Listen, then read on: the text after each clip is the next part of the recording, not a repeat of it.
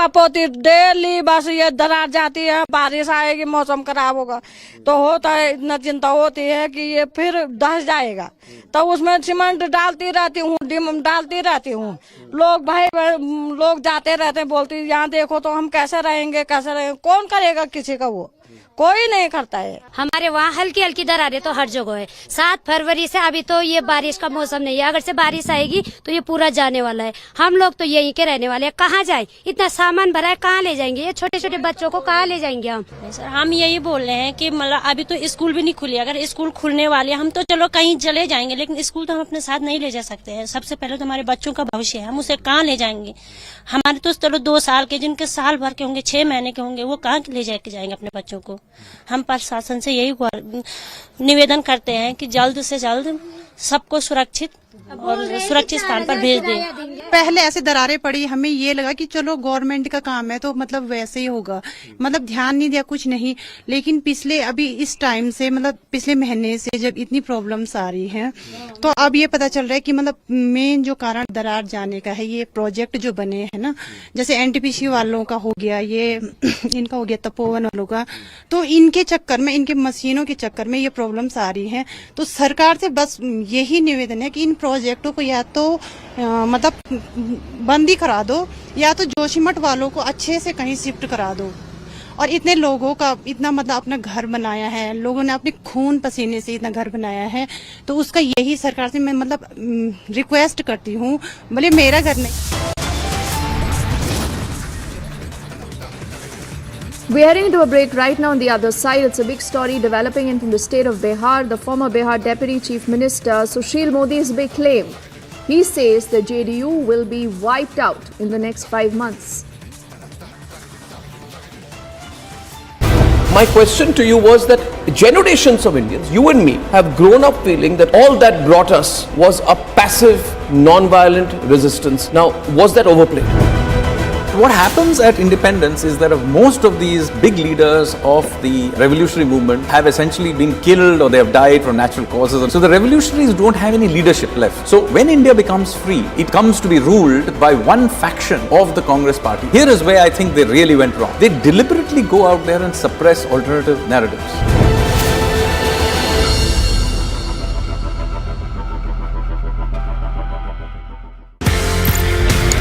आपने ये बोला कि कर्नल बुल कुमार, उन्होंने मैप देखा, उन्होंने बोला ये तो गड़बड़ है। एज पर मैप भारत का एरिया, लेकिन वहां पे जाने की विदेशियों को, जर्मन्स को परमिशन दे रहा है Pakistan.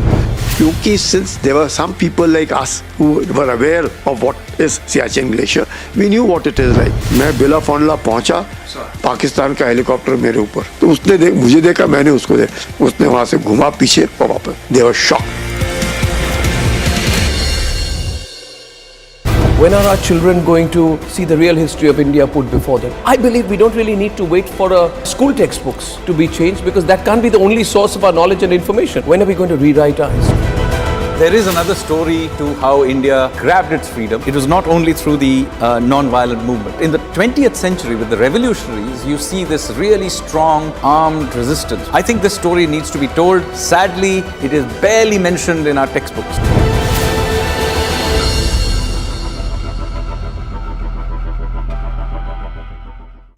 In this revolution of ideas, obviously there were various influences. Were Indian figures like Chhatrapati Shivaji inspiring the revolutionaries more, or was it global events? The revolutionaries were characters of their own time. But a very important inspiration was also the long history of India's resistance to foreign occupation. And of course, stones were pelted. Men and women were beaten up as a mob led a brutal attack on Dalit families in Rajasthan's Alwar.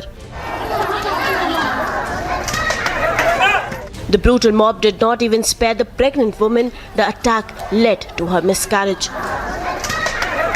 पापा ने report कर दी तो उस दिन कुछ भी नहीं करा। फिर दूसरे दिन पापा घर पे कोई भी नहीं थे, हम दो बहन यार गए और घर पे भाई भी था, मम्मी और एक लड़की, 3 या परिवार में, तो पीछे से घुस गया वे घर में। According to sources, 12 to 15 people were injured in the attack and stone pelting by around 30 to 40 people. Muslim family पर अटैक का जो आरोप लगा है उनसे भी हमने बात की। उनका कहना है कि हमने कोई अटैक नहीं किया, हमने कोई पत्थरबाजी नहीं की। सबसे बड़ी चीज़ ये है कि जो वीडियोज़ में दिखाई दे रहा है उसमें साफ तौर से स्टोन प्लेटिंग दिखाई दे रही है, लाठी डंडे बरसते हुए दिखाई दे रहे हैं। सबसे बड़ी चीज़ ये थी, इसमें एक और चीज़ जो दिखाई दी है जिसमें से निर्दया के तरीके से उस महिला को पीटा गया जो कि प्रेग्नेंट थी, करीब 4 से 5 महीने की। Bureau report, Republic TV. I'm Shravan Sen reporting from New Delhi, and this is Republic TV. It's raring for adventure. A fierce hunter. The new breed rises above all others.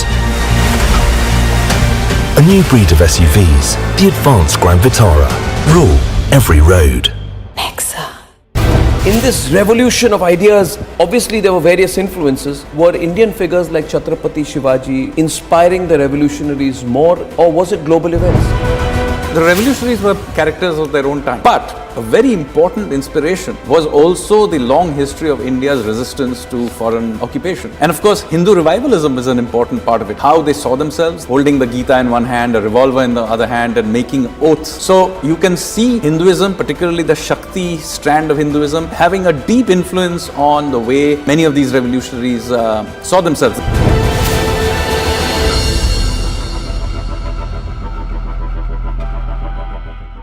India is #1 manufacturer of two-wheelers in the world. #1 also in tractors. #2 in buses. #3 in trucks. #4 in passenger vehicles.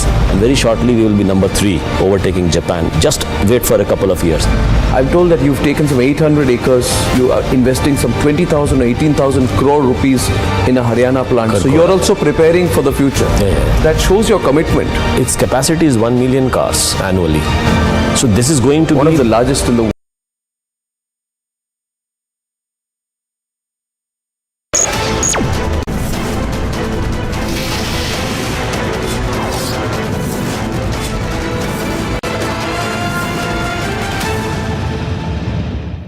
India is on the cusp of becoming the 5th largest economy in the world and is slated to propel its growth to $5 trillion by 2026-2027.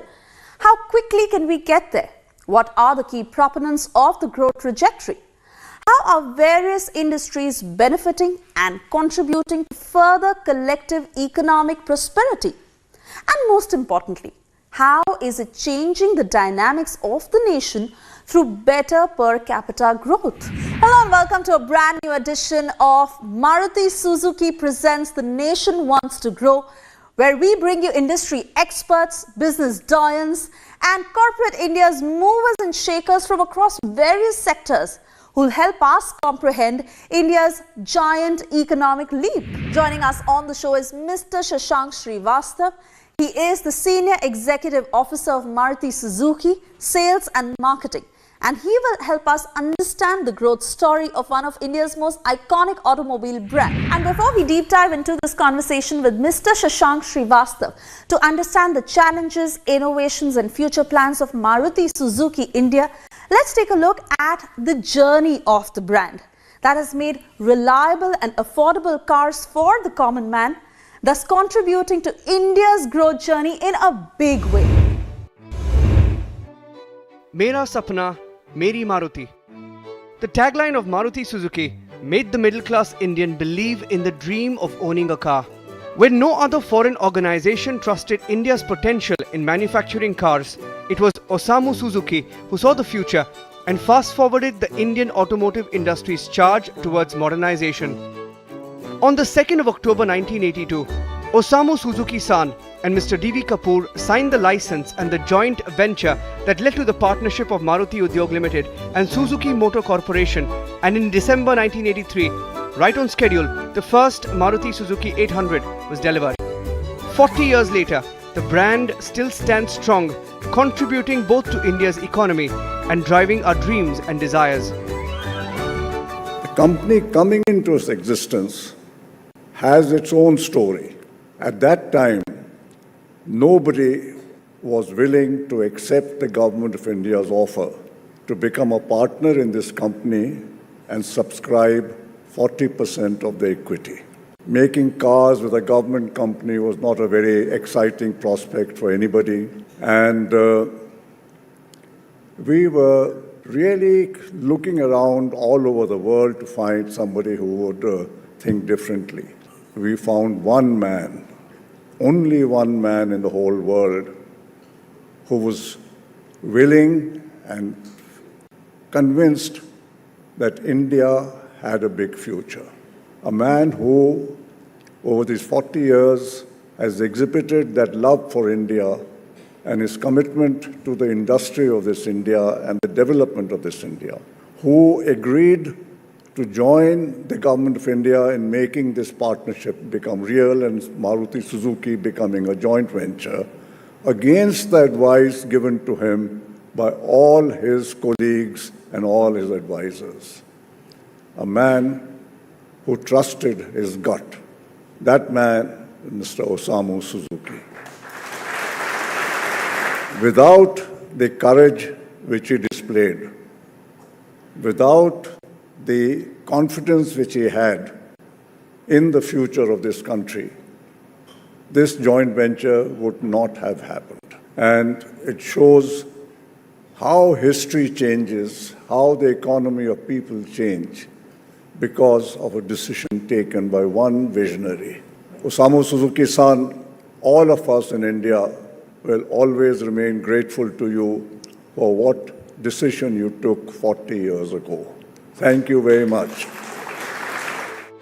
Looking at the journey of Maruti Suzuki, let's go back to October 1983 when Mr. R.C. Bhargava inaugurated the production of Maruti 800 at the manufacturing plant in Gurugram with a vision to bring an auto revolution in the country. Later in 1993, the then Finance Minister of India, Shri Pranab Mukherjee, and Mr. R.C. Bhargava launched the Maruti Zen, which was an instant success. Very soon, the company manufactured its 1 millionth car in 1994. In 2003, the company set a benchmark by launching its IPO, after which in 2005, the company rolled out its 5th million vehicle, a Wagon-R, at the Gurugram plant. While Maruti Suzuki 800 was still the best-selling car for 20 years, soon its sibling, Alto, overtook the incredible popularity and topped the list in 2004. Later in 2015, Maruti Suzuki launched its premium category with Nexa, which was an idea ahead of time. A year later, the first made-in-India Baleno was exported to Japan, which became the landmark achievement for the country. From 1 million in 1994 to 20 million in 2018, the company became the first car maker to achieve this production milestone in such a short span of time.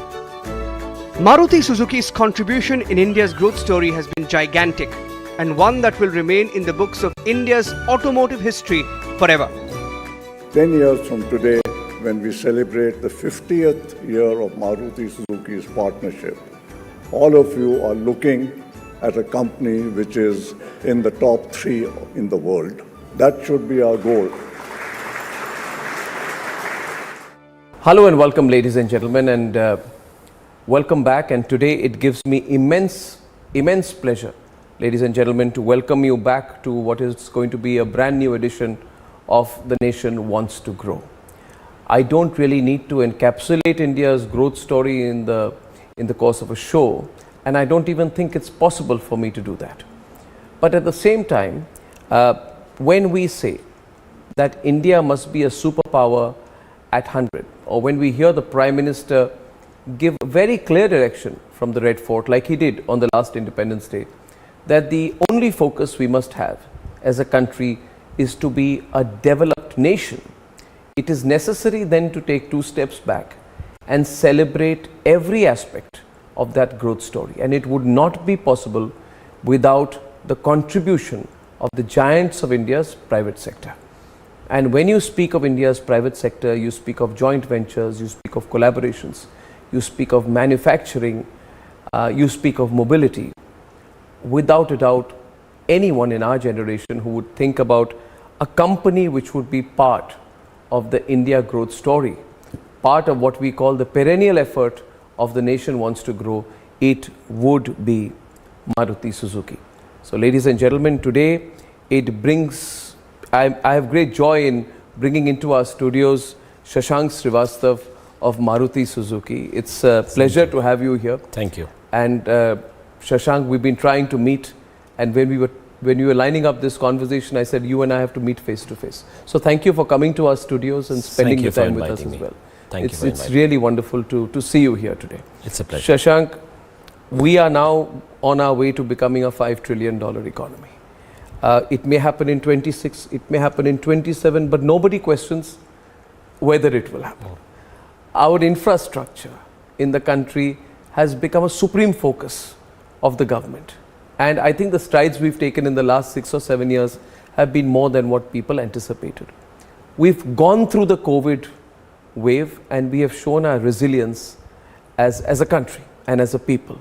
So before I get into your sector, let me draw you in as a leading corporate on what your thoughts are on the India growth story, and then we'll talk about the role of Maruti Suzuki. Where are we placed? Where have we been placed? And how do you see the India growth story? Well, first of all, I think the India growth story has been a great one, especially the last 10-15 years. It's been a great story, and we have actually climbed up the rankings as far as the economic strength is concerned, as far as the total economy volumes are concerned. And with this comes obviously a lot of volumes in all sectors of the economy. And for example, automobile is no different. In fact, with the economic growth, the per capita income is increasing. We have seen great infrastructure being developed. Although we may not be world class, but we are towards that. And I think going forward, I can only say there is a lot of optimism. In fact, I was reading a report very recently as far as the positive sentiment of consumer is concerned. India ranks the #1 large economy in the world today. So now Maruti Suzuki, it has become synonymous with affordable passenger cars, and that's how I look at it as well. And you are in your 40th year right now, so many congratulations. Thank you. 1982 people said the market for cars is not there. So people said this is a risk, but Maruti set up a manufacturing unit. And after the merger with Suzuki, today how much has the market changed? In these 40 years, were the risks of 1981-82, did they continue for 10 years, 20 years? When did the risk become an opportunity? Yeah, so I think if you look at 1980s when Maruti Suzuki started, Indian per capita income was less than $500. There was no industry which was producing world-class components. We had a huge section of population below poverty line. We had no infrastructure, whether the ports, I mean, we have a limited infrastructure, whether it was ports or roads. So as far as car manufacturing was concerned, it was thought that car was only the domain of very rich people. Rich people buy cars. And in fact, you'll be surprised, there were only 2 manufacturers of cars, the Hindustan Motors and Premier Padmini, where the total production in the early 80s was about 40,000 to 45,000 cars annually. So when this project came up, the Maruti Suzuki project, we had all the negatives. In fact, as far as the economic system of India was concerned, it was largely tilted towards socialism, licensing. And therefore, it was not considered a great destination to invest. And to that extent, I must say, looking back, Suzuki made a big bet on coming and investing in India. And that bet proved to be, the chances of success were slim. But I think, looking back, a couple of things which really made Maruti Suzuki big was this amalgamation of some of these Japanese technology and work ethics into Indian and adjusted to the Indian condition and culture. And also that this desire to grow was always there. And I think the desire to grow as a nation has always been there, but somehow suppressed, because of maybe various different economic scenarios that we saw. And suddenly you saw that, when we started developing local vendors for components. And I think in that sense, Maruti Suzuki is actually the earliest, if I am allowed to say, of that Make in India concept. We were actually the people who developed and localized the industry, which helped us get the volumes which we later did. And of course, I would say around the mid-90s, when there was more liberalization and the consumerism also flourished, and we had very good economic growth, and suddenly you found the market which is very big. So from 40,000 a year, today in this financial year, in the calendar year we just completed, 2022, the industry in passenger vehicles have sold 38 lakh vehicles. So in a way, the first Maruti Suzuki was the first Maruti Suzuki 800.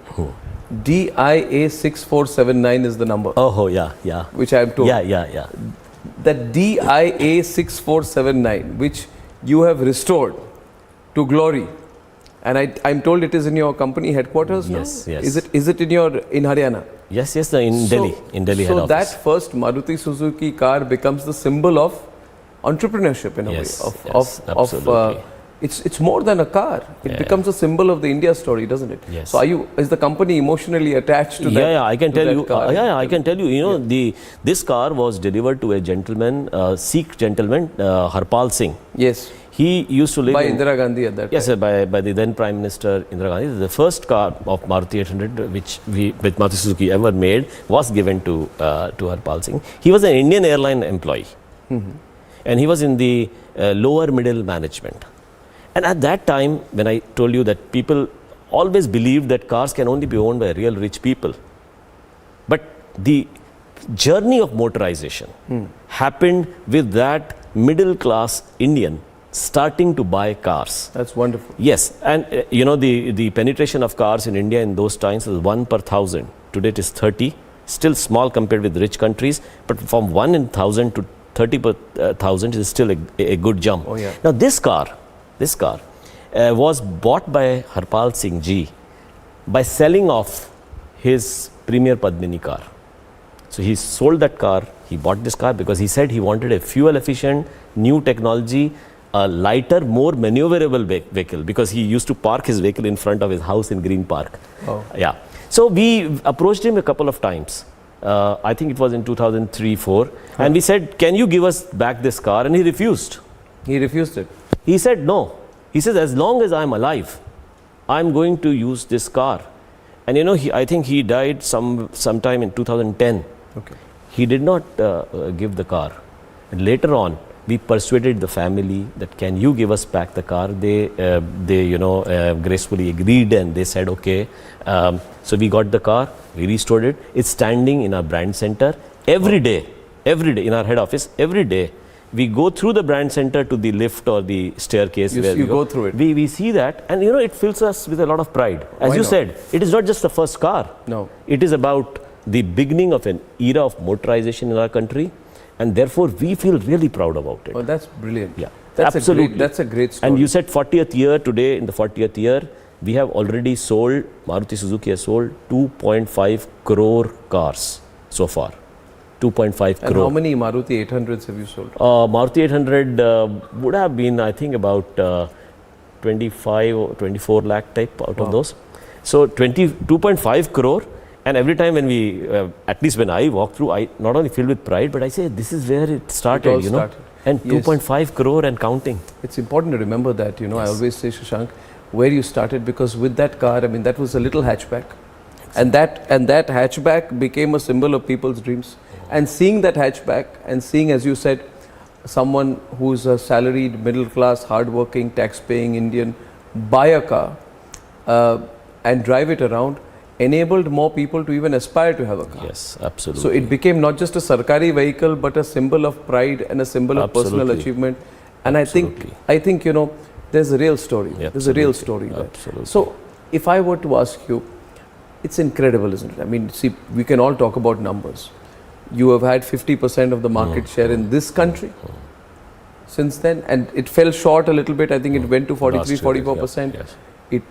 Your company's goal is to get it back. but let me ask you this.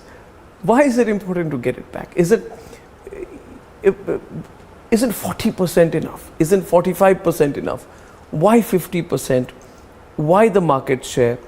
Firstly, of course, within that question is another question. How have you even managed to keep that market share? In a country as diverse as India, I think if you were to say this to anyone in America, Western Europe, or even in East Asia, that we have almost 50% of the market share in what is going to be the most populous country in the world, they wouldn't believe it. And this is not with any socialist practices, this is not with government help, this is purely in a market-driven economy. How have you managed to do that? And why is that market share so important for you? Yeah, so first of all, I must tell you, we are paranoid about performance, paranoid about volumes, paranoid about market share. But more importantly, we are paranoid about customer satisfaction. So unlike most other manufacturers, the first measure that we look every day is not how many bookings came or how many we sold, how much retail happened. It is what is our customer satisfaction score yesterday. So it is measured on a daily basis. How do you measure that? So there are, we have a lot of consumers who buy our cars every day, about 6,000 every day. Yeah. And we have about 70,000 customers every day coming in our workshop every day. In fact, I think almost 70,000 or 75,000 per day. So we have a system, a very quick system of taking feedback based on which a score is generated. That score is flashed every day. So that is, I believe. How accurate you think that score is? Yeah, it would be. Is the company self-critical of itself, open to criticism? Yeah, absolutely. I'm coming to that. Arnab, you asked me how we manage that market shares. So being paranoid is about volumes and market share and customer satisfaction, but I think it's finally a output. The input is where you need to be passionate about, and the input is tracking consumer requirement. And I think ever since Maruti Suzuki has started operations, we have been leaders we have been the market leaders last 40 years. I would say that the number one reason for us being continuously leaders is that we are very customer focused, and we have and that is very it's easy to say, very difficult to do. So it's not about just taking feedback or taking going to consumer clinics or having your regional office team looking at what the consumers in local areas are preferring or is the preference changing, but it's a lot more, because it also car buying is a large ticket item in India. The second biggest item you will buy in your lifetime after house. After your home will be Yes. So it's an involved purchase. You usually keep car from anywhere between 7 to 10 years. Average is 7.3 years. And some people keep it for more. But that means you have a chance to revisit consumer very often, whether it is for insurance, which you have to renew every year, servicing, where vehicle come for after-sale service, maintenance, or if there is some problem with the car, you have to adjust, if there is an accident or something, extended warranty. There are a whole lot of things, accessories. So we have to be in constant touch with customer. It's easier said than done. So we have made systems to take that feedback from customers on a constant basis. And we have to change with times. For example, technology has changed. People want more features, for example. The design is becoming more important than, let's say, just fuel efficiency.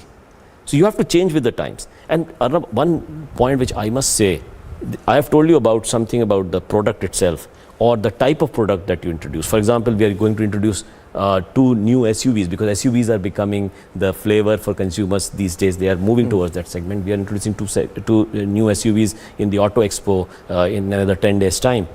We have introduced 2 SUVs, Brezza and the Grand Vitara, very recently. We have upgraded technology, features. More importantly, consumers in India want a very good after sales network.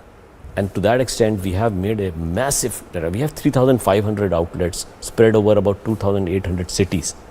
And the thing is, Arnab, we don't stop. You said why we are number one. One of the big things is we keep spreading, because the consumerism and the demand for motorization is spreading in the rural areas also. There is a great jump in the demand Which is for the rural. remotest service center you have? So remotest, you wouldn't believe, there is a place in Assam. I'm from Assam, so I'm very interested. So there is apparently, I haven't been there, but I have seen the videos our East Zone teams have said. There is an island it's a river island. Majuli. Majuli. So people have cars, they go around. So how do you service those vehicles? Because we take those वो जो होते हैं ना जिस पे गाड़ी we take those boats, the ferries, and we put our service vans. We take it on every Thursday or Wednesday. We go there. People who have any problem with the car which they are using in the island, they come. So we are going to that extent. We have Andaman Nicobar is a good example, the farthest if you want. The highest is in Kargil, which we have a service center in Kargil. So we are spread all over. And more importantly, as the Indian economy has grown, the motorization in rural areas is also increasing. And you will be happy, out of the 650,000 villages that India has, Maruti Suzuki has been sold in at least 405,000 of those villages. That's wonderful. Yeah, that's wonderful. But we are not looking at that 405,000. We are looking at those balance 95,000 villages where we or 245,000 villages where we still have to go and sell. So it's just the journey is never ending. So you have to just keep flowing with the consumer what they want, including the trends of the day. But you've also got to be innovative. I think what the challenge for Maruti, both the opportunity is to remain synonymous with the mobility sector, with passenger cars, also with affordability. Now, it must be a tricky situation for Maruti today that on the one hand, you are known for affordable passenger cars. On the other hand, you are competing with several cars, formats, styles, engines, EVs, hybrid technology.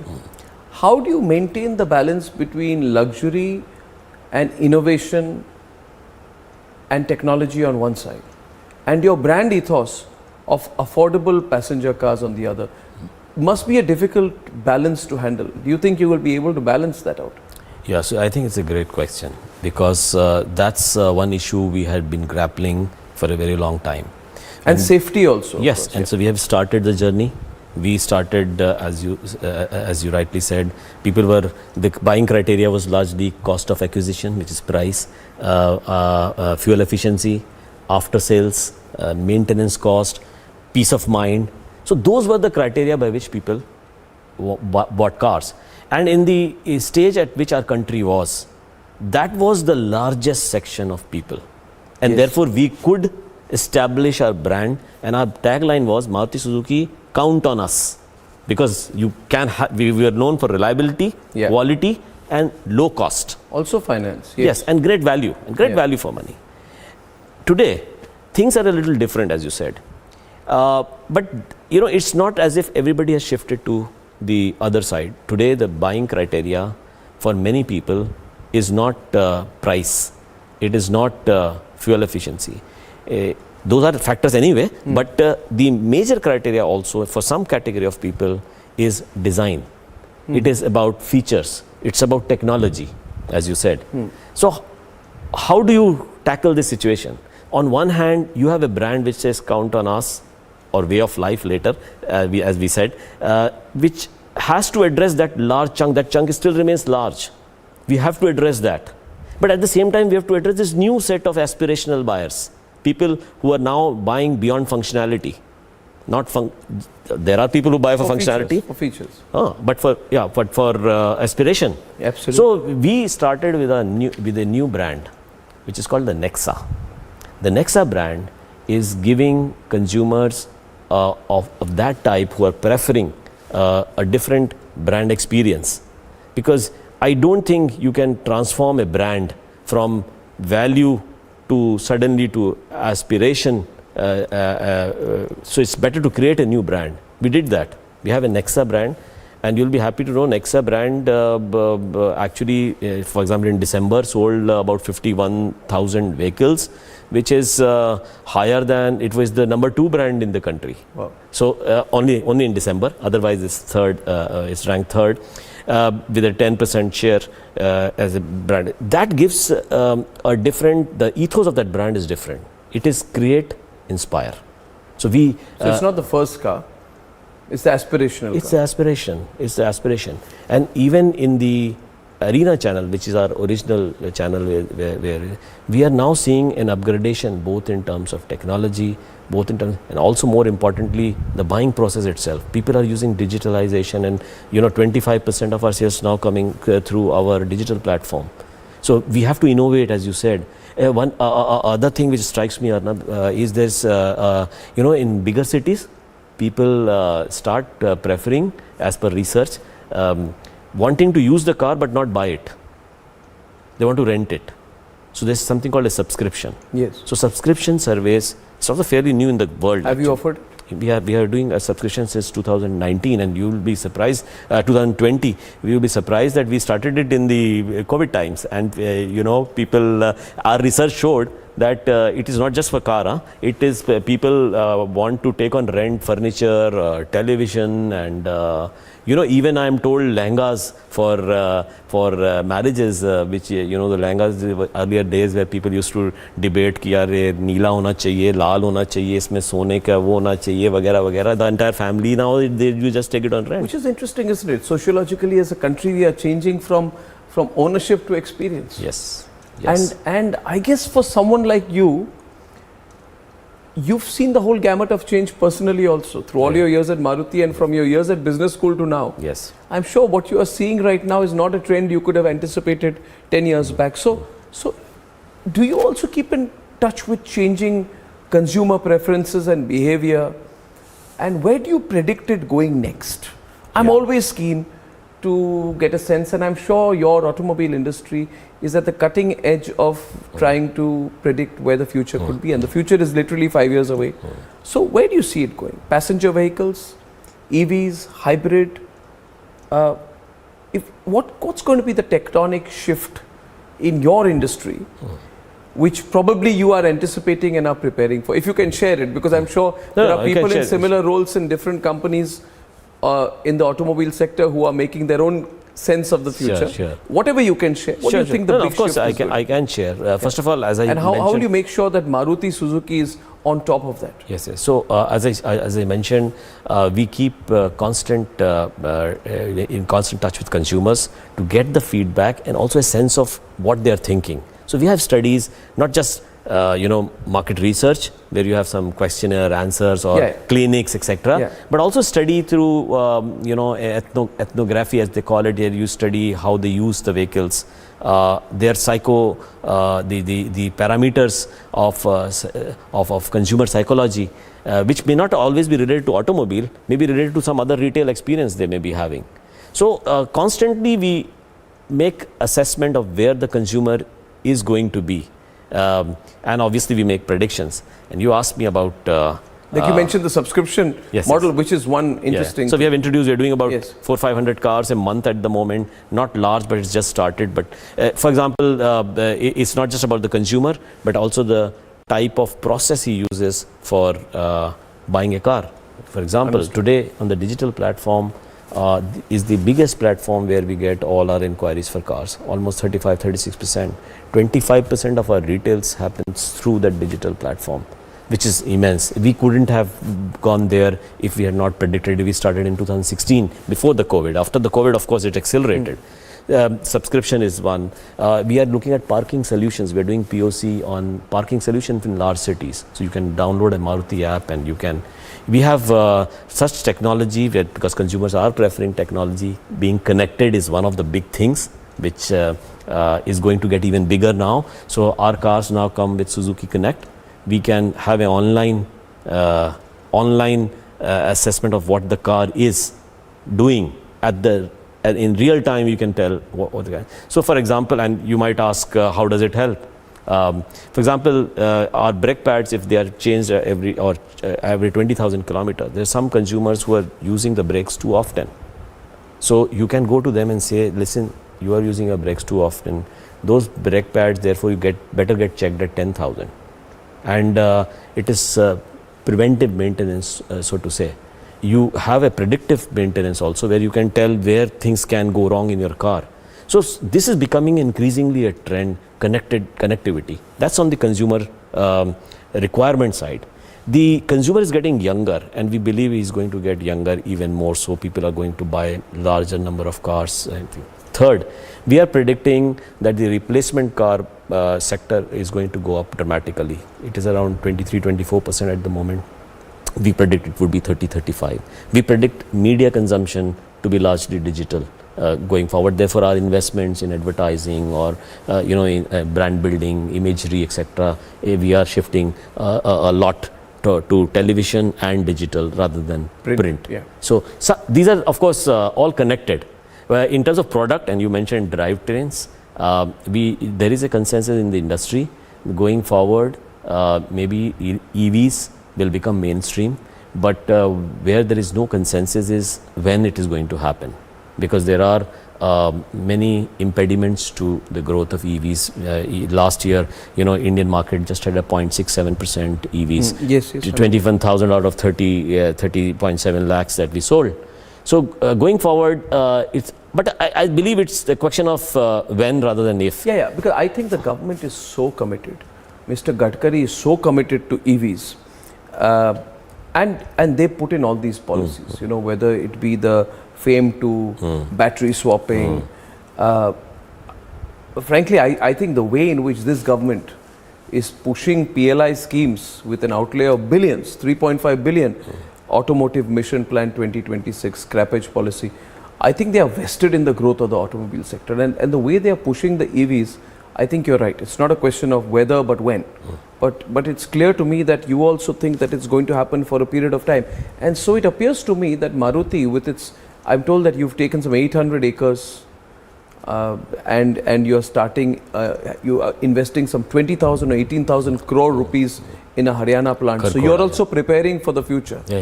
Yeah. So obviously that shows your commitment to the country as well. Absolutely. I mean, you mentioned Kharkhoda, where we recently invested. That's right. Its capacity is 1 million cars annually. So this is going to be one of the largest in the world. Not one of the largest. It is the largest. When it produces 1 million, it will be. And when will this be ready? I think we're starting sometime in 25-26. So you're saying that by 2026, that facility of yours will be the largest car manufacturing facility anywhere in the world? At a single location. At a single location. So 1 million. No global company can compete with you on that. General Motors? No, they have many plants. They may be producing more vehicles, but not at a single location. At a single location. Single factory producing 1 million cars. That's huge. Yeah. So the commitment is there. By the way, Arnab, since you mentioned about our commitment to this thing, we predict the Indian market to grow to about 6 million passenger vehicles by 2030. And our prediction is that the EV market at that time would be roughly in the range of about 17 to 20%. And therefore, the adoption of EV, and we were discussing EVs, the adoption of EVs will happen, I think at some point of time it will become really exponential. Yeah, I guess it's like in the, for example, DTH to cable television, how you watch television, then DTH to connected TV. You still consume the product, but where you consume it and how it grows, you never know when that point of inflection happens, when the growth becomes faster than you anticipate. So in this case of EV... But India adopts technology very quickly. I've heard this joke that we were the last country where the Blackberries came and the first where they became redundant. So we may come into a technology late, but we move very fast, and Indians are very adept at using technology. But at the current TCO, the total cost of ownership, where it is expected when the adoption of EVs will go up very fast. But I think the prediction out of the 6 million cars in 2030 is 1 million EVs. Which means cumulatively, if you take from today till that day, roughly about 44 million cars will be sold. Still a big volume. 3.5 million will be EVs. So what do you do for the balanced vehicles? So what Maruti Suzuki is doing, because we have to adhere to the emission norms which is prescribed by the government, and also it's now mandated by COP26, where you say that you have to be carbon neutral by 2050 as a world. So we have technology like CNG, flex fuel, biogas, a hybrid and strong hybrid that you mentioned. Some vehicles, for example, the Grand Vitara gives 27 kilometers to the liter. It's such a large vehicle, large SUV, is giving 27 kilometers to the liter because it's a strong hybrid, and it gives a great performance as well, because people get that feeling of EV 40 to 60% of the time. And that is where the future lies, because now with the highways being constructed everywhere, the length of travel as well as the speed of travel, the time of travel comes down. You know, when the Mumbai-Pune expressway first opened and people were told it's going to cut your time of travel by 2 hours, people couldn't believe it. But now you have the growth of expressways across the country. Absolutely. So this brings me to a very critical question. Brand loyalty, I understand. But I think we didn't speak about one aspect, which is that of safety. If you're driving a car at a permitted speed over 80 kilometers per hour, then you will be concerned about the safety features. I'm not taking brand names, but we've seen some big brands going up in dust in accidents. We've seen, of course, not so much in automobiles, but in two-wheelers, we've seen vehicles catching fire. People are concerned about the safety aspect of EVs. Are you doing enough to make sure that you are one of the safest brands in the passenger mobility sector? Absolutely. And let me, since what's been your experience there? Have you had any failures or any challenges? Yeah, challenges are many. First of all, I must state here very clearly that safety is a very important, and if not the most important part, when we are making and designing our cars. And of course, all our vehicles conform, and more than conform, all the regulations which are in place for safety. And more than that, because for example, if you see safety items like HUD, the heads-up display, the head-up display, or the 360 view camera, or the TPMS, the tire pressure monitoring system, ESC, ESP with hill hold, all these are not mandated by law, but we provide our vehicles, we provide them with these safety features. But I must make one point clear, which is that this safety is about, as they say in the industry, about 4 E's. One is education, which means in our country we have to have that culture of developing that safety culture in our country, without which, for example, you may make the best roads, best cars, but if people are driving on the wrong side, trust me, I have strong views on that.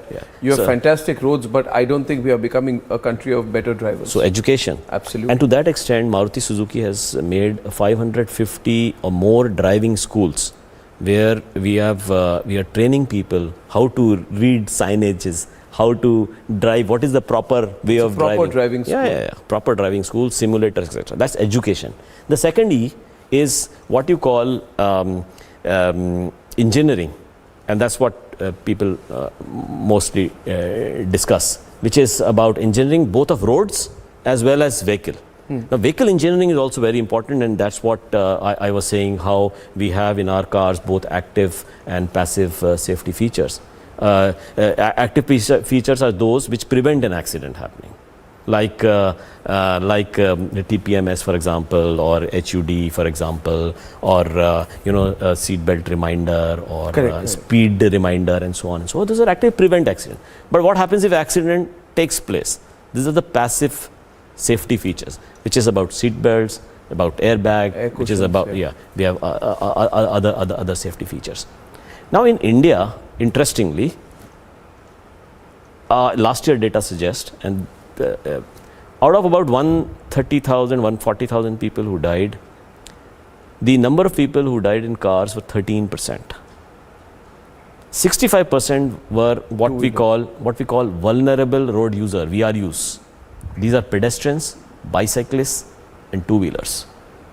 And of the people, the 13% people who died in cars, the number of people who died who were not wearing the seat belt, 87% of those people were not wearing seat belt. So that brings us to the third E, which is enforcement. You can have the best of equipment, but if you don't enforce, I am a full believer in that. So, for example, the government's doing more there as well. For example, Arnab, we have speed. We have a reminder that you are over speeding. So it's mandated by law at 120 and at I think it's 80. You have those beeps coming. You are over speeding. But if people don't stop, if there is no enforcement to that extent, what Maruti Suzuki is also doing, we have with Delhi Traffic Police. We have installed speed cameras as part of our CSR for safety, and we are if you go to Delhi on many roads where people know that there are cameras, people are like disciplined. But we sometimes unfortunately sort of enjoy breaking the law or not following the law, and I think that's where the dangerous aspect begins to come in. Well, so education and enforcement also, of course it is a big area. Let me conclude by asking you, Shashank, since we began with that, go back to your time in business school and now. You must have had aspirations beyond your professional career. Do you feel you as an individual and an individual playing a role in a large company are doing enough for India's growth story in the bigger picture? I'm sure that at some point we all want to contribute to the nation, and this channel is wedded to the principle of nation first. Absolutely. What do you feel about it? I mean, and the India in which you grew up, studied, went to college, and now. So I'll give you a very frank and a very honest answer. When I was in the business school, a lot of people wanted to go abroad because they thought there were opportunities in US, in UK, Canada, Australia, and I never went out, although I was always thinking, am I making a mistake? Because the stories I hear about the great prosperity, the great growth that those countries have, the great life that you can live there. So why not me? I can also do that. But what stopped me, and I'm being very straight and very frank, is that I thought that the government has invested so much in education. Of my education, I went to some of the best colleges and I wouldn't have gone there if it was like US. If you have to pay a large sum of money, I would never have had that money. But I thought, let us try to contribute as much as we can for our country, and to my good luck. And of course, I had a passion for cars. I went for automobiles. I had at that time the contribution of automobile in the country was 2.7%. This is very early 90s, 2.7%. And today when I see it's around 7.5%, going up to 10, $100 billion, going up to $160 billion in that 5 trillion plan. So actually I am very proud because 49% of manufacturing is in automobile. That I believe is in a small way my contribution also. Wonderful. Because all people who are contributing in the industry in their own respective areas, they are all contributing ultimately to the nation. So I am very.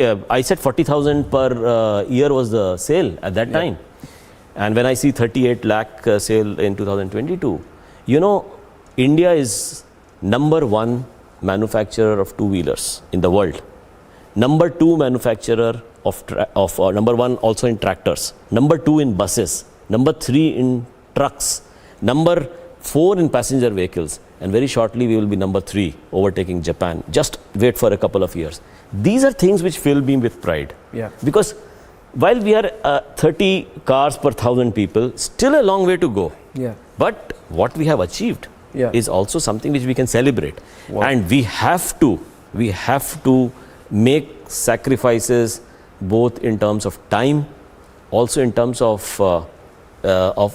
giving up some of the other things. Like for example, I feel, I give this example to my children, you have to give up some of the things if you have to focus on your passion. Yeah. So I never went to US, for example. I never, although that thought frankly came to me many times because many of our friends did that. Today, many of those friends who were in US have come back and not want, they have come back because they feel, this is the India growth story is and I keep telling them, and this is one of the programs like Nation Wants to Grow. I keep them, listen, you have come back to a nation that wants to grow. Absolutely, that's absolutely, and it all begins with that hatchback which was sold to Mr. Harpal Singh in 1982. What a wonderful conversation this is, Shashank. I wish you all the very best. I wish your company Maruti Suzuki the very best. Thank you very much. And I have no doubt that we will be #1 in passenger cars as well within our professional careers. God willing, yes. Thank you. Well, thank you. It has been a total pleasure. Thank you. Thank you, Shashank. Thanks.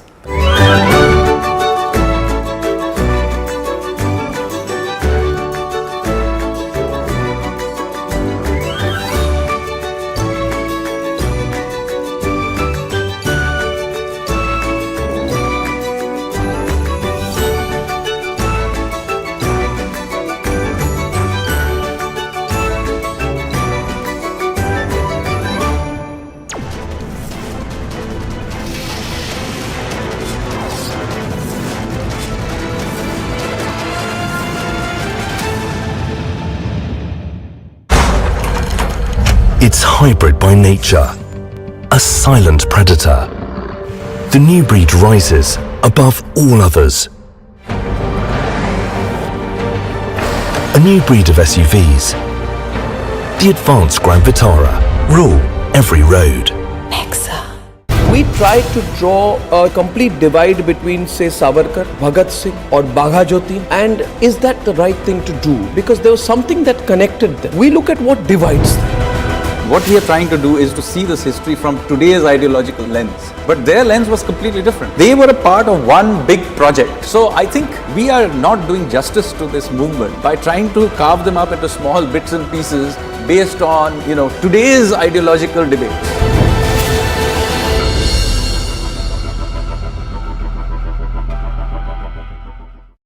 There are rumors that Pakistan has, conducted airstrikes in Nangarhar province of Afghanistan. So the Foreign Office of Pakistan has come out and said, this is untrue, this is fake news, we have done nothing of the sort.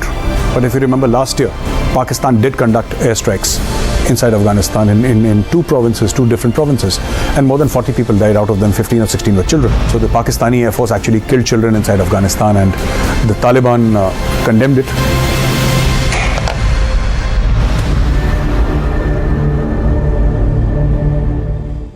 In your view, what was the role of Swami Vivekananda and others like him and the whole idea of a civilizational confidence in our freedom struggle?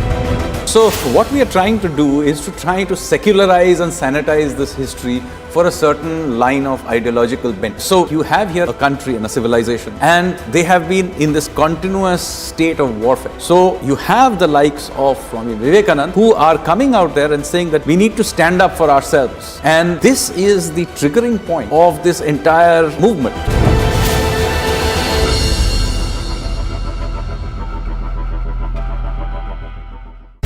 My question to you was that generations of Indians, you and me, have grown up feeling that all that brought us was a passive, non-violent resistance. Now, was that overplayed? What happens at independence is that most of these big leaders of the revolutionary movement have essentially been killed or they have died from natural causes. So the revolutionaries don't have any leadership left. So when India becomes free, it comes to be ruled by one faction of the Congress party. Here is where I think they really went wrong. They deliberately go out there and suppress alternative narratives.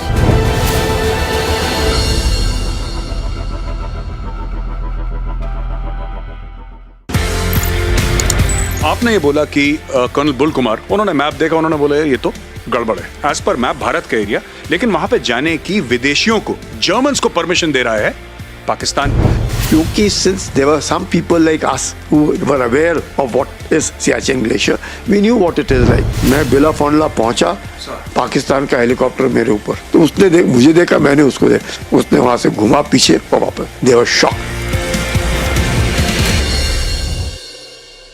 When are our children going to see the real history of India put before them? I believe we don't really need to wait for school textbooks to be changed, because that can't be the only source of our knowledge and information. When are we going to rewrite our history?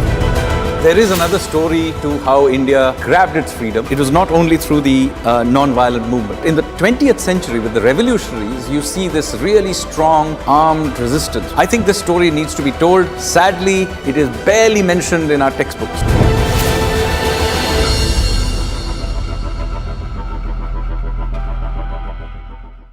In this revolution of ideas, obviously there were various influences. Were Indian figures like Chhatrapati Shivaji inspiring the revolutionaries more, or was it global events? The revolutionaries were characters of their own time. But a very important inspiration was also the long history of India's resistance to foreign occupation. And of course, Hindu revivalism is an important part of it. How they saw themselves, holding the Gita in one hand, a revolver in the other hand, and making oaths. So you can see Hinduism, particularly the Shakti strand of Hinduism, having a deep influence on the way many of these revolutionaries saw themselves.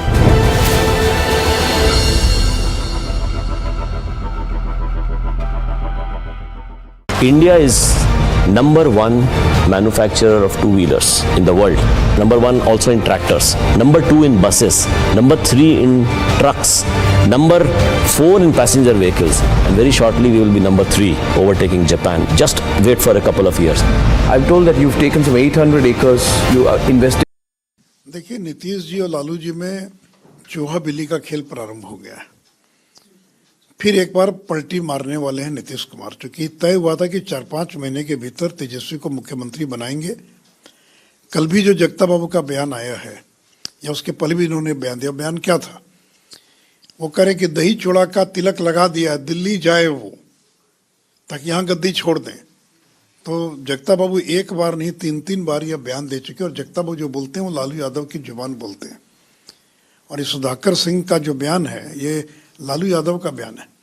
Lalu Yadav ही नीतीश कुमार पर दबाव बनाने के लिए जल्दी छोड़िए बिहार की गद्दी और जाइए केंद्र की राजनीति कीजिए, तेजस्वी को बनाइए बिहार का मुख्यमंत्री। और अब ये कह रहे हैं कि 2025, कौन देखा 2025 में क्या होगा? बीजेपी की सरकार बनेगी बिहार में, तेजस्वी कहाँ लौट कर आएंगे? लालू को भी मालूम है, कोई नहीं जानता है कि 2025 में क्या होगा।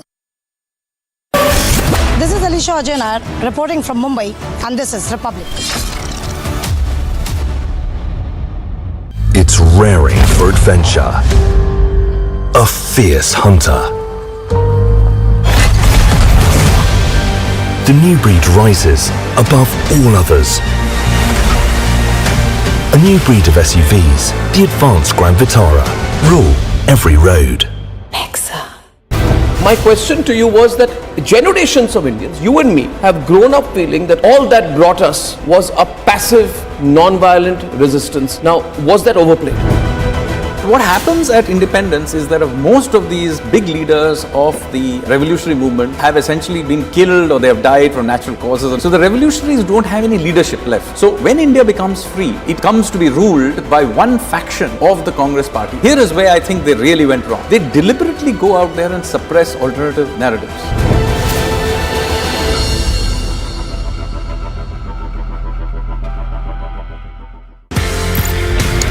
आपने ये बोला कि कर्नल बुल कुमार, उन्होंने मैप देखा, उन्होंने बोला ये तो गड़बड़ है। एज पर मैप भारत का एरिया, लेकिन वहां पे जाने की विदेशियों को, जर्मन्स को परमिशन दे रहा है Pakistan.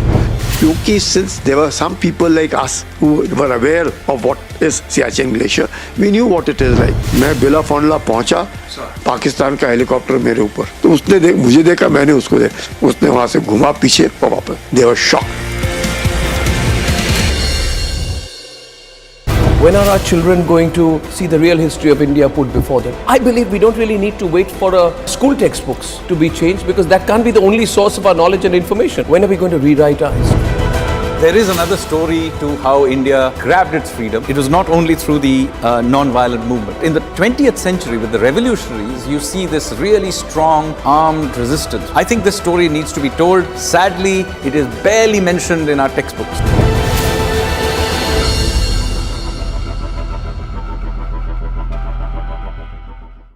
In this revolution of ideas, obviously there were various influences. Were Indian figures like Chhatrapati Shivaji inspiring the revolutionaries more, or was it global events?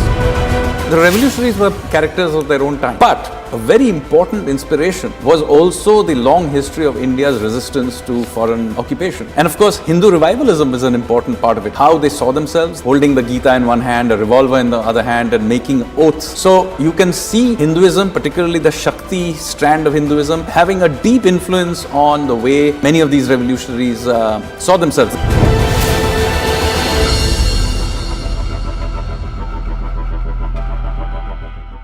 India is number one manufacturer of two-wheelers in the world. Number one also in tractors. Number two in buses. Number three in trucks. Number four in passenger vehicles. And very shortly we will be number three, overtaking Japan. Just wait for a couple of years. I'm told that you've taken some 800 acres, you are investing some 20,000 or 18,000 crore rupees in a Haryana plant. So you're also preparing for the future. That shows your commitment. Its capacity is 1 million cars annually. So this is going to be one of the largest in the world. Not one of the largest. It is the largest.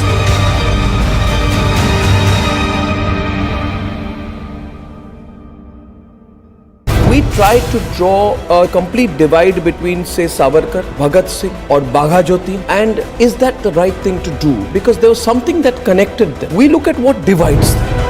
What we are trying to do is to see this history from today's ideological lens. But their lens was completely different. They were a part of one big project. So I think we are not doing justice to this movement by trying to carve them up into small bits and pieces based on, today's ideological debates.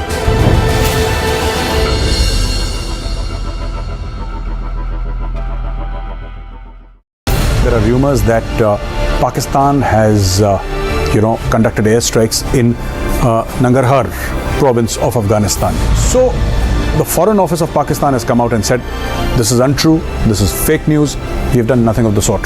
But if you remember last year, Pakistan did conduct airstrikes inside Afghanistan in two different provinces, and more than 40 people died, out of them 15 or 16 were children. So the Pakistani Air Force actually killed children inside Afghanistan, and the Taliban condemned it.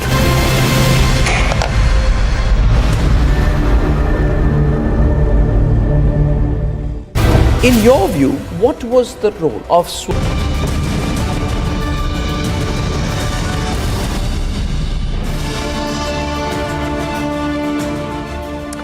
Hello and welcome. You're watching This Is Exclusive with me, Shavan Sen. Our top focus, why exactly is Joshimath sinking?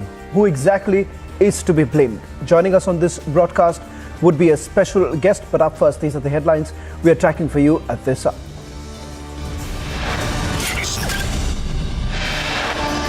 DMK MLA's most bizarre claim says Modi and BJP killed Jayalalitha. BJP and AIADMK hits out over Jaya death theory. BJP warns won't stay calm forever.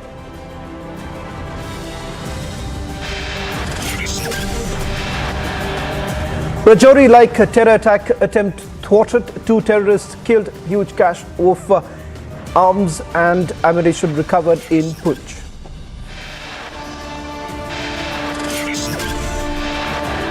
Former Bihar Deputy Chief Minister Sushil Modi claims many JDU leaders in touch with BJP and JDU will be finished in the next 5 months.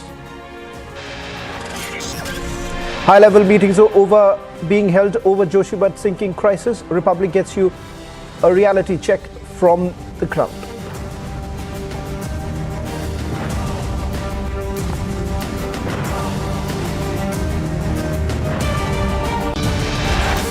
A massive political fight breaks out in Tamil Nadu over DMK MLA's comment. During a speech, the DMK legislator alleged that BJP and the Prime Minister is behind the death of former Tamil Nadu Chief Minister Jayalalitha.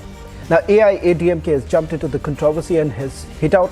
First, listen into the controversial comment of the MLA and then the AIADMK reaction. We're also getting in some more reactions coming in from the BJP. We'll put out all this in a short while from now. But first, listen in to the controversial remark made by the legislator. Andamma settu pochu. Andamma yaar konnadu? Modi da konnutar. Andamma na pradhamarku dikka poren solichu. Yen pradhamarku dikkano? Ennai thavara evanu nikka koodanu sonna. Andamma BJP தான் முன்னது. இது பகிரங்கமாக நான் குற்றச்சாட்டை நான் சுமத்துகிறேன். அந்த அம்மா செத்து போச்சு. அந்த அம்மாவை யார் கொண்டது? மோடி தான் கொண்டுட்டார். அந்த அம்மா நான் பிரதமருக்கு நிக்க போறேன்னு சொல்லிச்சு. ஏன் பிரதமருக்கு நிக்கணும்? என்னை தவிர எவனும் நிக்க கூடாதுன்னு சொன்னான். அந்த அம்மாவை பிஜேபி தான் கொண்டது. இது பகிரங்கமாக நான் குற்றச்சாட்டை நான் சுமத்துகிறேன்.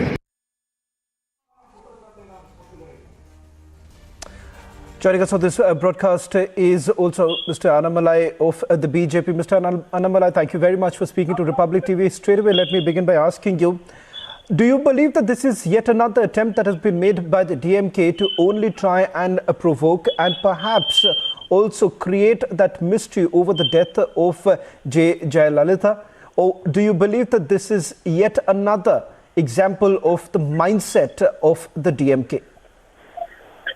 Hello, sir. Thank you very much for having me in your show. I believe this is yet another example of how DMK, whenever people get angry on their governance, whenever they are on the back foot, they create all this kind of false stories and try to push it as a narrative. I would try to recall and also bring to your attention during the election time, assembly election time in April 2021, the current chief minister's son, Udayanidhi Stalin, who is also a minister now, he made a similar statement. He said, our senior leaders like Sushma Swaraj Madam and Arun Jaitley ji, they all died because of Honorable PM's torture. This is the exact statement he made. It became such a big issue, then he was confronted. Later he ran away without giving any further explanation. So this is part of DMK's propaganda machinery. Now we see a sitting Vilatikulam MLA, Mr. Markandeyan, uttering this kind of statements. So they know clearly well the governance has failed. People are angry with them. They want to create all this kind of stories. The main idea that I'm talking to you is also, sir, this is the kind of politics that DMK is expert at. And you create all this humbug theory and a sitting prime minister used this kind of words. A person who has taken a constitutional oath like an MLA.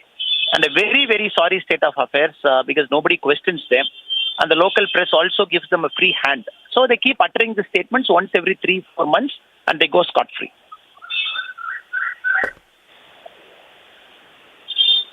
Mr. Annamalai, you believe that this is yet another attempt that has been made by the DMK government to try and perhaps distract the people of Tamil Nadu from the failure of governance. But the fact of the matter is that this is not the first time when such a controversy has hit. And the question here is that also, Mr. Annamalai, as far as the BJP is concerned, over the death of the former Chief Minister of Jayalalitha, you all have been asking for a clarity on this entire matter. What is it that you would like the government to do at this point in time to end the mystery over the death of Jayalalitha, to end for once and for all? Okay. Previously, when the ADMK government was in power, they have constituted a judge as an inquiry committee, R. Mugaswamy. And after a long extraordinary delay, he has submitted the report which came during the DMK's period time a couple of months before. That report itself was creating more confusion than giving any answers to that original question of how Madam Jayalalitha died. And that report was purely political in nature. It was taking pot shots at different factions of ADMK. Nobody was very happy. And we have to understand the R. Mugaswamy report came, though it was constituted by ADMK, it came under the DMK government, where they were creating politics over the report for the last 3-4 months. So I believe the death of Madam Jayalalitha is a settled issue. As far as I am concerned, the parts of the R. Mugaswamy Commission report is very clear with respect to the treatment protocol and everything. Parts of the report was political in nature, where DMK wanted to take pot shots at ADMK. With respect to the current MLA's utterance, I completely believe it is a very clear-cut case of them trying to create a very false narrative, and more importantly, not giving respect to the office of the Honorable Prime Minister, and more importantly, trying to take people to ransom once again, because people are very angry. If elections happens now, DMK will lose all 39 seats in Tamil Nadu, Lok Sabha. So they want to create this kind of narrative. They want to create emotional issues. You must have recently seen the Tamilagam, Tamil Nadu, the Dravidian, the North-South, the Aryan Dravidian. This is the only thing they speak. They don't speak about development and any other kind of thing. This is one more attempt for them to prolong the narrative till the 2024 Lok Sabha elections. Mr. Annamalai, one last question that I would like to take from you with regards to what is it that the BJP would essentially demand from the DMK at this point in time, and also perhaps the AIEDMK, given the fact that, a lot of questions still being raised about how exactly the government has essentially dragged their feet on this entire matter. Sir, when Mr. M.K. Stalin ji was the opposition leader of the state, he ran his campaign for the whole election campaign on the mystery of Madam Jayalalitha's death. He said if he comes to power, he will find out, he will constitute an inquiry committee. He was not very happy with the previous government's inquiry committee. But still, after becoming CM, he released the report to the public. He tabled that in the assembly as well. So, meaning the CM has come to terms with respect to the inquiry committee formed during the ADMK time. And he doesn't speak anything else after coming to power. So, he only politicized it during his term as the opposition leader. So, what we BJP demand is immediately take action on the MLA. He's not some normal karyakarta. Every day, every month, you see some major DMK functionary abusing some woman, abusing the President of India, abusing the Prime Minister of our country. So what is the message it is going to give to the common citizen of our state? Anybody watching a TV, any educated person, any child watching a TV, what is he trying to understand? That MPs and MLAs are beyond law, they can say anything and everything and get out. So importantly, take action on them. Take action on them. Party action, and this is a fit case for even filing a criminal case, which some of our party karyakartas have already gone to the police station and filed a complaint. That is number one, sir. Number two, the CM has to come out and open and say, as the Chief Minister of the state, is he happy with the Arumoswamy Commission report? Is he accepting the statements made by that commission? Or if it is not, is he going to put one more commission to go to the bottom of the issue? It is for the CM to clarify. Because he was the person who was creating a lot of allegations when he was the opposition leader. Well, thank you very much, Mr. Annamalai, for speaking to Republic TV and putting this into perspective. It remains to be seen whether at all the DMK will essentially walk the talk or continue making those conspiracy theories. Should we focus now to the other story that we have been tracking very closely? Some more breaking news also coming in on the matter of Joshimath, where we are now given to understand Principal Secretary, the Prime Minister, is held a high-level review meet on the Joshimath situation. In fact, the Government of India is consulting with the experts and are assisting the state government to prepare a short, medium and a long-term plan. One team of the NDRF and 4 teams of the SDRF have already reached Joshimath. Affected families are being shifted to the safe locations. In fact, we are also picking up that the Secretary, Border Management and members of the NDMA are likely to visit Uttarakhand tomorrow to assess the situation. Chief Secretary of Uttarakhand has already briefed the Prime Minister's office from Joshimath. In fact, we've also spoken to some of the experts to get a better understanding of what's the situation on the ground. Who exactly is really responsible? And was this for the first time that cracks would develop into the houses in that particular area? Is this just a man-made disaster, or are there natural elements to it? Listen in to what Dr. Sen had to say, tell my colleague Deepthi a short while back. I want to welcome the director of the Dehradun-based Wadia Institute of the Himalayan Geology, Dr. Kalachand Sen. He is with us. Dr. Saab, thank you so much for speaking to us on Republic. First up, sir, why don't you tell us why is Joshimath sinking? What is the situation right now, sir? The situation at Joshimath is very grave. We have been observing a lot of cracks that have been developed into the walls and ceilings of houses. We have been seeing gushing out of waters from different places. And there are multiple reasons what has caused this subsidence of this Joshimath town and cracks development into the walls. First of all, number one point that the Joshimath is built up or developed over a debris or moraine. These are nothing but very loose materials got from the landslide caused by an earthquake long back, maybe 5,000, 6,000 years back. So you can understand that time when Sankaracharya, that place was here, it was not developed this much today what we have been observing.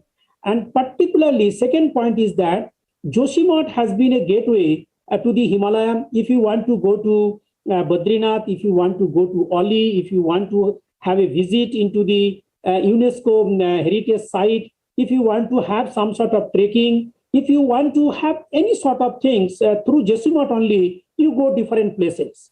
most of the people, whether they are pilgrims, whether they are tourists, whether they are trekkers, they make this Joshimath as a base, then from there they go. And Joshimath also has been an important place strategically, and a lot of road constructions have been going on. From hydroelectric power project also, a lot of activities, tunnel constructions and etc. going on. So what is happening in course of time today, we have observed that there have been tremendous developmental activities over the Joshimath town. And if we look into the ground rock or basement rock over which the city or the town have been built, they are not that much strong, which is not able to sustain the load being exerted by the structures, properties, the hotels, restaurants are there into the town. So the overburden load has been excessive, number one, and the basement rock is not that much strong, because I told that the city has been built over a loose debris material came from the landslides caused by an earthquake. And all of us know that Joshimath is situated in seismic zone 5, where a lot of tectonic movement goes on, and it is tectonically very, very active. And we have observed in 1991, Uttar Pradesh, 1999, even Chamoli, a 6.8 magnitude earthquake. A lot of things are happening. So if we look into the subsurface, there are a lot of activities, tectonic, neotectonic going on. If we look into the surface, there are a lot of anthropogenic activities, the development activities going on. And if we look into the climate-induced phenomena, 2021, October, we have heavy rainfall into this region. 2022, February, we have Dhaliganga, Rishiganga deluge. And these two incidents have flown a lot of debris and water into the rivers and nalas. The Joshimath town, if you look into that, on either side, there are a lot of nalas and rivers, the natural flow of taking place, whether it is is coming from the melt of the snow, melt of the glaciers, or maybe natural water. So they are flowing. But because of those two incidents, the water height into the river was so high, and we know that rock formations are not that much strong on either side. When the river during 21 and 22 that flash floods, they just eroded lot of rock on the side of the rivers. We called in scientific terminology toe erosion. So you can see that when there is toe erosion taking place, that means and the houses and a lot of buildings, restaurants have come into the slope of the regions. So they are built on that loose materials. And from the bottom, there have been toe cutting. So you can understand there is every possibility of sinking of the town because of two important factors: the factors going on at the bottom, as well as the factors on the surface load because of the heavy constructions all are going on. So they are creating pressure from top and from bottom also. So Dr. Sen, some sort of hollow. Yeah. So sir, what you're telling us is pretty scary. And we are looking at these images also on our screens. Our teams have been on the ground. People say suddenly, their well-built houses actually developed cracks. A lot of these cracks, then they noticed water is gushing out of this. We do know that the Prime Minister's office has intervened. They are tracking what's going on. What should be done immediately, sir? Before we take this conversation ahead, it's important, I think, to address the issue that can anything be done even now? Yes, you know that we have already seen that development of the cracks, etc., and the city is fully stressed by different type of pressures.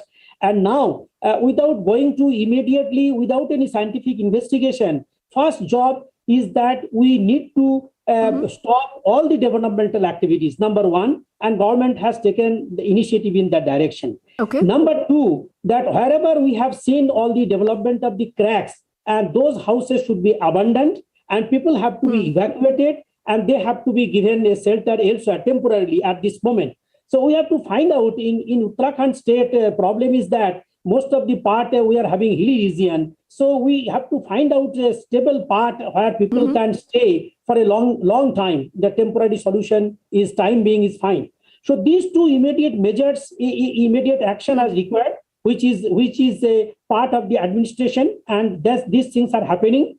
And if we want to build this city or town, then in the mid-term or short-term program, which cannot be done within a day or two, it needs 3 to 5 years time. We have to replan the entire city for making a drainage system, making the sewerage system. The constructions of the buildings have been made in haphazard way without following any scientific procedure. So what exactly happening whenever there are some sort of natural flow of water, because of this unscientific way constructions, this natural path is getting blocked and the water is trying to get through alternate path, and that's why it is creating another pressure when it is finding its own way to flow. And that's what another important contribution of the development of the cracks, because whatever stress are built into the subsurface, their manifestations are there into the form of the cracks. So that's exactly happening. Third important thing in this region also, some developmental activities, the road constructions or tunnel, and there have been, whenever it is done, there have been some sort of blasting. And even if blasting is small amount, the small cracks, hairline cracks, at the end when city gets developed, so many buildings, so many big widening road comes, definitely they add. And then it also makes some sort of impact to these regions. So all these things, I think the first and four important thing that they have stopped the developmental activities, they have started evacuation of the people. And now next step, that scientifically, we need to assess the region step by step and replan the city. We can't make the replanning into the hill station like the plan we follow into the plain. Here it should be different. It should be gradational way, because it is a slope region. There are a lot of stress in directional stress into this region. In the plain, it is a vertical stress whenever we have some constructions. Here it is this slope region. It gives in different directions.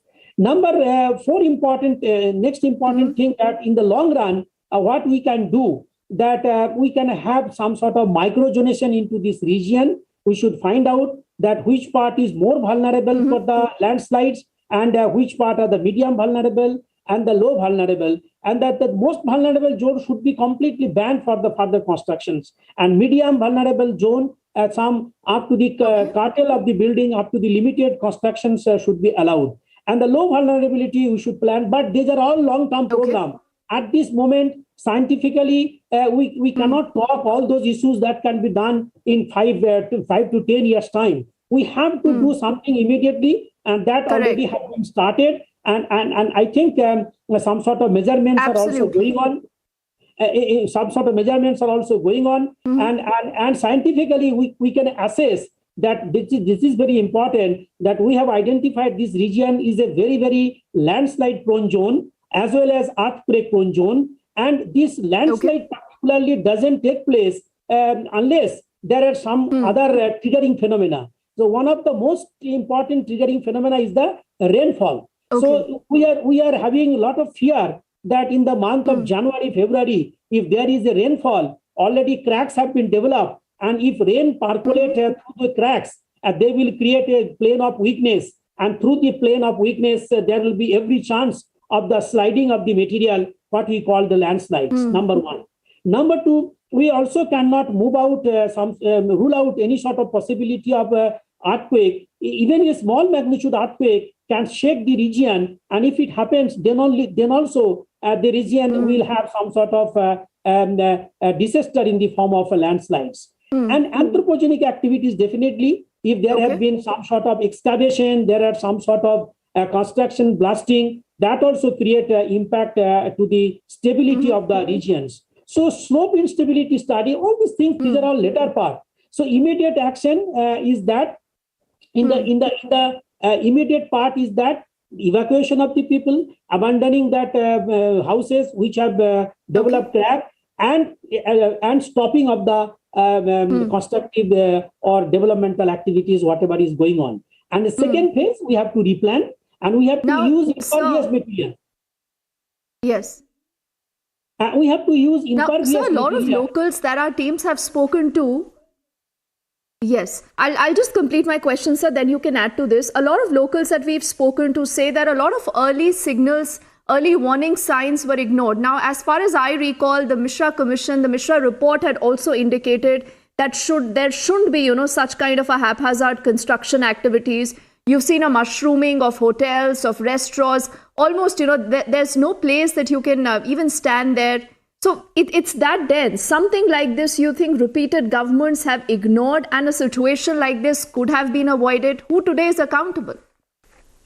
Actually, yes, you are correct that if we look into the Misra Committee report, all these whatever today also we are mentioning have been written into that report. And even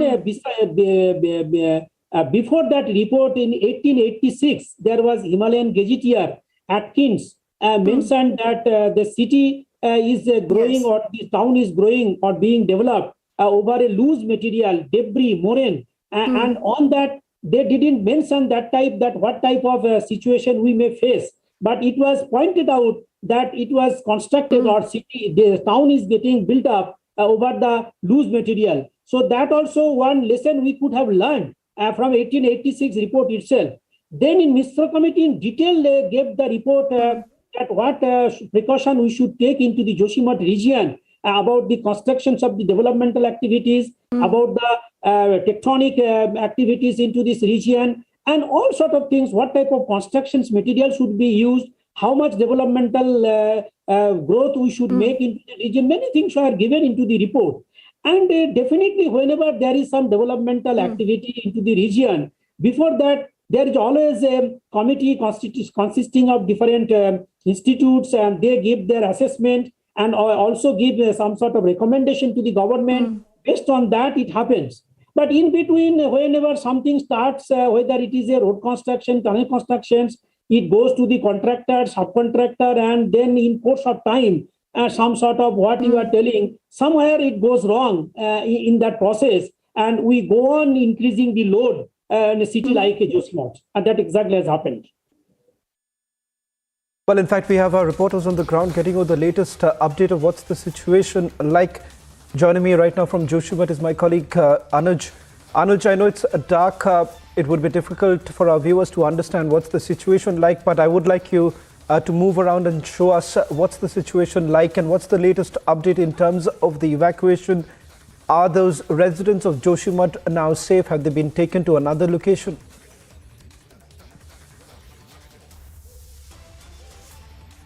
Well, Shavan, we need to understand that this is not limited to one or two families, but these are numbers of people who are here and whose residences are damaged. There are cracks on the roads, there are cracks on the walls. So that is something what we are seeing. Many of them have been evacuated, but many of them still living in these residences only.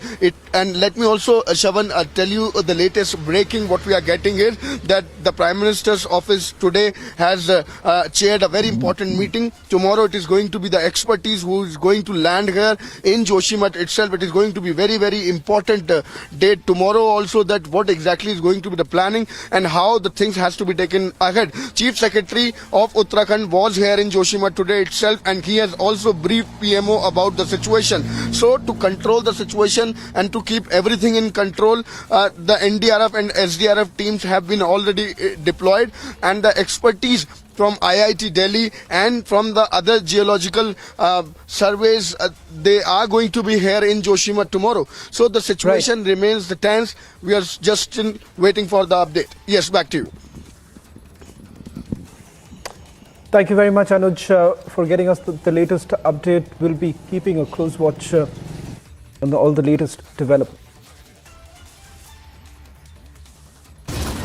On the other side, big face-off after Samajwadi Party media cell member arrested. Samajwadi holds a protest, and FIR has now been registered against a BJP leader. Nitish Kumar पर दबाव बनाने के लिए जल्दी छोड़िए बिहार की गद्दी और जाइए केंद्र की राजनीति कीजिए, तेजस्वी को बनाइए बिहार का मुख्यमंत्री. Our Deputy Chief Minister Sushil Modi claims many JDU leaders in touch with BJP and JDU will be finished in the next 5 months.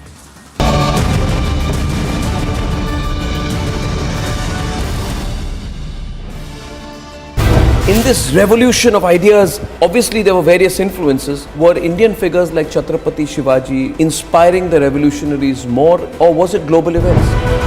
The revolutionaries were characters of their own time. But a very important inspiration was also the long history of India's resistance to foreign occupation. And of course, Hindu revivalism is an important part of it. How they saw themselves, holding the Gita in one hand, a revolver in the other hand, and making oaths. So you can see Hinduism, particularly the Shakti strand of Hinduism, having a deep influence on the way many of these revolutionaries saw themselves.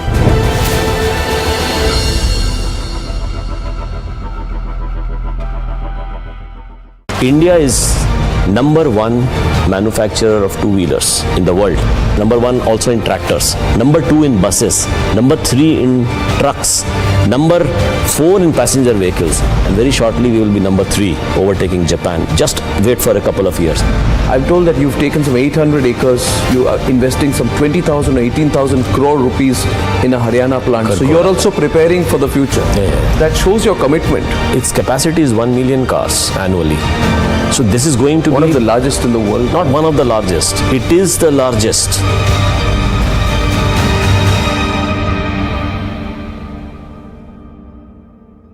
We tried to draw a complete divide between, say, Savarkar, Bhagat Singh or Bagha Jyoti, and is that the right thing to do? Because there was something that connected them. We look at what divides them. What we are trying to do is to see this history from today's ideological lens. But their lens was completely different. They were a part of one big project. So I think we are not doing justice to this movement by trying to carve them up into small bits and pieces based on, today's ideological debates.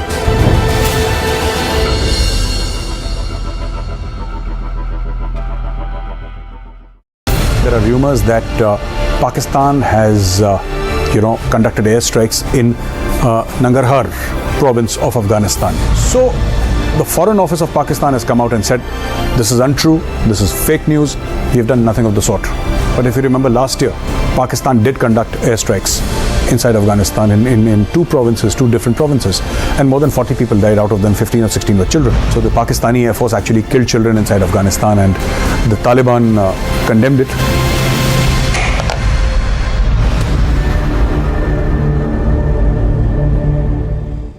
In your view, what was the role of Swami Vivekananda and others like him, and the whole idea of a civilizational confidence in our freedom story?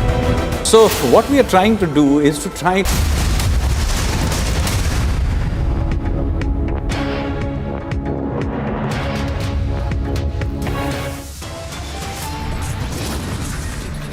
DMK MLA's most bizarre claim, he says Modi and the BJP have killed Jayalalitha.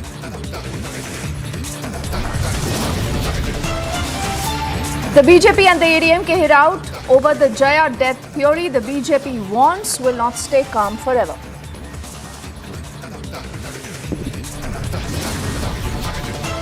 Rajouri like terror attack attempt is thwarted. 2 terrorists are killed. Huge cache of arms and ammunition recovered in the Poonch sector. Bharatiya Janata party की सरकार में न्याय की उम्मीद मत करिए। Police प्रशासन उसके साथ है जो अन्याय कर रहा है, झूठ बोल रहा है। It's a big face-off after the SP media cell member is arrested. The Samajwadi Party holds a protest, gets an FIR registered against a BJP leader. Nitish Kumar पर दबाव बनाने के लिए जल्दी छोड़िए बिहार की गद्दी और जाइए केंद्र की राजनीति कीजिए, तेजस्वी को बनाइए बिहार का मुख्यमंत्री। Former Bihar Deputy Chief Minister Sushil Modi's big claim. He says many GDU leaders are in touch with the BJP and claims the Janta Dal United will be wiped out in the next 5 months.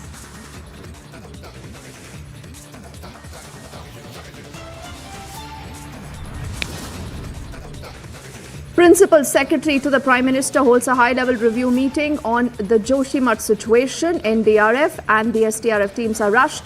Evacuation continues.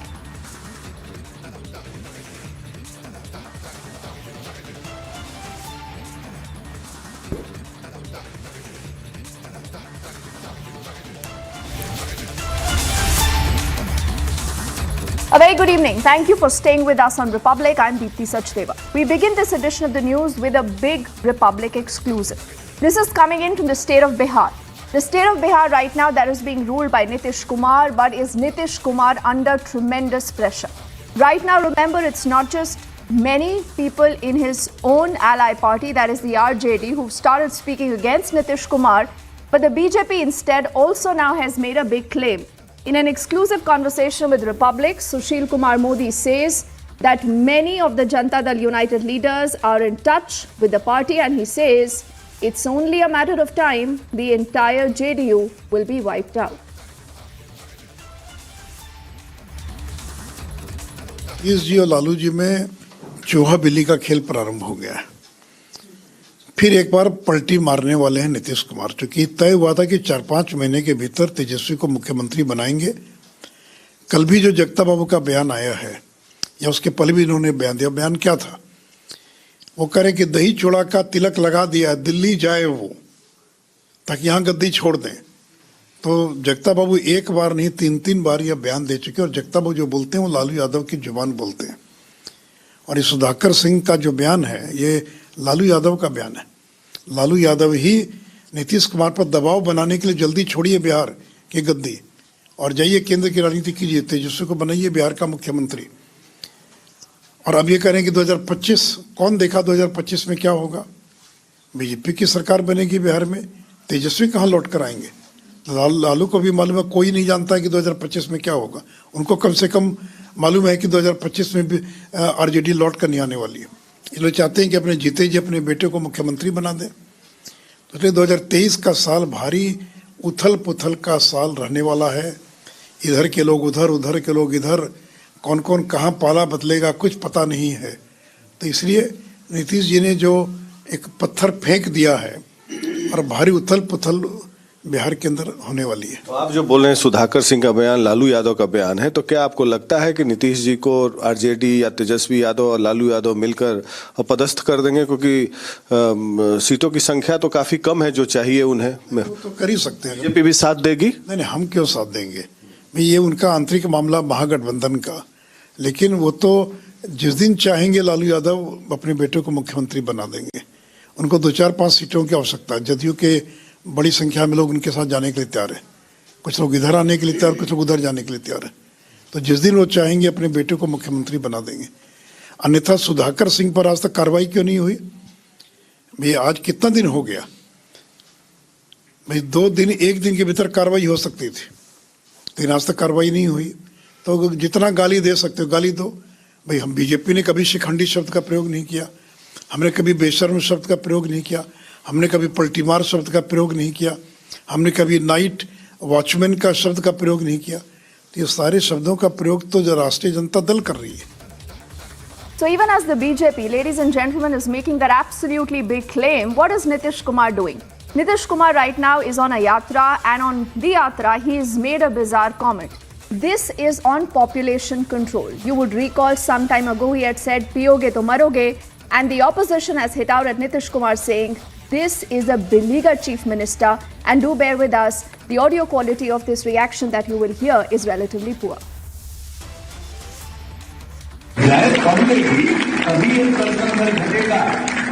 असली चीज तो वही है। और आजकल जब महिला नहीं पढ़ी हुई है, हम मर्द लोग अपना जिस तरह से रोज रोज अपना करते ही रहता है, लेकिन उसको तो ध्यान में नहीं रहता है कि हमको रोज एक पैदा नहीं करना है। हम महिलाएं पढ़ी रहती हैं तो उनको सब चीज का ज्ञान हो जाता है कि भाई कैसे हमको बचाएंगे।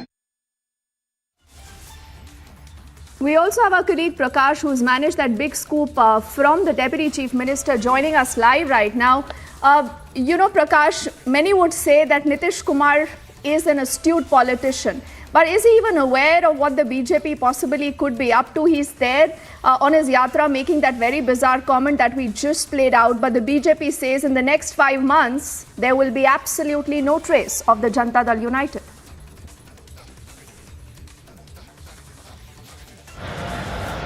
Well, ever since Nitish Kumar's party has been relegated to 43 or 45 assembly seats in the Bihar Vidhan Sabha elections of 2020, he's lost the plot and he is losing ground with each passing day. And to rectify one mistake, he's committing another mistake. First he allied with the NDA, now he's allied with Lalu in order to extend his longevity in politics, because every good thing has to come to an end, and Nitish Kumar has been ruling in Bihar for the past 17 years or so, and now he's at his his peak has culminated into a sad end, and that's what Sushil Modi is saying, that since he's been losing ground and his prohibition policy has failed miserably, so there is a moment of flux in the politics in Bihar in the run-up to the 2024 elections, and he was thinking that the opposition parties would accept him as the prime ministerial candidate in the run-up to the 2024 elections, but with Rahul Gandhi gaining ground with his Bharat Jodo Yatra, there are no takers. Now, what does Nitish Kumar do from here? Now, he's caught in a fix, and Tejasvi Yadav also with a significant number, only 5 to 6 assembly seats less, and they want to take control over the party, and the JDU MLAs are a confused lot which way they should go. So majority of them will go to the BJP. Now, it's a cat and mice game between the BJP and the RJD, and the Congress party MLAs also holds the key if there is any breakaway in the Congress party. So it will be a strong tug of war between the BJP and the RJD, as the Congress MLAs and the JDU MLAs can be poached or not. So Sushil Modi making it clear that it's a matter of time that the JDU will crumble and its MLAs will switch their loyalties to the BJP and some to the RJD. Then there will be a political slugfest between the BJP and RJD to form the government. That's what he has been meaning, and he's saying that many MLAs are in touch with the JDU, with the BJP, I'm sorry. Okay, Prakash, is there any reaction that we've heard from the JDU post this big interview of Sushil Kumar Modi with Republic? Have they even responded? Because this, many say, is a consistent fear. A lot of the JDU cadre perhaps right now is confused. They do not know what Nitish Kumar really is up to. So is Nitish Kumar getting isolated, not just when it comes to the state, but obviously the national big picture, as you just underscored?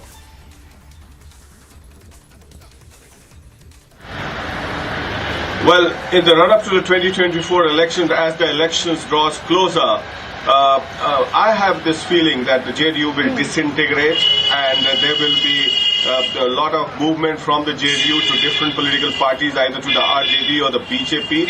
But remember one thing, that majority of the 45 MLAs of the JDU have contested elections against the Mahagathbandhan candidate, and they have to say something to their voters. So what do they do from here? Because in those particular constituencies, the RJD also fought, and the Mahagathbandhan also fought elections. So only if they are guaranteed assembly ticket, then only they will switch loyalty. But it is a matter of time, yes, for sure, that by 2024 or with the end of this year, there will be some political movement in Bihar, because Bihar is a very crucial state, and the BJP is also eyeing this state to form a government on its own, which is not very easy. That is why they had allied with Nitish Kumar, keeping in mind the fact that he has a significant number of constituents with him.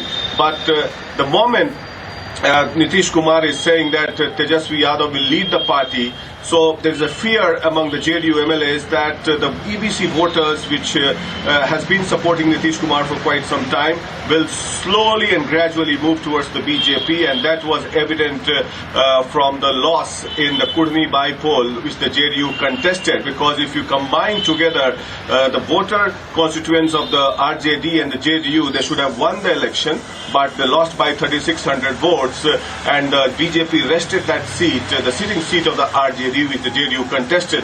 So that is ominous sign for both the JDU and the RJD that 2 + 2 doesn't make 4 in politics, and it's a case of concern for the Mahagathbandhan. So that is what the RJD is also very about, because Nitish Kumar had rode to power in Bihar on the plank of Jungle Raj, and that issue still exists on the ground in Bihar. So coming back to that, the constituent, the voters which support Nitish Kumar are struggling and confused, and they may drift away to the BJP. All right, so it's a very, very fascinating situation, and 40 Lok Sabha seats from the state of Bihar. Prakash, for the moment, thank you. And thank you also for getting us that big scoop from the state of Bihar. The BJP says, give us the next 5 months. There will be absolutely no JDU. Let's see what Nitish Kumar does. We'll track that story very closely. See, a huge cache of arms and ammunition has been recovered by the security forces. This was an operation that was launched by the Indian Army when 2 suspects were seen moving towards the LOC on the Indian side. Their movement was challenged. When they didn't stop, they were neutralized by the Indian Army. And these 2 are the weapons that have been recovered, along with other arms and ammunition. Several grenades too have been recovered. Twin IEDs too have been recovered from these 2 terrorists who have been neutralized by the Pakistani, that were coming from the Pakistani side. So this too has a marking of the Gujranwala. If Sarjeevan can show you, this clearly mentions that it is from the Gujranwala. And also apart from this, a huge cache of arms and ammunition has been recovered. There were 2 attempts that have been foiled. First was on the intervening night of 28th and 29th, that is in the Poonch Sarla, and other attempt has been foiled yesterday evening when a group of terrorists tried to sneak into the Indian territory. These are the 2 weapons that has been recovered. These are 2 automatic rifles that have been recovered, and these are the twin IEDs that these 2 terrorists were carrying, possibly to repeat what has transpired in the Dangri village of the Rajouri. And this is the pistol also they were carrying, possibly to carry out some kind of a civilian killings. And these are the steel bullets that the security forces have recovered from their possession. This is 7175. That is the Pakistan marking steel bullets have also been recovered. These bullets are capable of piercing into the bulletproof jackets also, and a mobile phone along with the twin grenades, they have been recovered. If Sarjeevan continues to show you the visuals that we are getting, that these are the visuals of the recoveries that have been made, and also they were carrying the food and other items. This is one is AK-47 and other is the modified AK-56 rifle that has been recovered. And this is from the one operation. The twin operations were carried out by the Indian Army. First was by the Krishna Ghati Brigade of the Indian Army. Other one was by the 13th Sector RR of the Indian Army that was carried yesterday. So you just saw that report filed by our colleague Gursimran telling us more of the kind of recoveries that have been made. Remember, this is a major tragedy that's been averted in Rajouri. The IED earlier has been destroyed by the police during the cordon and the search operations. In the Budhal police station, security forces did find an IED. You see the first images on your screens. This device was taken into the possession by forces. It's been successfully destroyed through a controlled mechanism. Gursimran, we are looking at those images on our screens, and again this reiterates the fact that no matter what, Pakistan will never give up its sinister motives of destroying peace across the valley. Helping to disrupt the peace, and now it is targeting the areas where the Hindus are in the minority. Now the Rajouri, it seems that the Rajouri and Poonch districts are on the target of the Pakistan, and this is another such attempt that an IED was placed on the roadside by the Pakistani terrorists, possibly on the directions of the handlers from across the border. But this was timely detected by the Rajouri police, and in the Budhal area, which is a far-off area of the Rajouri district, it has been detonated using the controlled explosion. With the bang we can hear of the IED being destroyed, we can assume that to what extent it would have inflicted damage to the civilians or the forces passing nearby. So the main idea behind planting this IED was to inflict maximum damage to those who were passing from the nearby area, but due to the timely intervention of the Jammu and Kashmir police, especially in Rajouri, this tragedy has been averted and many lives have been saved, because similar kind of IED attack we have seen a day after what transpired in the Dangri village of Rajouri, where 5 people were gunned down after checking their Aadhaar cards, and then followed by it was a similar kind of IED attack that took lives of 2 minors, injuring 8 others. And you know, Gursimran, we've also seen the entire recoveries that have been made. We also heard the forces who held a press briefing earlier, making it very, very clear that no matter what, but our forces are always on an alert mode, whether, you know, it's the season of the snow setting in or even now. You do not see any let up in these incidents reported from Pakistan. See, what Pakistan is doing is they are trying to just divert the attention from what the internal turmoil is going in Pakistan. If we go by the data of 2022, 288 incidents of terrorism have taken place in Pakistan, in which 500 people, including the security forces and also the civilians, they have been killed.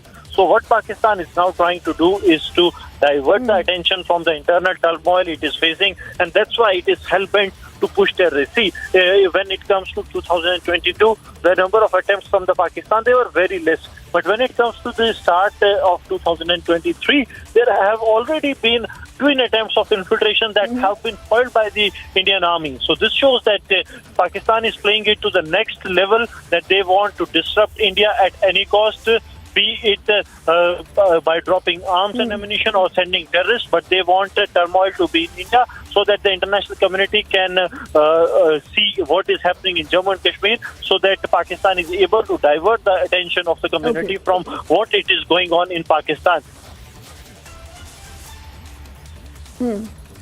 All right, Gursimran, we leave it there for the moment. Thank you for getting us that perspective and also those first images that we see on our screens of the IED now that was exploded in a controlled manner after the recovery was made by our forces. We are heading into a break right now. On the other side, we also get you a lot of political stories making headlines this evening. The story we'll put our spotlight on is a story from Uttar Pradesh, where a big face-off after the SP media cell member is arrested. Samajwadi Party holding a protest.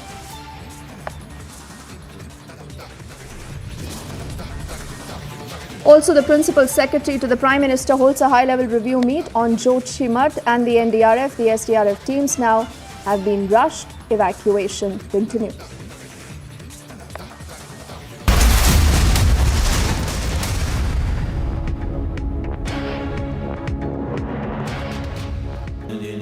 Amity has been ranked India's #1 not-for-profit private university for 10 years.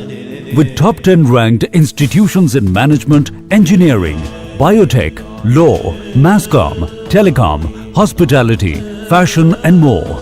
Yet another top ranking for Amity University. We tried to draw a complete divide between, say, Savarkar, Bhagat Singh or Bagha Jyoti, and is that the right thing to do? Because there was something that connected them. We look at what divides them. What we are trying to do is to see this history from today's ideological lens. But their lens was completely different. They were a part of one big project. So I think we are not doing justice to this movement by trying to carve them up into small bits and pieces based on, today's ideological debates.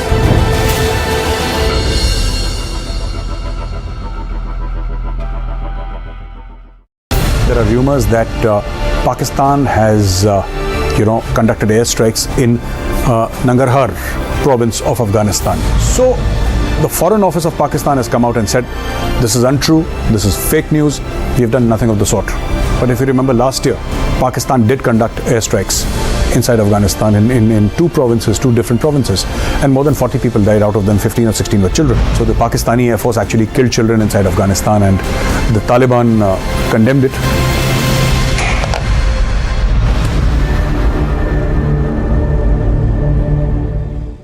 In your view, what was the role of Swami Vivekananda and others like him, and the whole idea of a civilizational confidence in our freedom struggle? So what we are trying to do is to try to secularize and sanitize this history for a certain line of ideological bent. So you have here a country and a civilization, and they have been in this continuous state of warfare. So you have the likes of Swami Vivekananda who are coming out there and saying that we need to stand up for ourselves. And this is the triggering point of this entire movement.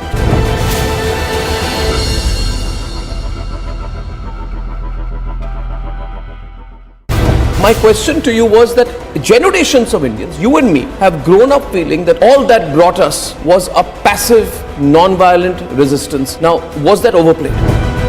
What happens at independence is that most of these big leaders of the revolutionary movement have essentially been killed or they have died from natural causes. So the revolutionaries don't have any leadership left. So when India becomes free, it comes to be ruled by one faction of the Congress party. Here is where I think they really went wrong. They deliberately go out there and suppress alternative narratives.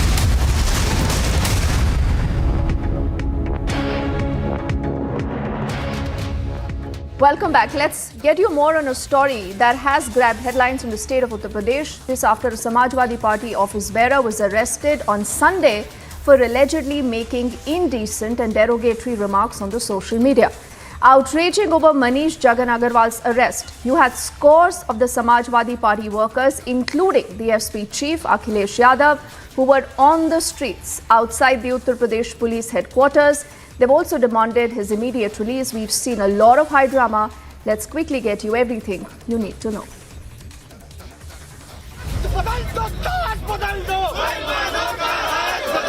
Samajwadi Party workers took to streets after the party's social media cell chief was arrested.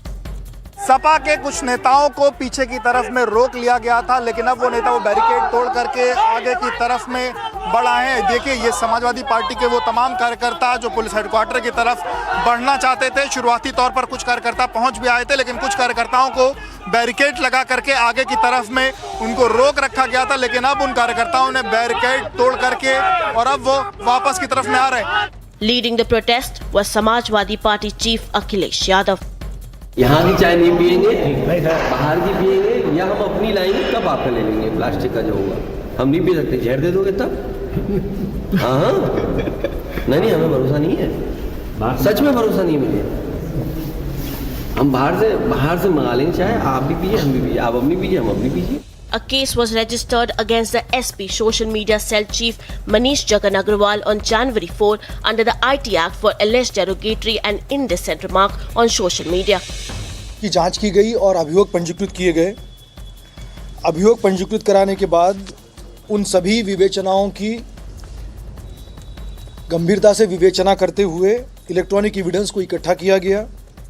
Service provider से सभी जानकारी प्राप्त की गई और तत्पश्चात आज मनीष जगन अग्रवाल जो उस ट्विटर हैंडल को ऑपरेट कर रहे थे, उनके विरुद्ध कार्रवाई की गई है। उनको गिरफ्तार करके उनके विरुद्ध वैधानिक कार्रवाई की गई है। भारतीय जनता पार्टी की सरकार में न्याय की उम्मीद मत करिए। पुलिस प्रशासन उसके साथ है जो अन्याय कर रहा है, झूठ बोल रहा है। जो सच बोलेगा वो सजा पाएगा। और ये घटना कोई एक दिन की नहीं है। Angry over Manish Jagan Agarwal's arrest, SP workers gathered outside the Uttar Pradesh police headquarters and demanded his immediate release. माननीय राष्ट्रीय अध्यक्ष जी ने जो बात किया, वैधानिक बात, और ये देखिए जो सही है कि समाजवादी पार्टी के कार्यकर्ताओं को उन अपराधों में भी जेल भेजा जा रहा है जो कि अपराध नहीं है, जो बेलेबल ऑफेंस है। आप भी जानते हैं कि सुप्रीम कोर्ट ने 66 पे श्रेया सिंघल बनाम भारत सरकार के मामले में ये बयान दे चुकी है कि उसमें आप किसी को भी IT एक्ट में गिरफ्तार नहीं कर सकते। The BJP has hit out at the support of the arrested SP leader and claimed that Samajwadi Party is providing security to abusive leaders. Samajwadi Party media cell के वेरीफाइड हैंडल के द्वारा पिछले 1 महीने से ज्यादा समय से नेताओं के विरुद्ध, पत्रकारों के विरुद्ध, महिलाओं के विरुद्ध बेहद अपमानजनक ऐसी भाषा का प्रयोग किया जा रहा था जिससे सांप्रदायिक सद्भाव बिगड़ जाए, दंगा भड़काने की साजिश हो रही थी। और आज जब FIR दर्ज होकर के गिरफ्तारी होती है तो स्वयं अखिलेश यादव जी, पूर्व मुख्यमंत्री, बचाव में उतर आते हैं। The arrested SP leader continues to remain behind the bars. Bureau Report, Republic TV.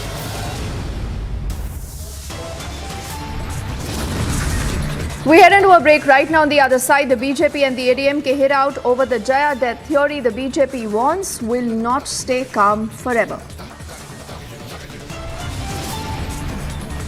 Also, a Rajouri-like terror attack attempt is thwarted. 2 terrorists are killed. Huge cache of arms and ammunition recovered from the Poonch sector. The full story after this short break.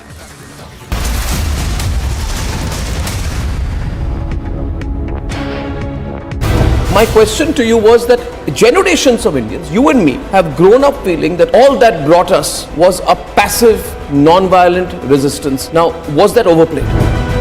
what happens at independence is that most of these big leaders of the revolutionary movement have essentially been killed or they have died from natural causes. So the revolutionaries don't have any leadership left. So when India becomes free, it comes to be ruled by one faction of the Congress party. Here is where I think they really went wrong. They deliberately go out there and suppress alternative narratives.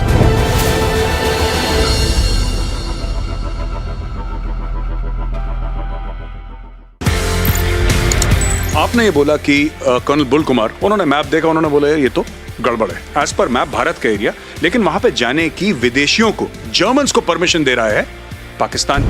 क्योंकि since there were some people like us who were aware of what is Siachen Glacier, we knew what it is like. मैं बिला फॉन्डला पहुंचा, पाकिस्तान का helicopter मेरे ऊपर, तो उसने मुझे देखा, मैंने उसको देखा, उसने वहां से घुमा पीछे और वापस। They were shocked.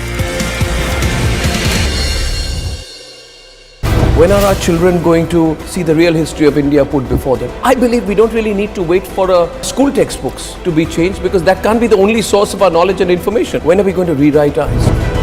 There is another story to how India grabbed its freedom. It was not only through the non-violent movement. In the 20th century, with the revolutionaries, you see this really strong armed resistance. I think this story needs to be told. Sadly, it is barely mentioned in our textbooks.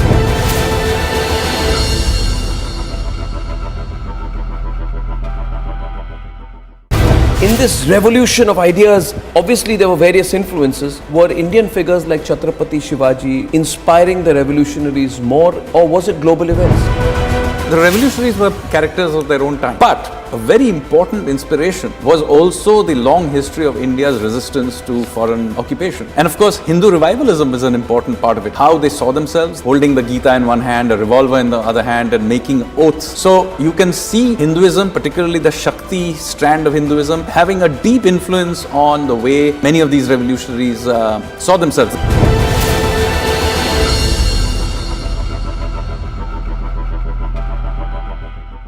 India is number one manufacturer of two-wheelers in the world. Number one also in tractors. Number two in buses. Number three in trucks. Number four in passenger vehicles. And very shortly we will be number three, overtaking Japan. Just wait for a couple of years.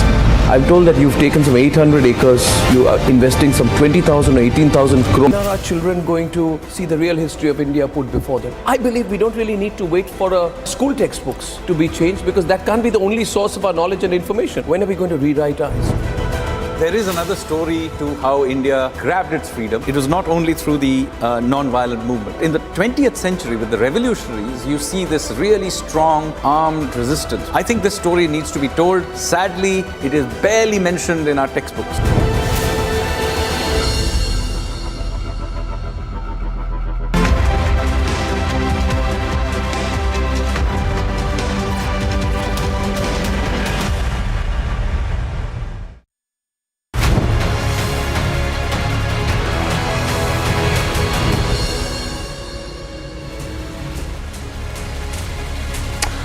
Hello, welcome. You're watching the biggest story tonight with me, Shavan Sen. Our top focus, what's really happening in Joshimath. Several residents are essentially saying right now that not enough was actually done by the government.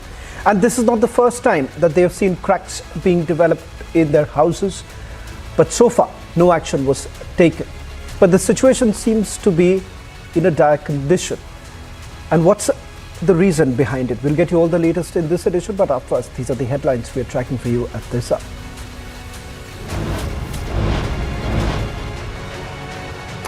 DMK MLA's most bizarre claim, says Modi and BJP killed Jayalalitha. BJP and AIEDs hit out over Jaya death theory. BJP warns won't stay calm forever.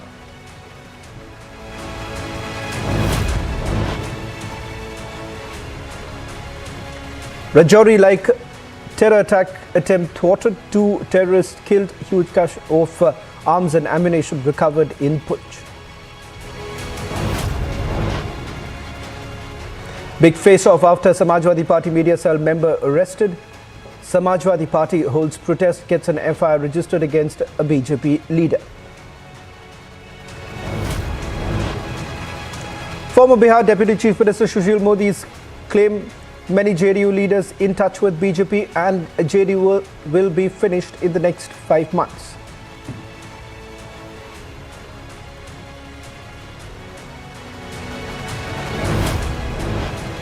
Principal Secretary to Prime Minister holds high-level review meeting on Joshimath situation. NDRF and SDRF teams rush.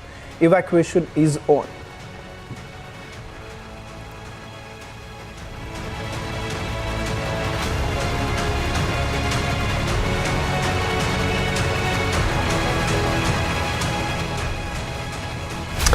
Starting this edition with the day's top story, the situation in Joshimath. Why exactly is Joshimath now sinking? And what is it that the government is really doing about it?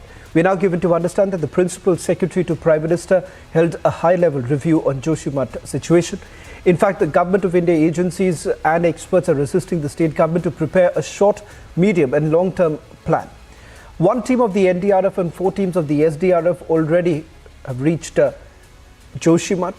Affected families are being shifted to safe locations. Secretary of the Border Management and members of the NDMA are likely to visit Uttarakhand tomorrow and assess the situation. Chief Secretary of Uttarakhand also briefed the Prime Minister's office from Joshimath. Earlier, Uttarakhand Chief Minister Pushkar Singh Dhami visited Joshimath on Saturday to assess the situation on the ground, a day after he directed immediate evacuation of around 600 affected families. The Chief Minister also visited houses in which huge cracks have already appeared on the walls as well as ceilings. We've also spoken to some of the experts to get a better understanding of what's the situation on the ground, and also as far as the affected families are concerned, the rehabilitation process has already begun. Our colleagues are on the ground to get you a sense of what's really happening and what led to this particular situation. Is this something that came across as a surprise, or was this in the making but not enough measures were taken by the authorities concerned? Joining us on this broadcast is my colleague Anuj from the ground in Joshimath. Anuj, you've been there for over 48 hours getting a sense of what's the situation like. First, I want you to give us a sense of what's the current situation like. How many residents are still present? How many of them have already been shifted to a safer location? Give us a fresh update of the situation like, and then perhaps we'll also take our viewers through what are the steps that have been taken so far.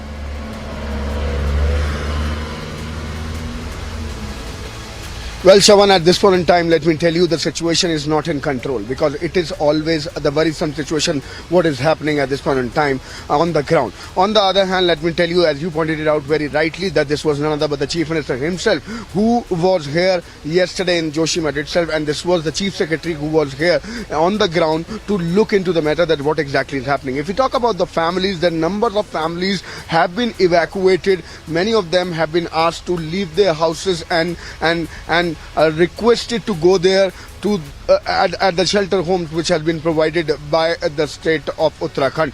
On the other hand, let me tell you, many of the peoples are there who are not going, rather, who are not ready to leave their residences. They are saying that this is our everything. We have built it. We do not have any other option. There are families. They are saying that how we are going to take all our luggages, all our belongings to any of the place. This is going to be end. That is something what is there in their mind. So that is the reality what we are seeing at this point in time on the ground. Because let me also tell you, Shawan, this is not limited to 1 or 2 or 3 or 5 families, but this is more than 600 families what we are seeing at this point in time. They are in trouble. There are cracks in their houses. There are cracks on the roads. So that's something what we are seeing. The hotels, buildings could be clearly seeing how they are being damaged. On the other hand, it could be clearly noticed, even the temples, even the other properties, the cracks could be clearly seen. On the normal roads, we are seeing the bigger cracks. So that's the situation. Even the water is flowing from anywhere. Like, these are certain points. If we talk about, I have filed many reports from different areas from where the water has started coming, and this is not the normal water or the normal waterfall, but this is the muddy water. That is something what we are seeing on the ground. On the other hand, SDRF team, NDRF team has been already deployed. This was a very important day when Prime Minister's office has already chaired a very important meeting. These were the top officials of Uttarakhand who were present in that very meeting, and everything has has been discussed. Now tomorrow, let me tell you, Shavan, this is going to be another development in this particular movement. If we talk about in this particular situation, if we talk about, there are going to be the expertise from every department, geological department, from IIT Roorkee, from other departments. They are going to be the expertise who are going to land here in Joshimath tomorrow. They are going to look deep into the angle that what exactly is the reason. On the other hand, if we talk about the locals whom we are talking about, talking to, and the families sharing their pains, they are saying that this is the project of this is the project of tunnel, and that is why the major blast has been done, and that is why all this is happening. Rather, the locals are complaining, Chavan. They have been telling us, they have been complaining about this particular cracks and this kind of damages from last 1 year, but this has been not noted by the concerned authorities. That's something what has been stated by the locals. But on the other hand, these are the locals who are in pain. These are the residentials of Joshimath. These are the people of Joshimath who are in pain. There are tears in their eyes, and they are saying what exactly has to be done, they are not aware of. Yes, the government is trying their level best. The NDRF, the SDF, the other teams have been already deployed. The expertise are trying to get the solution. The expertise are trying to get the answer for the same, that why this has happened. The samples has been collected, but on the other hand, till now there is no solution, and the situation is getting worrisome. On the other hand, let me also tell you, Shavan, if we talk about the Met Department, then this is an alert, because Met Department is being considering it, is being noting it whenever it is going to be the snowfall over here, when it is going to be the rain over here. The situation is expected to be more than worse. That is the problem. This is there in everybody's mind in Joshimath. That's something what has been saying, what has been stated by the people over here. And they are saying that they are just afraid of this. We are seeing the scary picture everywhere. This is very dangerous what we are seeing. The roads, the houses, how the people are like sleeping in their houses. They are in worrisome situation. What is going to happen in the next morning?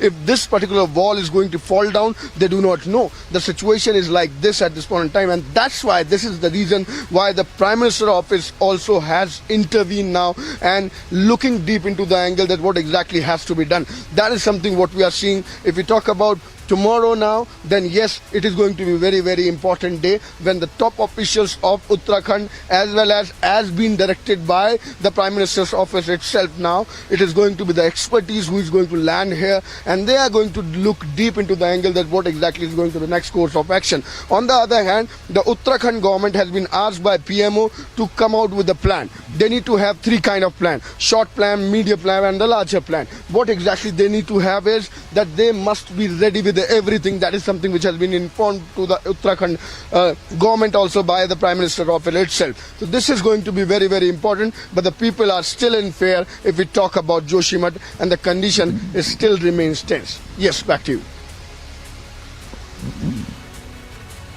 Well, thank you very much, Anuj, for getting us the latest details. We'll also be joined in by some experts on this show to try and understand what's the situation like and who's exactly responsible for it.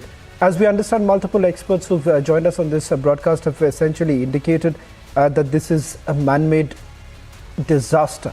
But is that so? Joining us on this broadcast is Dr. Sushil Kumar. He's a scientist, geophysics, joining us on this broadcast. Dr. Kumar, thank you very much for speaking to Republic TV. Let me straight away begin by asking you your assessment of the situation. What led to the day that we are witnessing right now? Cracks being developed.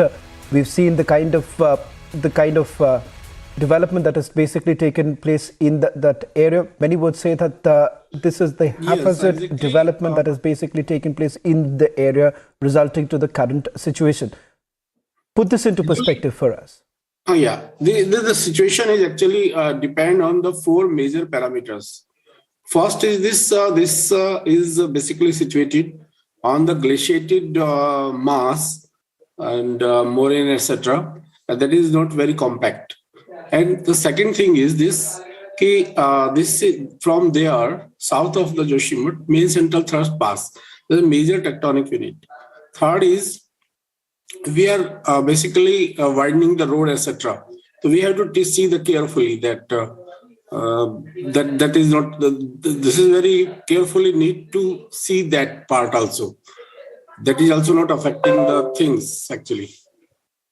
And fourth is we have to look after the basically development there, like related to tunnels, etc. Are they really affected the things or not? So in the present scenario, I would like to say that because the prime need here to basically displace the people from there, because those cracks, etc., widened as there is movement in the ground. So I would like to say that this is very, very, very important, and immediately they should do that to save even the life of a single person. Scientifically, then we have to see that what can be done for that. The house is there because already that is in zone 5, seismic zone 5. So we have to basically see that structurally designed houses or whatever the hotel, etc. If they are the more than multi-stories. So what kind of structures will be feasible for that part? That is also very important. Dr. Kumar, as I speak to you, there are also certain reports of letters that were basically written by the residents of Joshimath to the Chief Minister. And they're essentially talking about the situation aggravating because of the blasts that were basically taking place in the tunnels of the NTPC hydro project that is nearby. And this was only worsening. Do you believe that because of the hydro project, which is not very far away from the very place where these cracks have been developed, is it possible that this could have actually only aggravated because of the kind of development work that is taking place in the nearby areas?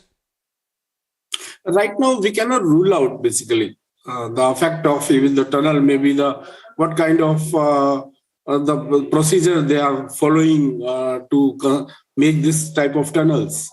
Are they using explosive, small explosive, or what kind of things they are using actually? This need to see carefully and to discuss with the NTPC people how they are constructing the tunnel. But however, I would like to say that tunnel is basically a small thing, but for that part, because the main central thrust passes from there, and that is in seismic zone 5, because geomorphic features are like that, and the ground is also a loose type of ground. However, in Himalaya, there are several places for such type of grounds are there. But here also, other factors also implementing. We cannot rule out. We have to see this carefully. Well, thank you very much, Dr. Kumar, for putting this into perspective, a story that we'll be tracking very closely, given the fact that the government has also now indicated that they're looking into multiple measures, not just short-term measures, but also long-term measures to ensure that the situation does not go out of hand. Been reporting from the different location in Joshimath and showing the condition to our viewers that what exactly is happening in Joshimath. We have seen the building collapsing. We have seen the cracks in the roads. Now Republic TV has travelled across the bank of a river Alaknanda, and what we are seeing here is really scary. Let me tell you that earlier we have reported from JP power plant where we have seen a new source of water is coming and nobody is aware from where it is coming. A week before, from where I am reporting, there was no source of water, but what we are seeing is at this point in time is really scary. I'll ask my video journalist Surendra Shah to pan a bit and show you that what exactly the condition over here is. This was never a waterfall. This was never the area from where the water was coming, but it happened a week before only, and you can clearly see the kind of water this is. This is not the normal waterfall water. This is the muddy water, and nobody knows from where it is coming now. And as you can see the flow, as you can see the power, then yes, it is really going to be very, very dangerous. And as seen in the pictures, how much scary this is. The people are in worrisome situation. They are worried that what is going to happen next. But yes, you can clearly see in the visuals what exactly is happening.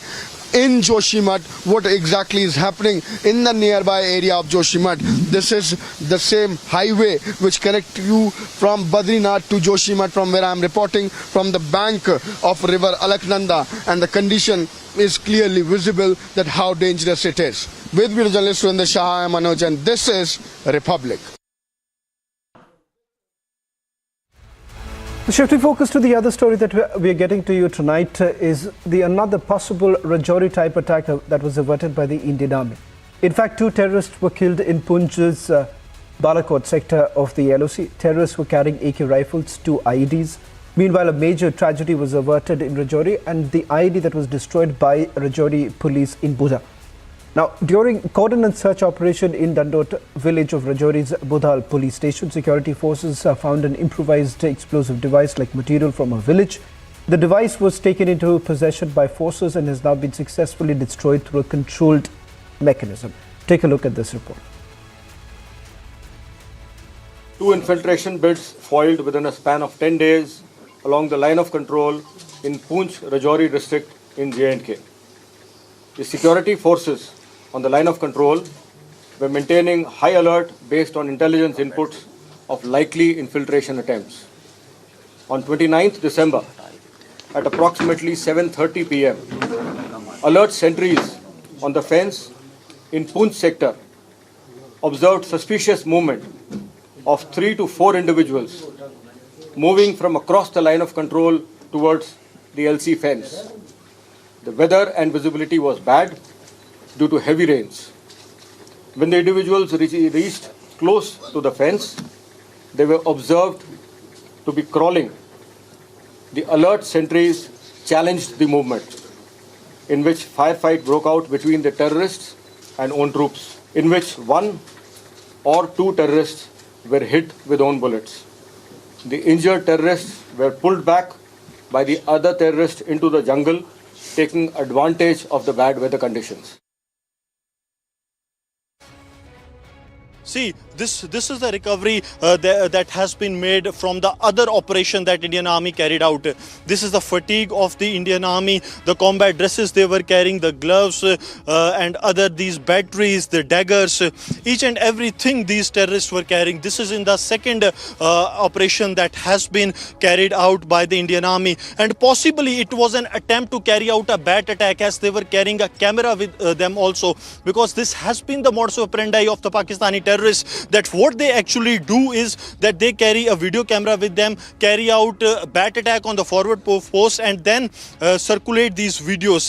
These are the thermal cameras that they were also carrying. Some pistols have also been recovered. However, these terrorists were injured and managed to return back. See, they were planning something really very big, 3 charges. Now also they were carrying the medicines with them, the tapes and other things, and also a huge cache of dry fruits they were also carrying with them. So they have come with a plan to carry out something really big, possibly a Fedayeen kind of attack that they wanted to record it.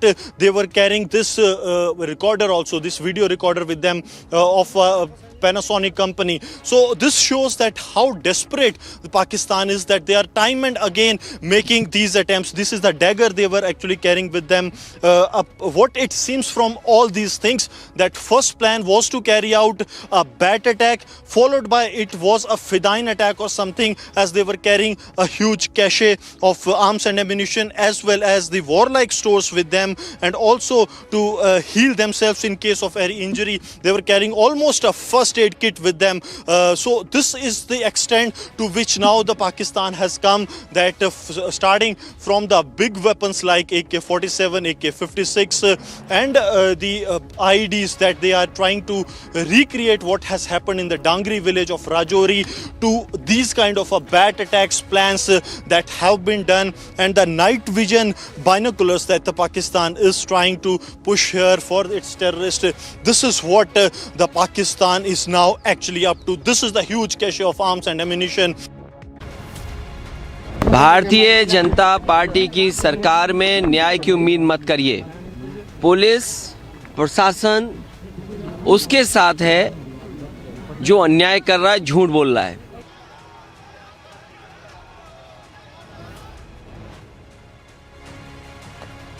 On the other side, big face-off after Samajwadi Party VDSL member arrested. Samajwadi Party holds a protest, gets an FIR registered against a BJP leader.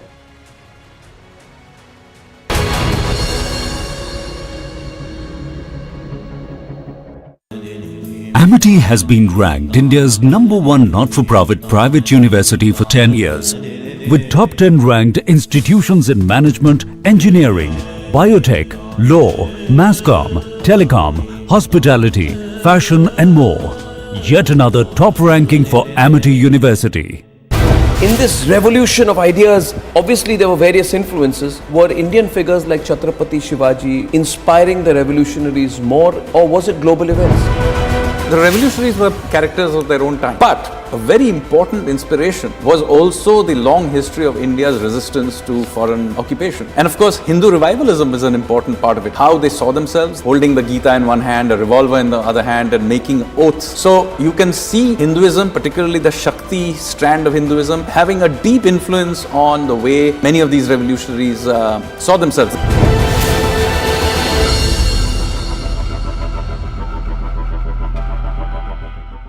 India is #1 manufacturer of two-wheelers in the world. #1 also in tractors. #2 in buses. #3 in trucks.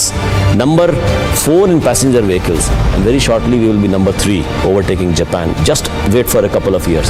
I'm told that you've taken some 800 acres. You are investing some 20,000 or 18,000 crore rupees in a Haryana plant. So you're also preparing for the future. That shows your commitment. Its capacity is 1 million cars annually. So this is going to be one of the largest in the world. Not one of the largest. It is the largest.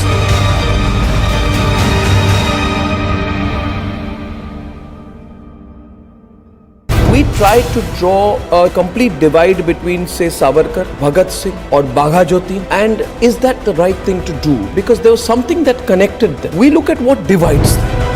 What we are trying to do is to see this history from today's ideological lens. But their lens was completely different. They were a part of one big project. So I think we are not doing justice to this movement by trying to carve them up into small bits and pieces based on, today's ideological debates.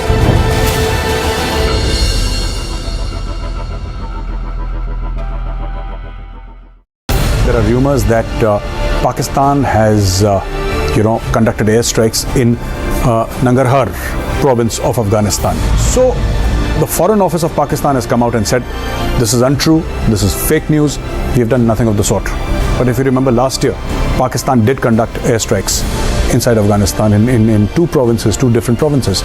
And more than 40 people died, out of them 15 or 16 were children. So the Pakistani Air Force actually killed children inside Afghanistan, and the Taliban condemned it.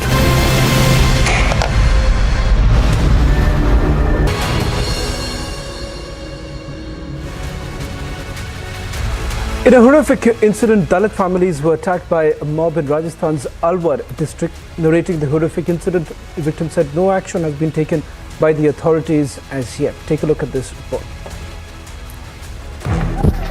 In Alwar, atrocities against Dalits are a horrific reality. Dalit families were attacked by mob in Rajasthan's Alwar district. Visuals on your screen show how even women were not spared. Sticks, stones and rods were mercilessly hurled. उन्होंने बोली तुम्हें जो करना जो करिए, अच्छी मार मार के एक बात करना, गाड़ी भी दी उन्हें चाचा को, पापा ने फिर वह कर दी, रिपोर्ट कर दी। उन्होंने कही तुम रिपोर्ट करे, जो तुम पे हुए जो कर लियो। फिर क्या हुआ था? फिर पापा ने रिपोर्ट कर दी तो उस दिन कुछ भी नहीं करा। फिर दूसरे दिन पापा घर पे कोई भी नहीं थे, हम दो बहन यार गए और घर पे भाई भी था, मम्मी और एक लड़की, 3 या परिवार में। तो पीछे से घुस गया वह घर में, मार पिटाई करी, पापा की भैया की टांग तोड़ दी, मैं भैया को ऊपर पड़ गई तो उन्हें एक ने पकड़ के खींच दिया, दूसरा ने लात मारी। जब चाचा की टेंट फोड़ दी, जो उनको पूरा हथियार था, पहले से प्लान था उसका। Living in constant fear, these families are trapped in their residences.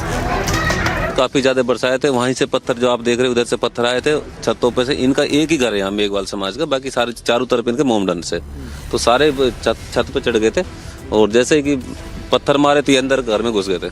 फिर वहाँ से कूदे हैं, कुछ आदमी इधर से आए हैं तो फिर लाठी डंडा से, जैसे इनको लड़की थी एक मुक्ता नाम की जिसके गर्भ था 4.5-5 महीने का, वो उसको यहीं पे पटक के लात घूंसों से अच्छे से लाठी दिए। एक सुरेश नाम का जो लड़का था वो गर्भ गिर गया sir. They claim that despite raising alarm, no action has been taken by the authorities. Amid the attack, several Dalits were critically injured, while continuous torture on pregnant lady led to miscarriage. Soon after, Dalit community staged massive dharna demanding stern action against the attackers.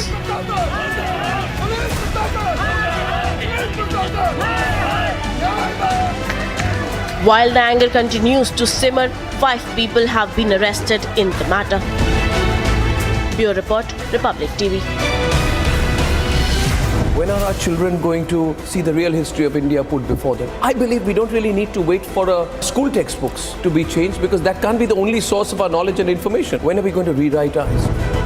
There is another story to how India grabbed its freedom. It was not only through the non-violent movement. In the 20th century, with the revolutionaries, you see this really strong armed resistance. I think this story needs to be told. Sadly, it is barely mentioned in our textbooks.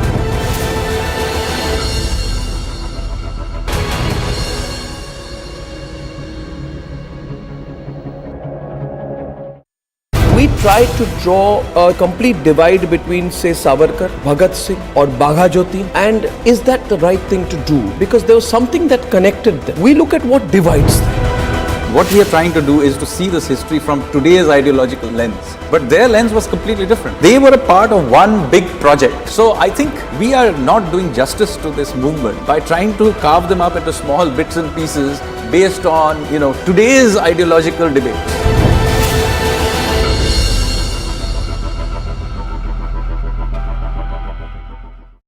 There are rumors that Pakistan has, conducted airstrikes in Nangarhar province of Afghanistan. So the Foreign Office of Pakistan has come out and said, this is untrue, this is fake news, we have done nothing of the sort. But if you remember last year, Pakistan did conduct airstrikes inside Afghanistan in two different provinces, and more than 40 people died, out of them 15 or 16 were children. So the Pakistani Air Force actually killed children inside Afghanistan, and the Taliban condemned it.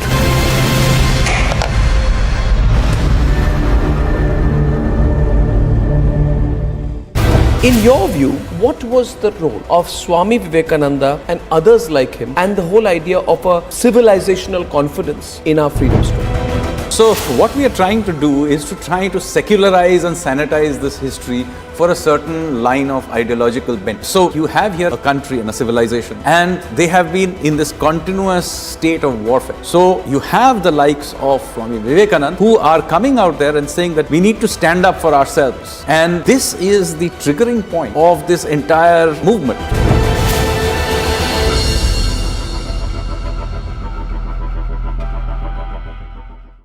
My question to you was that generations of Indians, you and me, have grown up feeling that all that brought us was a passive, non-violent resistance. Now, was that overplayed? What happens at independence is that most of these big leaders of the revolutionary movement have essentially been killed or they have died from natural causes. So the revolutionaries don't have any leadership left. So when India becomes free, it comes to be ruled by one faction of the Congress party. Here is where I think they really went wrong. They deliberately go out there and suppress alternative narratives.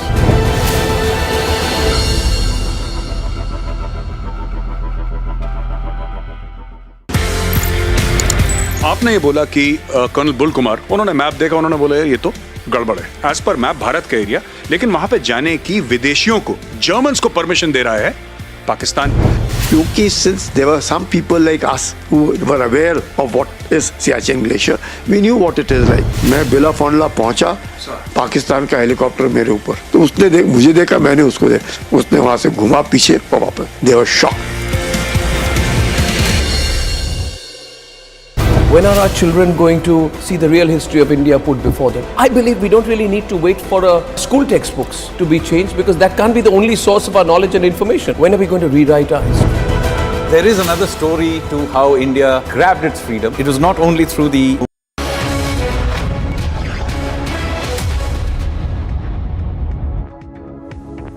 A very good evening. The show's called Superfast 50. I'm Deepthi Sachdeva. In the next 30 minutes, a quick check of everything that you need to know in a big impact of the Republic campaign. Tata Sons chairman has now responded. He's finally issued a statement on the Air India P-Gate case. He says that the matter is of personal anguish to him.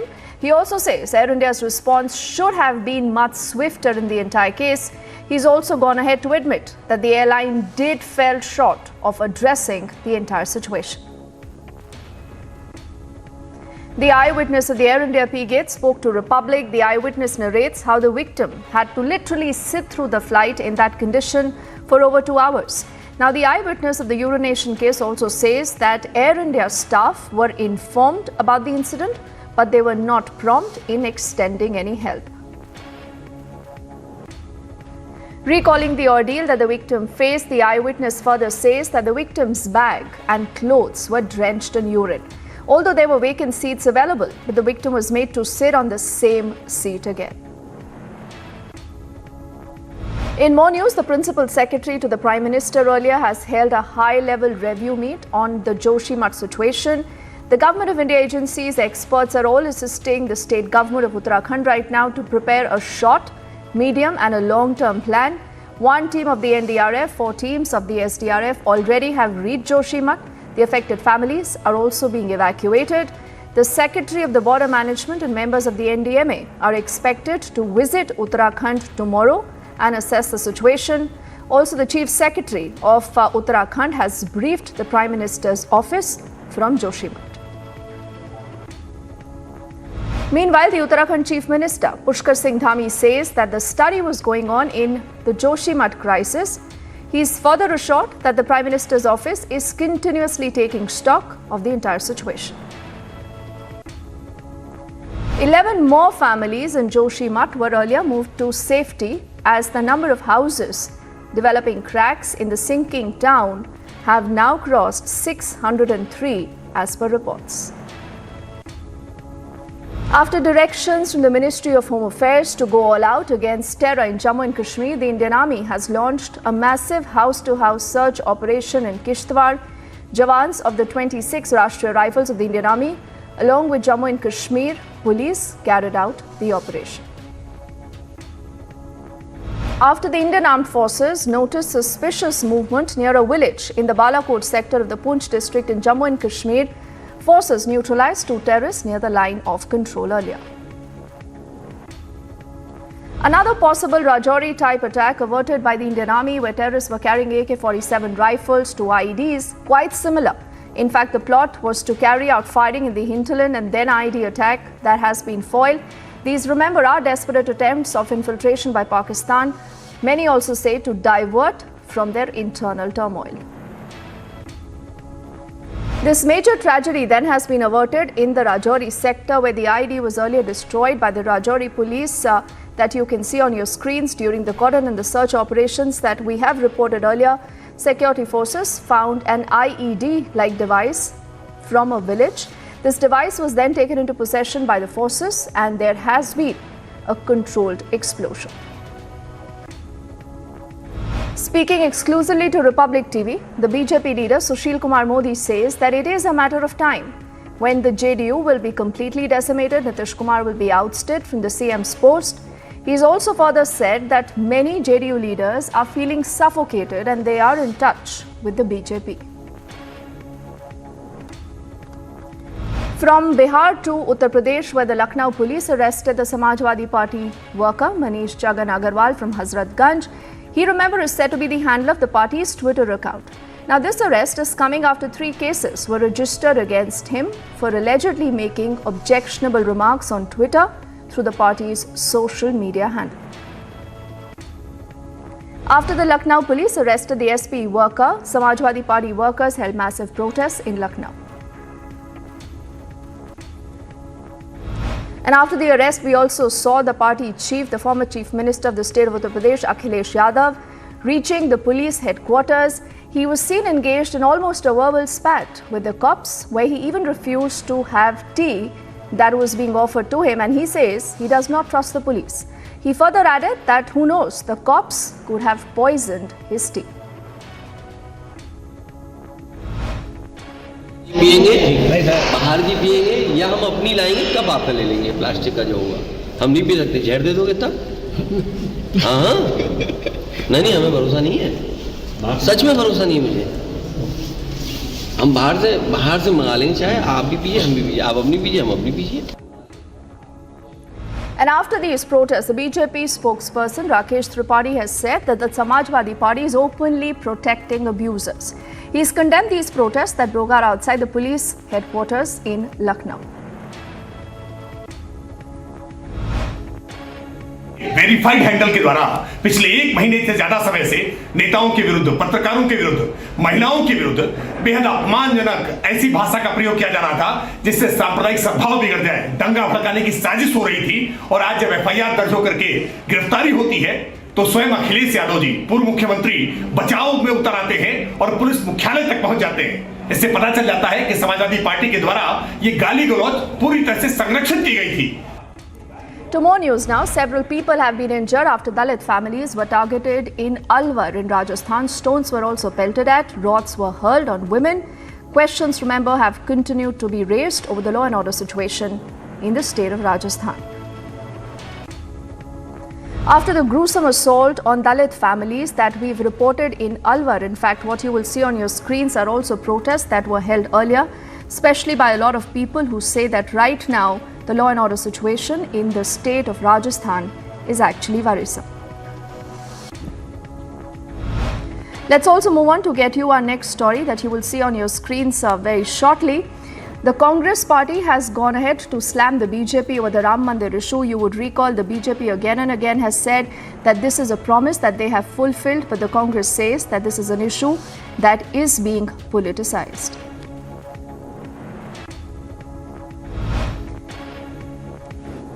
To our next story that is coming in from the national capital, where Anjali's uncle, the victim of the alleged hit-and-run case, now says that the cops are hiding facts, and this is the reason why they say that they do not believe any kind of investigation that has been carried on by the cops, and they insist that there should be a CBI inquiry into the entire case. ये निधि कह रही थी कि इसमें 5 व्यक्ति गाड़ी के अंदर थे, बट ऐसा नहीं, इसमें 5 से 7 हुए, फिर एक को जमानत मिल गई है अंकुश को, पर अब 6 जन है इसके अंदर। निधि भी इस केस में इन्वॉल्व है। ये बहुत कुछ छुपा रही है निधि, जांच में कमी है। The Prime Minister will be inaugurating the 17th Pravasi Bharatiya Divas. That's tomorrow in Indore in Madhya Pradesh. The 17th Pravasi Bharatiya Divas convention is being organized in partnership with the MP government, starting from the 8th to the 10th of this month in Indore. The theme of the convention this time is quote-unquote diaspora, reliable partners for India's progress in Amrit Kal. About 3,500 diaspora members from about 70 different countries have already registered for the same. DMK MLA GV Markandeyan has sparked a massive controversy addressing a speech. The DMK MLA has alleged that the BJP and the Prime Minister are behind the death of the former Tamil Nadu Chief Minister Jayalalitha. Slamming the DMK MLA, the Union Law Minister Kiran Rijiju says that no one should drop moral standards for political gains. Days after terrorists targeted the Dangri village in the Rajouri town, the death toll now has touched 7. One more civilian reportedly succumbed to his injuries earlier in the hospital. Meanwhile, those who were injured are still recuperating. The SIT probing the sexual harassment allegations made by a junior woman coach against the Haryana Minister Sandeep Singh took possession of her clothes, including a torn t-shirt from a house. The SIT also goes on to say that an additional charge now has been added related to insulting the modesty of a woman to the FIR against Sandeep Singh. 2 people are dead, 13 others in fact have been injured after we have seen this entire incident in Assam. This is I think the coal mines there that have been affected, and immediately there were help that was rushed in to ensure that people are rescued in time.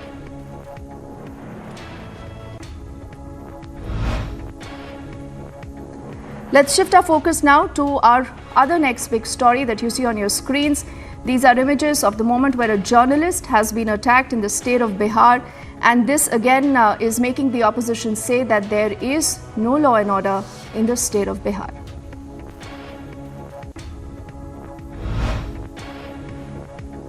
A day after the Punjab minister Fauja Singh Sarari resigned from the cabinet after an extortion controversy, now the BJP has slammed the Aam Aadmi Party. In fact, they go on to say that this is a typical behavior from the Aam Aadmi Party, and they also say accountability should be fixed.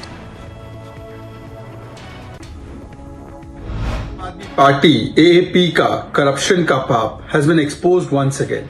Just a few months after Vijay Singla, a minister in Punjab government, was forced to resign and step down over grave corruption charges, now another minister has had to resign, Fauja Singh Sarari, whose audio tape about extortion and corruption had gone viral. The question is that Mr. Kejriwal had declared that Punjab has become corruption-free in 10 days, but this is the true state of affairs. Our next story is coming in from Karnataka, where the Sri Ram Sena Belagavi president Ravi Kumar Kotekar and his driver earlier were injured after miscreants allegedly shot at them. This near the Hindalga village in Karnataka. Both of them severely injured, admitted to a local hospital there for treatment. As cold wave has gripped north and northwest India, about 20 flights were delayed at the Delhi International Airport because of weather conditions. Also, the International Airport of Delhi has issued an advisory and launched certain procedures in the view of low visibility conditions caused because of fog. What you'll see on your screens now are images that we've accessed from Madhya Pradesh's Morena. This is where male police personnel were seen brutally dragging an elderly woman.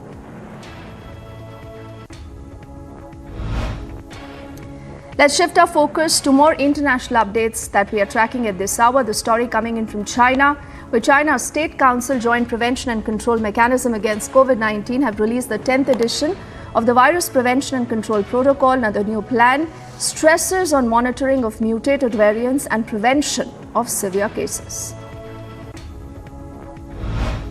One person is dead, several others injured after two trains collided on the Metro Line 3 of the Mexico City. Among those injured, the train driver was critically injured, and 4 passengers who were trapped in the train also now have been rescued. President Joe Biden's scheduled first visit to the southern border in El Paso in Texas. Hundreds marched through the streets. This is coming after the president announced last week that Cubans, Nicaraguans, Haitians and Venezuelans will be expelled to Mexico if they enter the US illegally. The Colombian president, Gustavo Petro, arrived in Caracas for a meeting with the Venezuelan counterpart, Nicolas Maduro. Now, the presidents have discussed topics like peace process, investments, review of a bilateral trade agreement, also opening of the bridges linking both countries. Passengers warmly welcomed the starting of the first train arriving at a newly reopened crossing point on the border between Hong Kong and mainland China. The busy station had been shut close to about 3 years since the beginning of the pandemic. Tens of thousands of Filipino Catholics participated in the first Walk of Faith on Sunday in Manila on the eve of the annual feast of the Black Nazarene. The event marked the first such celebration since the start of the pandemic. Thousands of Israelis were seen taking to streets to protest against Prime Minister Benjamin Netanyahu's new agreement. Also, the protesters say that the new government policies have threatened democracy and freedom. These demonstrators held anti-government banners and waved rainbow flags, while some others held signs reading, quote-unquote, Palestinian Lives Matter. The Ukrainian President Volodymyr Zelensky, in fact, has gone ahead to say that the Russian military continues to strike Ukrainian positions despite their declared ceasefire. Now, the officials have denounced the unilateral 36-hour pause as a ploy. They say it appears to have been ignored by some of Moscow's forces. A 6-year-old student shot at and injured a teacher at a school in Virginia during an altercation inside a first-grade classroom. No students were injured in the shooting episode.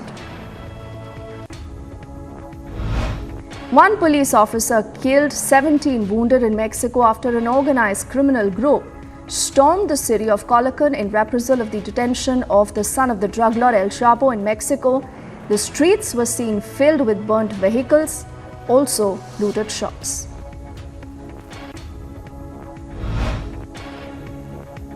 Snehashish Ganguly, the president of the Cricket Association of Bengal, says that the iconic venue of Eden Gardens is ready to host the second ODI of the 3-match series between India and Sri Lanka.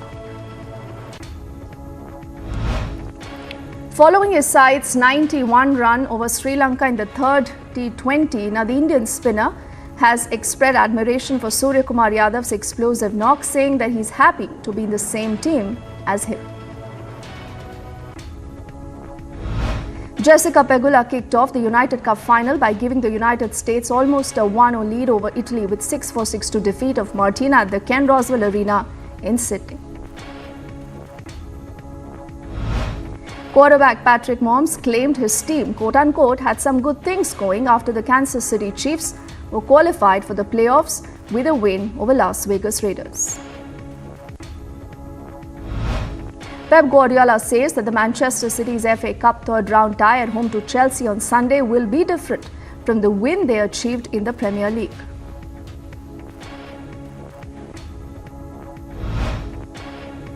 Carlo Ancelotti neatly summed up his team's performance on Saturday, admitting they didn't perform as Real Madrid lost for only the second time this season, a defeat that we have seen in the Spanish league. Colin Morikawa shot an 8 under par 65 on Saturday to take a commanding 6-shot lead heading onto the final round of the Tournament of Champions in Hawaii. Toyota's Nasser Al-Attiyah remained in the lead of the 2023 Dakar Rally following the 7th stage on Saturday, while Audi endured another day to forget in Saudi Arabia. Atletico Madrid head coach Diego Simeone dropped a hint that 19-year-old midfielder Barrios could start against Barcelona as he looked ahead to Sunday's visit of the Spanish league leaders to the Metropolitan.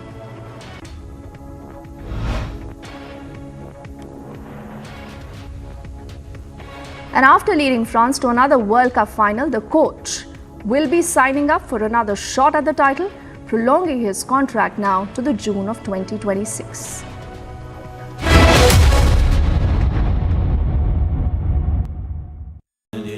Amity has been ranked India's #1 not-for-profit private university for 10 years, with top 10 ranked institutions in management, engineering, biotech, law, masscom, telecom, hospitality, fashion and more. Yet another top ranking for Amity University. My question to you was that generations of Indians, you and me, have grown up feeling that all that brought us was a passive, non-violent resistance. Now, was that overplayed? What happens at independence is that most of these big leaders of the revolutionary movement have essentially been killed or they have died from natural causes. So the revolutionaries don't have any leadership left. So when India becomes free, it comes to be ruled by one faction of the Congress party. Here is where I think they really went wrong. They deliberately go out there and suppress alternative narratives.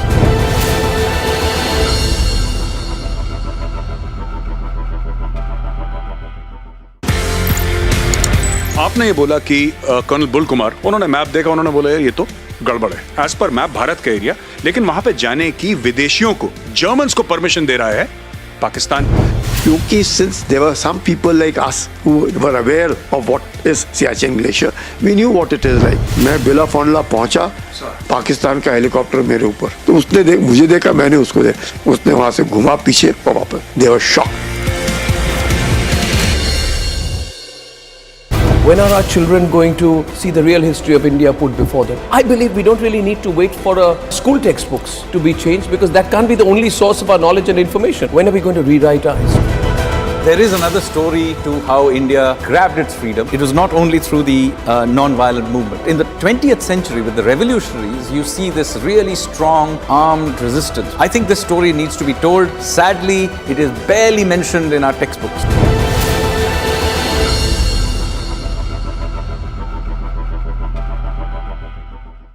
In this revolution of ideas, obviously there were various influences. Were Indian figures like Chhatrapati Shivaji inspiring the revolutionaries more, or was it global events? The revolutionaries were characters of their own time. But a very important inspiration was also the long history of India's resistance to foreign occupation. And of course, Hindu revivalism is an important part of it. How they saw themselves holding the Gita in one hand, a revolver in the other hand, and making oaths. So you can see Hinduism, particularly the Shakti strand of Hinduism, having a deep influence on the way many of these revolutionaries saw themselves.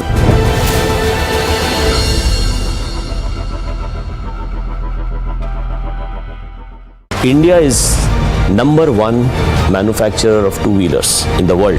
Number one also in tractors. Number two in buses. Number three in trucks. Number four in passenger vehicles. And very shortly we will be number three, overtaking Japan. Just wait for a couple of years. I'm told that you've taken some 800 acres. You are investing some 20,000 or 18,000 crore. I am Suesha Sawant reporting from New Delhi. This is Republic.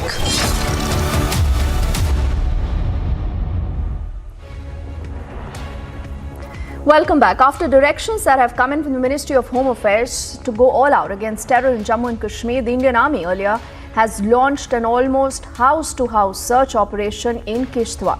The 26 Rashtriya Rifles along with the Jammu and Kashmir Police have carried out these operations. This is a quick report. Days after the terror attack in the Dhangri village of Rajouri district of Jammu and Kashmir that killed 7 people, the Indian Army has stepped up operations to wipe out terror from the valley. Now the Ministry of Home Affairs has directed the forces to go all out against terror and leave no stone unturned in a bid to avoid any further attacks. Security forces have launched house-to-house quadrant search operation in the Kishtwar district of Jammu and Kashmir. This came days after the meeting, a high-level meeting that was chaired by the Union Home Minister Amit Shah in New Delhi on 28th of December, in which the top security brass as well as the Lieutenant Governor of Jammu and Kashmir Manoj Sinha took part, and the clear directions were passed to the security forces that there needs to be zero tolerance towards terrorism, and the need is to eradicate the terror ecosystem, not only to kill the terrorism but to wipe out. Watch how the Indian Army is undertaking house-to-house search operations in Kishtwar district of J&K. Kishtwar is the home district of one of the longest surviving terrorist commanders, Jahangir Saruri of Hizbul Mujahideen, who has been active for more than 25 years and is still being sought for arrest.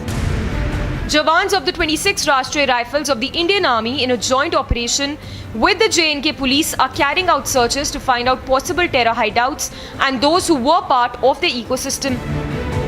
The joint operations are being carried out at the houses of the overground workers, the surrendered terrorists and their relatives to find possible terror hideouts.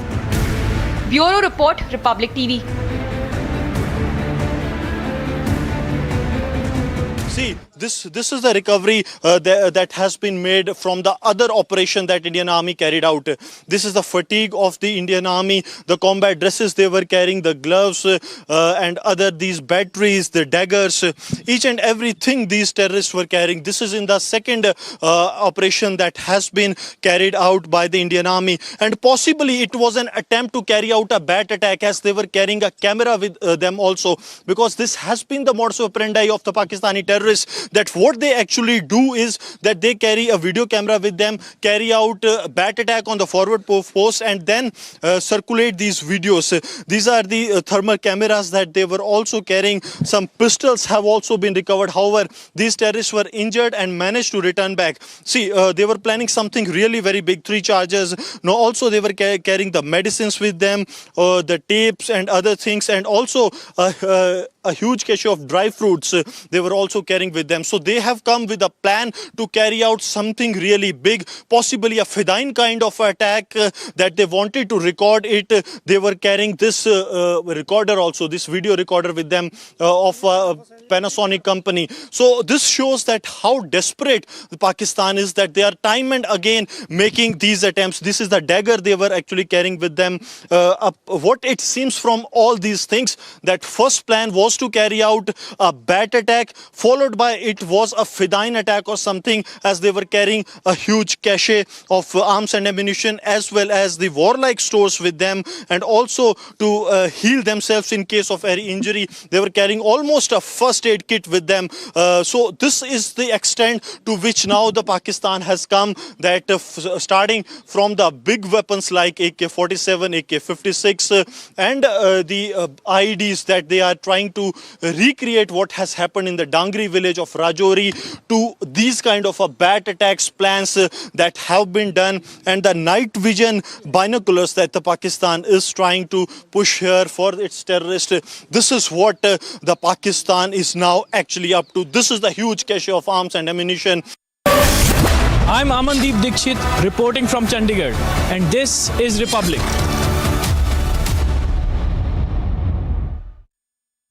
In this revolution of ideas, obviously there were various influences. Were Indian figures like Chhatrapati Shivaji inspiring the revolutionaries more, or was it global events? The revolutionaries were characters of their own time. But a very important inspiration was also the long history of India's resistance to foreign occupation. And of course, Hindu revivalism is an important part of it. How they saw themselves, holding the Gita in one hand, a revolver in the other hand, and making oaths. So you can see Hinduism, particularly the Shakti strand of Hinduism, having a deep influence on the way many of these revolutionaries saw themselves.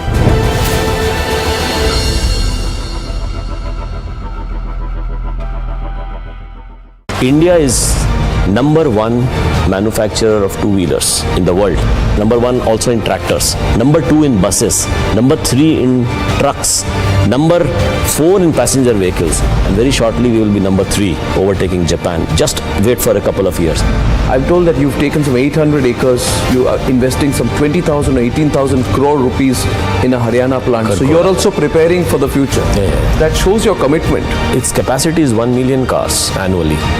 So this is going to be one of the largest in the world. Not one of the largest. It is the largest.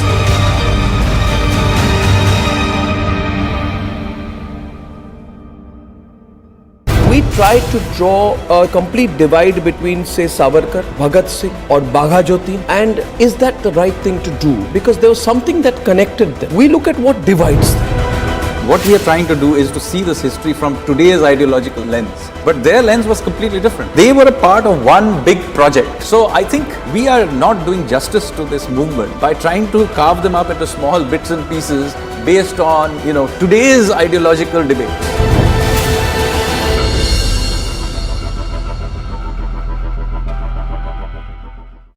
There are rumors that Pakistan has, conducted airstrikes in Nangarhar province of Afghanistan. So the Foreign Office of Pakistan has come out and said, this is untrue, this is fake news, we have done nothing of the sort.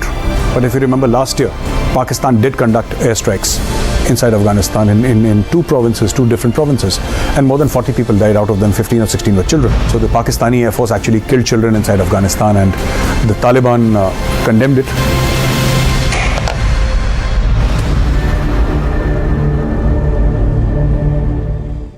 In your view, what was the role of Swami Vivekananda and others like him, and the whole idea of a civilizational confidence in our freedom struggle? So what we are trying to do is to try to secularize and sanitize this history for a certain line of ideological bent. So you have here a country and a civilization, and they have been in this continuous state of warfare. So you have the likes of Swami Vivekananda who are coming out there and saying that we need to stand up for ourselves. And this is the triggering point of this entire movement.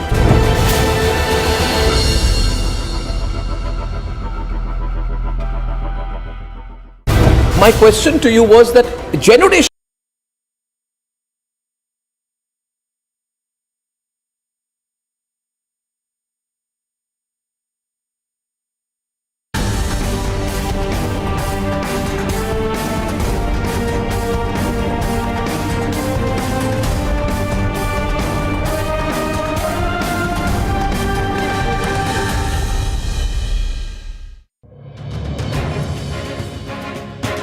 The history of India is a subject matter of interest and debate. Unfortunately, the debate over whether Indian history needs to be rewritten often becomes a shallow, social media-driven political debate. What is forgotten in such a social media debate is the fundamental question of whether the existing narration of Indian history is flawed. Republic Media Network believes that freedom fighters from various strands of both the Hindu right as well as the Marxist left have been disregarded in the narration of Indian history. Our network also believes that individuals and legends like Netaji Subhash Chandra Bose, who posed a challenge to Nehruvian supremacy within the Congress and whose approach to the struggle for independence was different, have been cut out from Indian history. In our attempt to rekindle a discussion on presenting the true history of India, we are featuring the multifaceted Sanjeev Sanyal, whose book on Indian revolutionaries is making waves even before its release. Welcome, ladies and gentlemen, to yet another episode of our restarted series, The Nation Wants to Know. And today I have, on the first episode of The Nation Wants to Know in 2023, I have with me one of India's finest economists, one of India's finest authors, historians, speakers, and for me, one of my best friends, Sanjeev Sanyal. Sanjeev, it's a pleasure to have you. Thank you for having me on your show. No. And I want to begin with the disclosures. We go back a really long way. We do, to Delhi University of the early 90s. Absolutely. Who can forget that? Who can forget that? And also at Oxford, where you were doing your degree and postgraduate degree, and I was doing my master's. So we go back more than 25 years. Absolutely.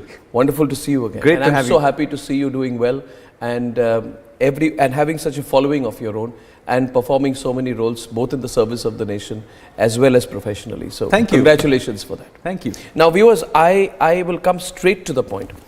And I do believe, viewers, this is a book that, first of all, it's not just a normal plug, but I'm saying this because I believe in it. I believe that this book is something which everybody, their parents and their children should read. It's a book called Revolutionaries, The Other Side, the other story of how India won its freedom. And the context setting for this is simple. The context setting is, Sanjeev, and I'd say this, that we keep talking about when are we going to rewrite our history? When are our children going to see the real history of India put before them? When will we see the truth being put out? When will we see others who have not been recognized being put out? I believe we don't really need to wait for our school textbooks to be changed, because that can't be the only source of our knowledge and information. And I think your book is a big contribution in that. Why do you call it The Other Side of How India Won Its Freedom? Well, because I think there is another story to how India won its freedom. It was not granted its freedom. It grabbed its freedom. And it was not only through the non-violent movement. There was, throughout the British occupation, a armed resistance to the British. This happened right from the beginning with the Marathas and Sikhs and so on. But in the 20th century, with the revolutionaries, you see this really strong armed resistance, which is not just within India, but spanning across the world, from California to Persia to Japan.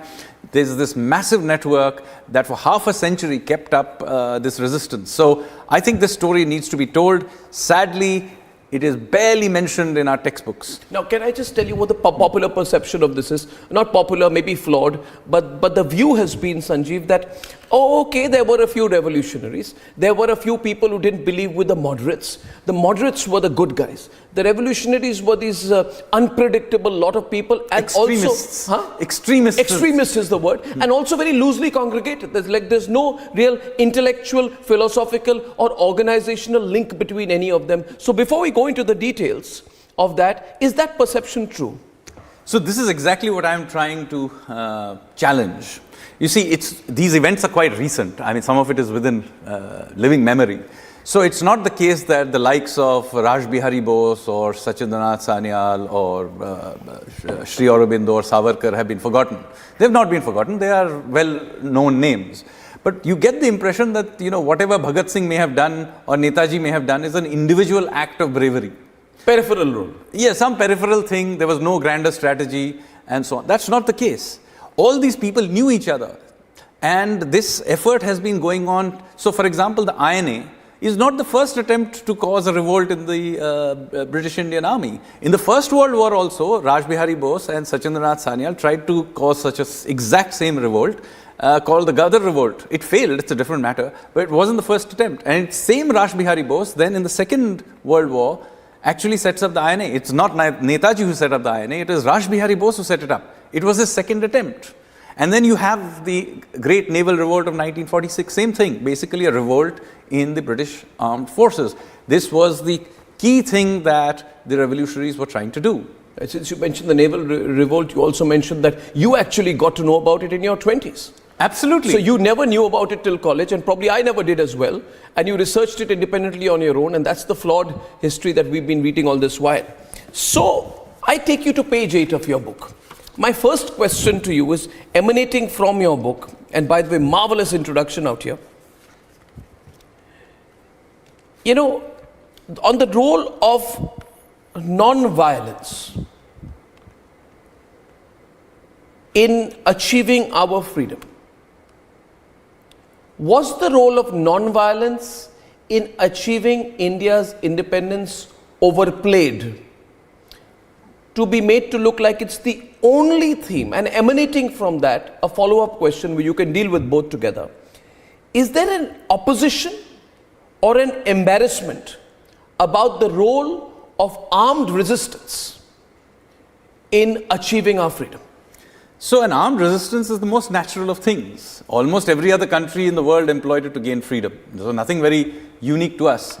The problem is that the story that we are told in official sources is that somehow this movement in India for gaining freedom was uniquely non-violent. Now I'm challenging that. Now I'm not saying that the non-violent movement did not have a role. It did have a role. But the fact of the matter is there was also this other movement, which was a very large movement, which, by the way, didn't just involve the revolutionary networks themselves, but had links to, for example, peasant movements like the Eka movement, or the tribal revolts, for example, by Alluri Sitaramaya Raju, now made famous by RRR.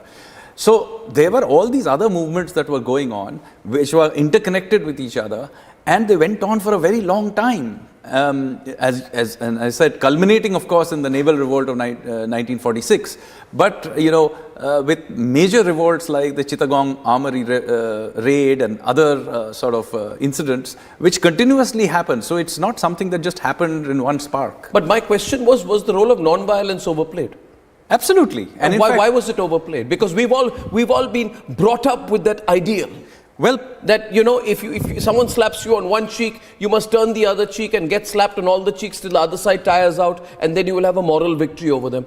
My question to you was that generations of Indians, you and me, have grown up feeling that all that brought us was a passive, non-violent resistance. Now, was that overplayed? Absolutely overplayed. And there are many reasons for this. By whom and why? Well, first of all, you see, the revolutionaries were a big movement. They were even big inside the Congress, big enough that Netaji was able to defeat the Gandhians in an open election within the Congress. But what happens at independence is that most of these big leaders of the revolutionary movement have essentially been killed, or they have died from natural causes in a few cases. Some have been sent to the gallows and so on. So the revolutionaries don't have any leadership left. So when India becomes free, it is essentially comes to be ruled by one faction of the Congress party, and perhaps they are human and they overplay their own role. But here is where I think they really went wrong. They deliberately go out there and suppress alternative narratives. One example of that is R.C. Majumdar, perhaps the greatest historian India has produced in modern times. And he is simply pushed aside deliberately for bringing up other narratives of our freedom struggle. You write here that despite their enormous contribution, virtually none of their important leaders of the revolutionary movement would have lived to see India gain independence. Many of them killed in gunfights, hanged from the gallows, or dying in prison. Aurobindo Ghosh and Vinayak Savarkar, the only two surviving senior leaders, had drifted away from the movement decades earlier. Now, you also follow up by saying that Sachindranath Sanyal, who by the way is your granduncle, and that's a link, it's a disclosure, he comes from a fantastic lineage. Sachindranath Sanyal in the 1920s had a premonition that this would happen. Yes. He felt that the role of all these leaders, many of whom unfortunately never were there on August 15, 1947. In his book, he writes, would be sidelined, and he writes in his book, and I'll quote this, and I want you to talk about it. He says that the reason for writing his book, according to you, was not merely to inspire contemporary revolutionaries, but also to leave behind a personal testimony for future generations. And Sachindranath Sanyal says, I'm writing this book so that in future, a few chapters of Indian history can be correctly written. So in the 1920s, there was a sense growing that all these revolutionaries would be lost in terms of, they saw independence coming, but they felt that their contribution would be sidelined. Absolutely. Why was it so? Why was there this cynicism and pessimism growing? So I don't know why he had this premonition, but he turned out to be absolutely right. I mean, he himself died in 1942. But he wrote in the 20s. He wrote this in the 20s. But what is happening here is, I think, he has this premonition that many of his contemporaries are just going to be killed. He himself is that the reason? Or is it that the Congress party at that time, or the quote unquote the loyalists to the British Empire within the Congress party were sidelining this group? Well, this friction within the Congress is there right from the beginning. We call it the extremists versus moderates in our textbooks. But in fact, I completely disagree with that. I think we should not use that phrase. I love the phrase nationalists versus loyalists. Yes, that's what the revolutionaries called it themselves. Yeah. Now, this friction is always there. And of course, the revolutionaries have this premonition that they might be sidelined afterwards. So they write this, but do remember that when they are writing these things, much of what they are writing is also underground. So much of their literature, you have to understand, is being distributed in large numbers, but as underground literature. Savarkar's book is brought to India in handwritten thing and then later reprinted. So they are trying to tell their story, but through underground literature. So this is also one of the reasons that sort of this premonition may have existed in their minds. My other question to you is, who inspired the revolutionaries more? Indian figures or global events? Because you write, at one point you write, that in this revolution of ideas, obviously there were various influences. If there's someone watching this interview tonight and the question from them goes to you, were Indian figures like Chhatrapati Shivaji, Guru Gobind Singh, inspiring the revolutionaries more in their armed resistance? Or was it global events? Like for example, the success of Marxism, and its evident popularity through the 1920s and 30s. We cannot undermine the contribution of Marxist philosophy, or perhaps Irish nationalism, which was also sort of very prevalent in that period. Absolutely. So which had a greater influence? Well, the revolutionaries were characters of their own time. So of course they were impacted by many things, the Irish, the communism, the rise of Japan, by the way, after 1905, when they defeated the Russians. So there were many external influences, Garibaldi and Mazzini were Italian nationalists and so on.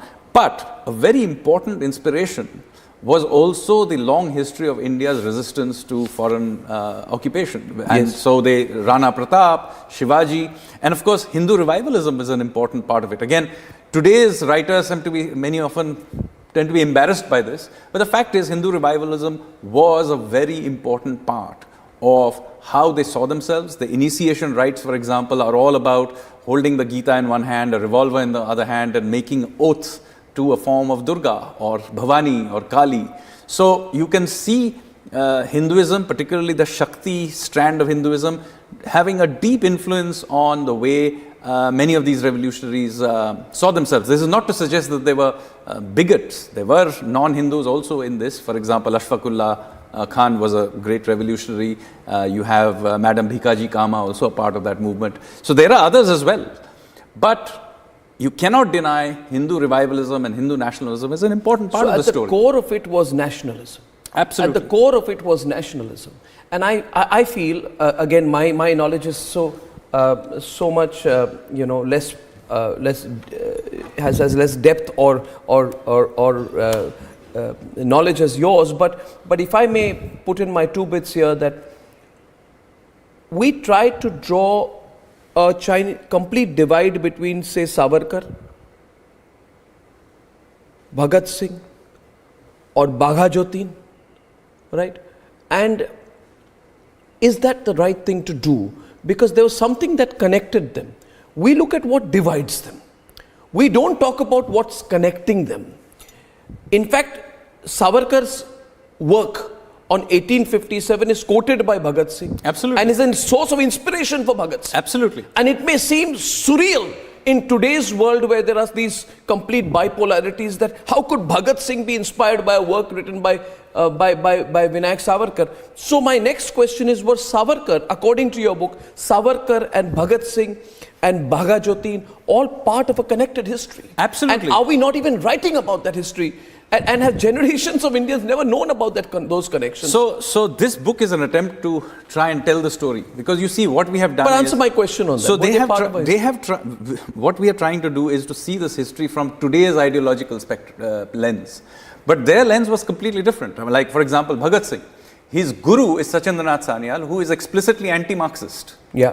So their linkages are different. You have, of course, the Hindu right is a part of the same movement. Yes. Later on, from the 20s, but more particularly in the 30s, you have Marxists in there. You have a large section within the Congress who is aligned to the revolutionaries. And as I mentioned, Netaji was actually able to defeat the Gandhians inside the Congress. So there is strong linkages between all of these characters. And this, incidentally, is true to this day. So many of the streams of today's politics are derived from this revolutionary period. For example, the CPI and the RSP are derived from the Anushilan Samiti. Yeah. As indeed is the RSS, who is also derived from the Anushilan Samiti. So there are different streams, but they were a part of one big project of armed resistance. And they did have many things interconnected in there. So Swami Vivekananda, interestingly, is a huge inspiration across the ideological spectrum. So I think we are not doing justice to this movement by trying to carve them up into small bits and pieces based on, today's ideological debates. Well, I think it's very shallow, isn't it? I mean, let's look at the intellectual roots of who were the inspirational figures who were common to all. And one name which emerges, but which I feel in the context setting of India's freedom struggle, we cannot remove the politics from the cultural revivalism. And I believe that it's very wrong to not talk about the role of Swami Vivekananda. Swami Vivekananda, in my view, and you've written about it, I'm so glad, and we are grateful to you for that, was an inspirational figure. Because as you write, and I want to quote what you write about Swami Vivekananda here. You say that although Swami Vivekananda was not a political figure, his rekindling of civilizational confidence had a huge impact across India and the political spectrum. Virtually all the branches of India's revolutionary movement would come to regard him as an inspirational figure. Absolutely. But then if we are to understand Swami Vivekananda, then we have to go back to Ramakrishna Paramhans. Then we have to go back to another key figure of this movement, Rani Rashmoni, who pushed back the British establishment at that time. These names are not even known. In your view, what was the role of Swami Vivekananda and others like him, and the whole idea of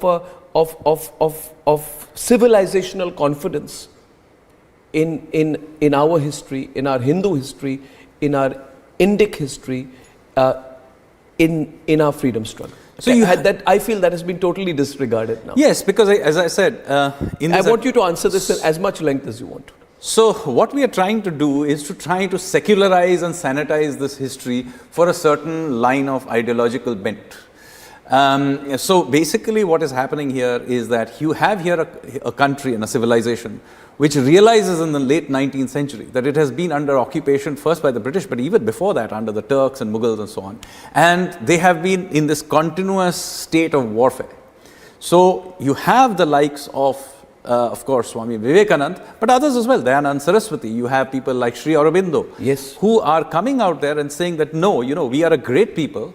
We need to stand up for ourselves. Yes. And so this is the triggering point of this entire movement.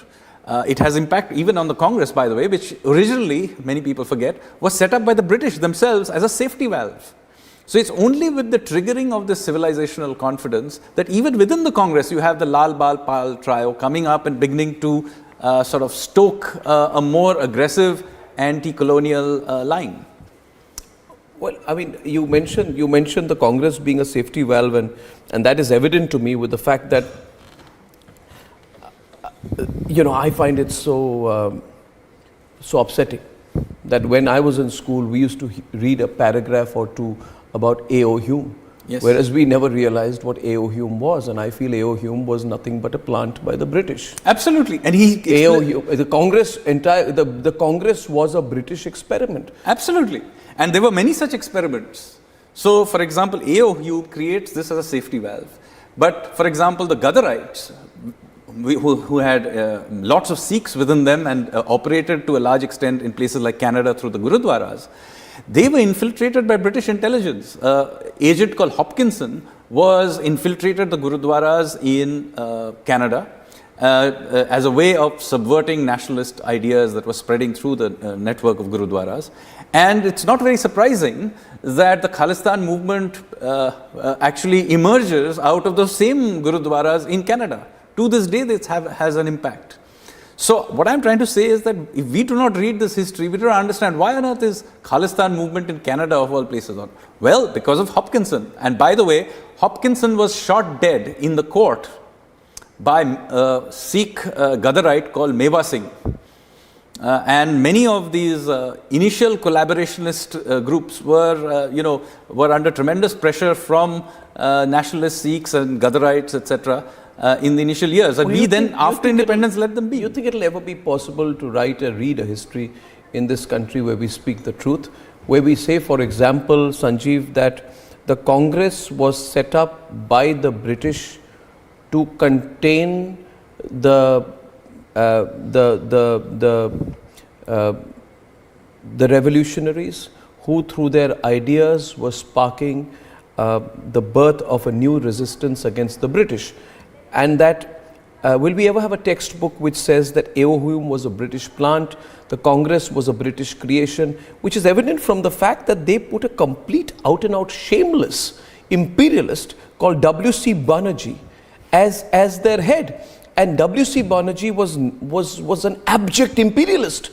He was a loyalist. He was a complete British loyalist who had no affection or he didn't even live in India eventually, and he became a member of the British Parliament. But the problem with are we ready to speak that truth as clearly as we should? Well, actually, why don't we? The tragedy is that there is more than adequate evidence for this. In their own words. But why are we squeamish about it? We are squeamish about it because we tend to think that somehow this has. We must do this because of today's political debates. No, why do we need? You see, there needs to be a resetting here. Absolutely, there needs to be a resetting. See, so we have idolized these people, and with the greatest of respect, we've idolized Dadabhai Nauroji as a great freedom fighter. Well, to be fair to Dadabhai Nauroji, given the context of the time, he was fairly outspoken for his context. Yeah, but it's all relative. But yeah. You quote what he said in his presidential address of 1893, where he says, "I have never faltered in my faith in the British character, and have always believed that the time will come when the sentiments of the British nation and our gracious sovereign proclaimed to us in the Great Charter of the Proclamation of 1858 will be realized."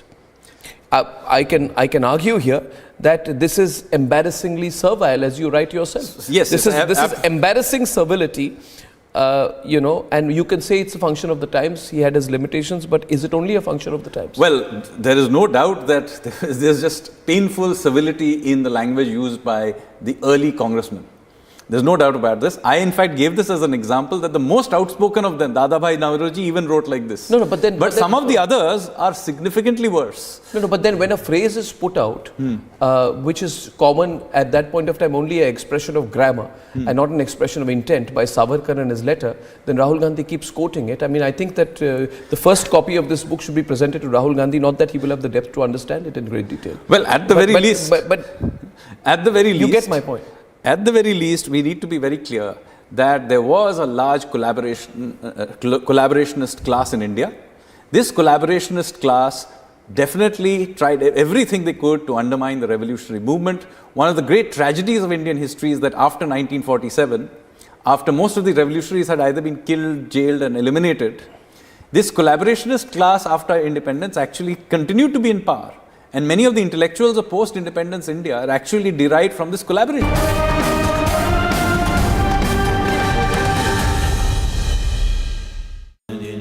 Amity has been ranked India's #1 not-for-profit private university for 10 years, with top 10 ranked institutions in management, engineering, biotech, law, masscom, telecom, hospitality, fashion and more.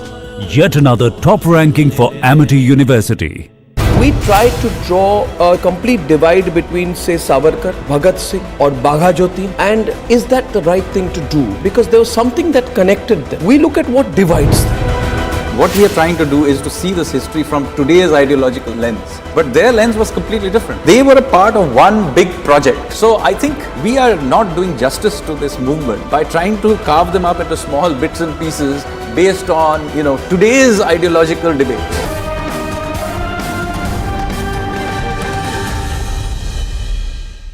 I would argue that the political epicenter of a forward-looking Indian independence movement started with Bal Gangadhar Tilak, Lala Lajpat Rai and Bipin Chandra Pal. But Lal, Bal, Pal have also been undermined. Absolutely. They've been made a side chapter.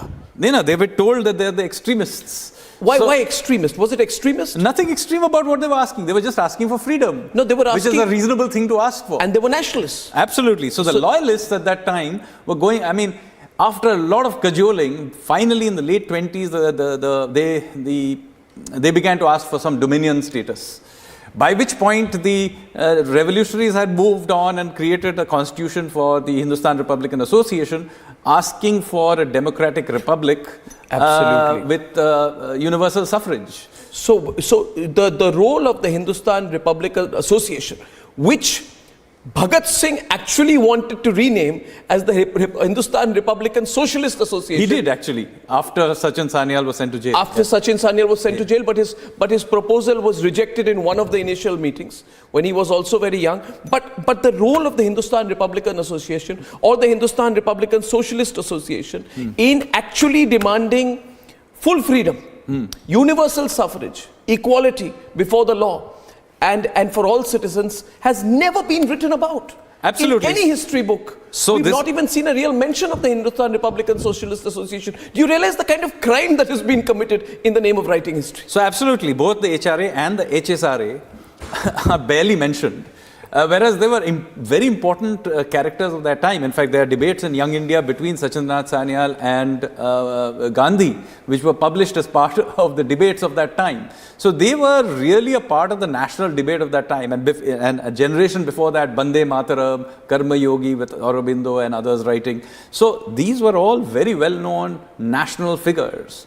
The debates of the time involved these revolutionaries, and yet we have quietly deleted them and you'll get one small paragraph talking about the INA at best, and then everything else is about the Morley Minto reforms and so on. Okay, one other point, these people who call themselves left liberal, I always say there can be nothing called left liberal. The biggest oxymoron, because a leftist can never be liberal and those who are liberal can never be leftists. But the left liberals, quote unquote left liberals, have completely removed any element of revolutionary Marxist influence in our freedom struggle. That does not just end, but it begins with the complete alienation or elimination of Bhagat Singh, from the writing of the history of India. Why is that so? Why has the role of the leftists been undermined? Many of whom had tremendous sacrifices, went underground. Were they also perceived to be a threat? Well, in the specific case of Bhagat Singh, he has been in some ways built up by the left as their contribution to the freedom struggle. But in fact, Bhagat Singh was a part of a movement which was almost entirely nationalist. Yes. His sort of guru, so to speak, was Sachindranath Sanyal, who was clearly anti-Marxist. Yes. And he himself in his text writes, why I'm an atheist, he mentions that almost everybody else is not a Marxist. They had to sort of make him kind of the founder of the movement, because the actual founder of the movement, who is M.N. Roy, who founded the CPI in Tashkent in 1920, he actually drifted off from the mainstream communist movement and therefore became a bit of an embarrassment. So the left had to kind of resurrect Bhagat Singh as kind of their founder, but he was not their founder at all. Even more embarrassingly, the CPI went and actually supported the British during the Second World War against the INA. Yeah. They have more than adequate literature of them mocking, for example, Netaji, which they will now try to be sort of brush under the carpet. Interestingly, the group that got probably the largest group of Marxist revolutionaries that were there ended up in a party that is now almost forgotten, which is the Revolutionary Socialist Party, RSP. It is today not a very important party, but there was a time when it was a significant presence, particularly in Bengal. And again, that party has more or less frittered away. So that's where it is at. And on the other end of the spectrum, of course, there is the RSS. Yeah. Its founder, Hegdewar, was the head of Anushilan Samiti in Maharashtra. And if you see the way the RSS is set up even today, it's directly derived from Sri Aurobindo's pamphlet called Bhavani Mandir, where he describes exactly the network of akhadas, which is what the shakhas are. So there's an enormous contribution of this movement to even understand India of today. So viewers, if you can look at it, what Sanjeev Sanyal just said was, unfortunately, we have been looking at our history through the prism of political convenience. A servile history has been written, aimed at basically being a hagiography of the Congress leadership of a certain strand. Not that they had no contribution, but of a certain strand that's been overplayed. But in the last 2 minutes, if you just heard Sanjeev, you would have seen him refer to Bhagat Singh, Sachindranath Sanyal, Aurobindo. We've spoken about Swami Vivekananda, the intellectual roots. Rash Bihari Bose, Swami Dayanand, the Gadarites.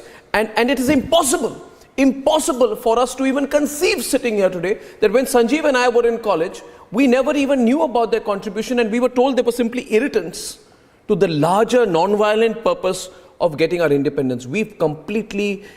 We have completely mutilated our history, Sanjeev. Absolutely. We have mutilated our history. And now I want to, since you mentioned Aurobindo, and I go back to what we are unfortunately embarrassed about, but which is very relevant. Aurobindo. Fascinating individual here. Aurobindo Ghosh, brought up as an Anglophile, broke away. Till a particular point, his father would not even let him read or interact in Bengali, right? And he goes to Britain, he studies in Cambridge, and his story, but at some point of time he rebels against his father and he follows his own heart, and it takes him a long time to find his own roots. But through Aurobindo, I want you to speak a little bit now about the role of Hindu revivalism in our freedom movement. And the reason I'm saying this to you is because it's very easily said, oh, the RSS never contributed to India's freedom struggle. It's a sweeping statement which has been made. It is my contention, but you would articulate it better, that there was a significant role of Hindu revivalism in our freedom movement, because our Hindu roots can never be separated. It can never be separated from our history. I'm quoting to you here, Aurobindo Ghosh's Uttar speech of 1909, where Aurobindo Ghosh says the following: the Hindu nation was born with the Sanatan Dharma, With it, it moves, and with it, it grows. When the Sanatan Dharma declines, and if Sanatan Dharma were capable of perishing, with the Sanatan Dharma, it will perish. The Sanatan Dharma, that is nationalism. This is the message that I have to speak to you. You have also written here that many post-independence historians, in an act of misplaced secularism, downplay the importance of Hindu revivalism in the freedom movement in general and on the revolutions in particular. So we are faced with a very strange situation. You have these writers of history have completely blacked out the role of the communists, the Marxists, and they've also completely blacked out the role of the those who come from a Hindu revivalist tradition. Can you expand a little bit on this, the role of Hindu revivalism in our freedom movement? So we discussed earlier about Swami Vivekananda and Dayanand Saraswati and the Arya Samaj and so on. What happens here is you have here a character, Sri Aurobindo, or Aurobindo Ghosh as he was known then. Yes. He is faced with this crisis particularly because of his father, who was essentially extremely westernized and, what we could maybe even call a collaborationist class, which had developed particularly in Bengal, but other parts as well, who had benefited under British rule and in fact wanted it to be perpetuated. They had basically become brown sahibs. And so Sri Aurobindo rebels against this. He refuses to join the civil service even though he passes all the exams, and then he comes to Baroda and he begins to build this new narrative. And he becomes quite a passionate Devi worshipper at this stage in his life. Okay. He wants to set up this Bhavani Mandir to create this network of warrior monks. And this idea is there everywhere. You see even Savarkar, when he starts out, he gives a pledge to his temple deity of Bhavani. And you see this same imagery coming through very repeatedly in all the revolutionary sort of literature, the terminologies they use. Even the song Vande Mataram, other than the first two stanzas, the others have strong amount of Shakti imagery. So this is an important strand of our freedom struggle. It should not be very surprising because, large majority of Indians are indeed Hindu. The fact that they consider this country as their sacred land would not unnaturally have inspired their freedom movement. So I have no idea why we should be embarrassed about it. It's a factual, it's just a fact of history. And there is absolutely no reason to be downplaying it at all. In fact, you've said also in the same page you write that many of the views held by the likes of Tilak, Savarkar and Bismil mark them out as Hindu nationalists, but readers should remember that their most trusted lieutenants were non-Hindus, John Baptista, Madam Bhikaji Kama or Ashfaqullah Khan. And you go on to say that basically the unapologetic Hindu identity of Tilak and Savarkar does not make them bigots. Absolutely. And that's a learning for the times. Absolutely. For example, so the stereotyping which is going on right now in social media, elsewhere, by people who do not go into depth, is terrible. In fact, I think when I read your book, that made them a bigger threat. Absolutely. To the British. Because the fact that they brought everyone together. Yes. So Sachindranath Sanyal is an inspiration for Bhagat Singh. Now today, oh my God, how can somebody who belongs ideologically what we would today call to the right have inspired somebody from the left? Well, they would have probably laughed at this argument in the first place. Netaji, for example, was very much inspired by Shaktism, but he sort of, but he belongs to the left. Yes, he did, but he was also a big Durga Bhakt and inspired by Swami Vivekananda. So today's way of splintering all these people and trying to diminish them into these boxes is absolutely wrong. In fact, that's the whole Indian identity. That's Bharatiyata. We soak in every tradition. We bring in the best of all the traditions. Our Hindu philosophy. We learn about Irish nationalism. We talk about the Russian Revolution of 1917. We take the best ideas and we bring them into our own context. But that's not the way in which this has been written. One point here, page 34, you very interestingly quote, I'll take a few more minutes here. You say that, when, I think this is your reference to where you're writing in great detail to the support that Sayaji Gaikwad gave to Sri Aurobindo. And you talk about how the Delhi Darbar happened at that point of time, and Sayajiji Rao Gaikwad was very careful to support Aurobindo, but not be seen to be overtly supporting Aurobindo, because he had to play a little bit of a middle role. Yes. He couldn't go completely foul of the British. So he went to the Delhi Darbar of 1911 when George V, I think, was visiting India. But when he went up to the dais, there was a single perfunctory bow. Then he walks back and he shows his back to the emperor. He's forced to write a letter of apology, but it was an act of defiance, I think, well thought out by Sayajiji Rao Gaikwad. But Motilal Nehru, who was a witness to the event, was very upset at Sayajiji Rao Gaikwad, which gives me a feeling that Motilal Nehru in 1911, unlike what the Nehru-Gandhi family, Nehru-Gandhi-Vadra family, as I described them, would like us to believe, was quite servile himself to the British. And he says to Jawaharlal, he says, "I'm sorry to say that Gaikwad has fallen from the high pedestal he once occupied in public estimation." Absolutely. So Motilal Nehru was certainly not happy about what Gaikwad did at the Delhi Darbar. Yes, Motilal Nehru did belong to what would be called the loyalist faction. But to be fair to him, there were periods in his life where he also did support the revolutionaries, for example, in the 20s, when he was in the Swarajist faction as well. So I can argue that was convenient at that point of time. Maybe. But the fact is that he was, no doubt about it, that Motilal Nehru was a politician of his time. He was playing to whatever happened to be the audience that he was. He belonged to the moderate faction. Later on, he joined the Swarajists, who had derived from the Tilak's faction, the Lal Bal Pal faction, and so on. And at times, he did support the revolutionaries as well. But yes, at that particular instant, there is no doubt that he was a loyalist. Let's have a transparent reading of history. Can I ask you a question here right now? First of all, Sanjeev, why does the lobby hate you? They say, why does Sanjeev Sanyal need to get into this? He's an economist, he's been a banker, he's worked with a global MNC bank, he's in the government. They're okay with, they tolerate you up to that point. When you get into history, they savagely attack you. And they say you are an interloper, you do not have a PhD in history, you do not have academic credentials in history, and therefore you should keep your mouth shut. Well, I probably get attacked quite a lot on my economics as well. But yes, it is very often brought up that I am not trained historian. But my view is I have never claimed to be a trained historian. And there are many instances in many other fields where big changes have happened because of outsiders. I mean, for example, physics was completely transformed by Einstein, who was not a professor, but a patent office clerk when he made all those big changes. So outsiders have always changed fields. But what happens here, I think, is that I am beginning to question some very long cherished mythologies that were created particularly after independence, by eliminating from the story other narratives. For example, those of R.C. Mazumdar or Jadunath Sarkar and others. And I am very inconveniently bringing some of this back into the conversation.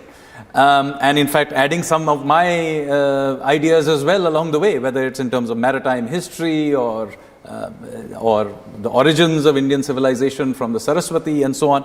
And I feel that that is definitely threatening to many academic careers.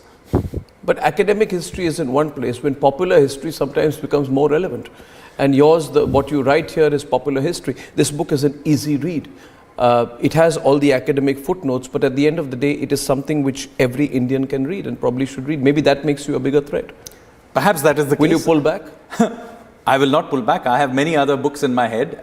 Some of them are not in history. They're in other fields, including economics.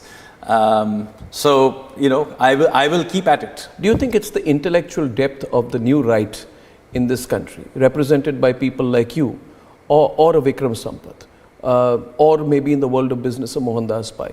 Arguments which are not just, fleeting arguments, but which are backed up with fact, a fair amount of research and original thinking, which prove to be a bigger threat to these people who have been holding the establishment for the last 70 years, and they see that as a potent threat. Hence, there was also an attack on Vikram Sampath, a pretty savage attack at the same time. Yes, so, in India's intellectual world has been dominated by two versions of the left, the Marxist left and the Nehruvian left, for a very, very long time. And even after 1991 reforms, the intellectual space continued to be dominated by them, even if the rest of the economy and society changed. What you're seeing now is a challenge by the non-left through, of course, this is a book of history, but you also see that in the field of economics and sociology and other fields, or even for that matter in international relations, other ideas now beginning to knock on the door. And I'm not surprised that the incumbents will feel threatened by that. Do you think our last question, since you have been a macroeconomics student and practitioner for most of your career, do you think as our economic cloud grows, our awareness of the depth of our Indic civilization needs to grow, and awareness of it needs to grow to really achieve what the Prime Minister speaks about? Absolutely. Being a developed nation. We can't just be developed economically and not in terms of self-awareness. So every civilization digs deep during its period of revival. I mean, you look at the Europeans, they dug back to the classical period when they went through the Renaissance. The Chinese are currently rediscovering a lot of their own history as they emerge. I mean, whether you like their belligerence on international affairs is a different matter, but certainly their revival is heavily dependent on understanding their own history in their own terms. And our own revival, as we are going through it, will be based on a better understanding from our own lens of our own history. And I think that is an absolutely important ingredient in the story. I think that's absolutely fantastic.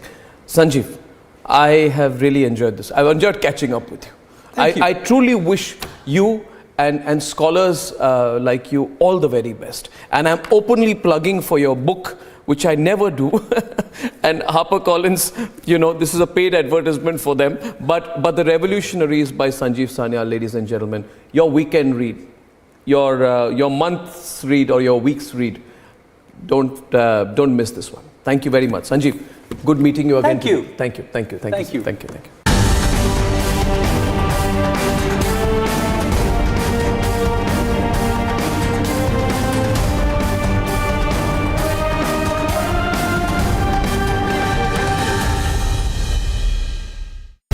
My question to you was that generations of Indians, you and me, have grown up feeling that all that brought us was a passive, non-violent resistance. Now, was that overplayed? What happens at independence is that most of these big leaders of the revolutionary movement have essentially been killed or they have died from natural causes. So the revolutionaries don't have any leadership left. So when India becomes free, it comes to be ruled by one faction of the Congress party. Here is where I think they really went wrong. They deliberately go out there and suppress alternative narratives.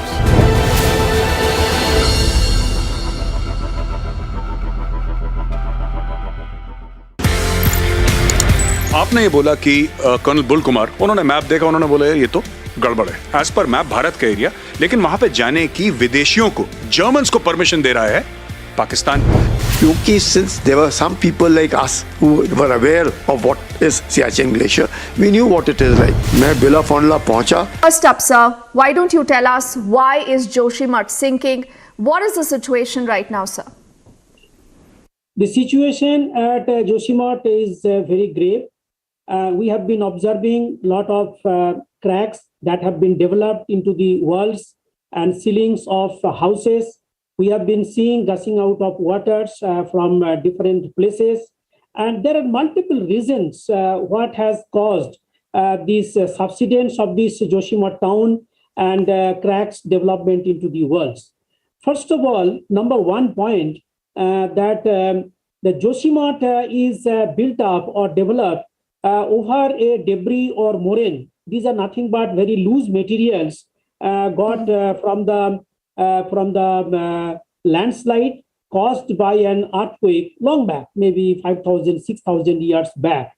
So you can understand that time when Sankaracharya, that place was here, it was not developed this much today what we have been observing. And particularly, second point is that Joshimath has been a gateway to the Himalaya. If you want to go to Badrinath, if you want to go to Oli, if you want to have a visit into the UNESCO heritage site, if you want to have some sort of trekking, if you want to have any sort of things through Joshimath only, you go different places. Most of the people, whether they are pilgrims, whether they are tourists, whether they are trekkers, they make this Joshimath as a base, then from there they go. And Joshimath also has been an important place strategically, and a lot of road constructions have been going on. From hydroelectric power project also, a lot of activities, tunnel constructions and etc. going on. So what is happening in course of time today, we have observed that there have been tremendous developmental activities over the Joshimath town. And if we look into the ground rock or basement rock over which the city or the town have been built, they are not that much strong, which is not able to sustain the load being exerted by the structures, properties, the hotels, restaurants are there into the town. So the overburden load has been excessive, number one, and the basement rock is not that much strong, because I told that the city has been built over a loose debris material came from the landslides caused by an earthquake. And all of us know that Joshimath is situated in seismic zone 5, where a lot of tectonic movement goes on, and it is tectonically very, very active. And we have observed in 1991, Uttarkasi, 1999, even Chamoli, a 6.8 magnitude earthquake. A lot of things are happening. So if we look into the subsurface, there are a lot of activities, tectonic, neotectonic going on. If we look into the surface, there are a lot of anthropogenic activities or development activities going on. And if we look into the climate-induced phenomena, 2021, October, we have heavy rainfall into this region. 2022, February, we have Daliganga, Rishiganga deluge. And these two incidents have flown a lot of debris and water into the rivers and nalas.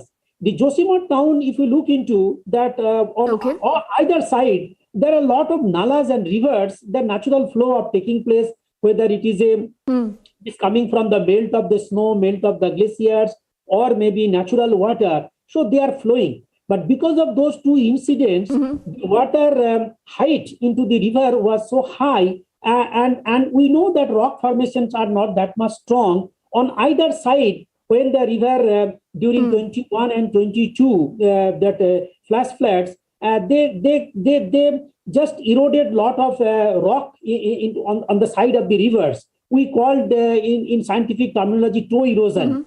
So you can see that when there is toe erosion taking place, that means and the houses and a lot of buildings, restaurants have come into the slope of the regions. So they are built on that loose materials. And from the bottom, there have been toe cutting. So you can understand there is every possibility of sinking of the town because of two important factors: the factors going on at the bottom, as well as the factors on the surface load because of the heavy constructions all are going on. So they are creating pressure from top and from bottom also. So Dr. Sen, some sort of hollow. Yeah. So, sir, what you're telling us is pretty scary. And, we are looking at these images also on our screens. Our teams have been on the ground.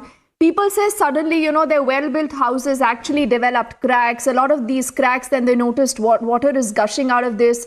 We do know that the Prime Minister's office has intervened. They are tracking what's going on. What should be done immediately, sir? Before we take this conversation ahead, it's important, I think, to address the issue that can anything be done even now? Yes, you know that we have already seen that development of the cracks, etc., and the city is fully stressed by different type of pressures. And now, without going to immediately, without any scientific investigation, first job is that we need to stop all the developmental activities, number one, and government has taken the initiative in that direction. Number two, that wherever we have seen all the development of the cracks, and those houses should be abandoned, and people have to be evacuated, and they have to be given a shelter elsewhere temporarily at this moment.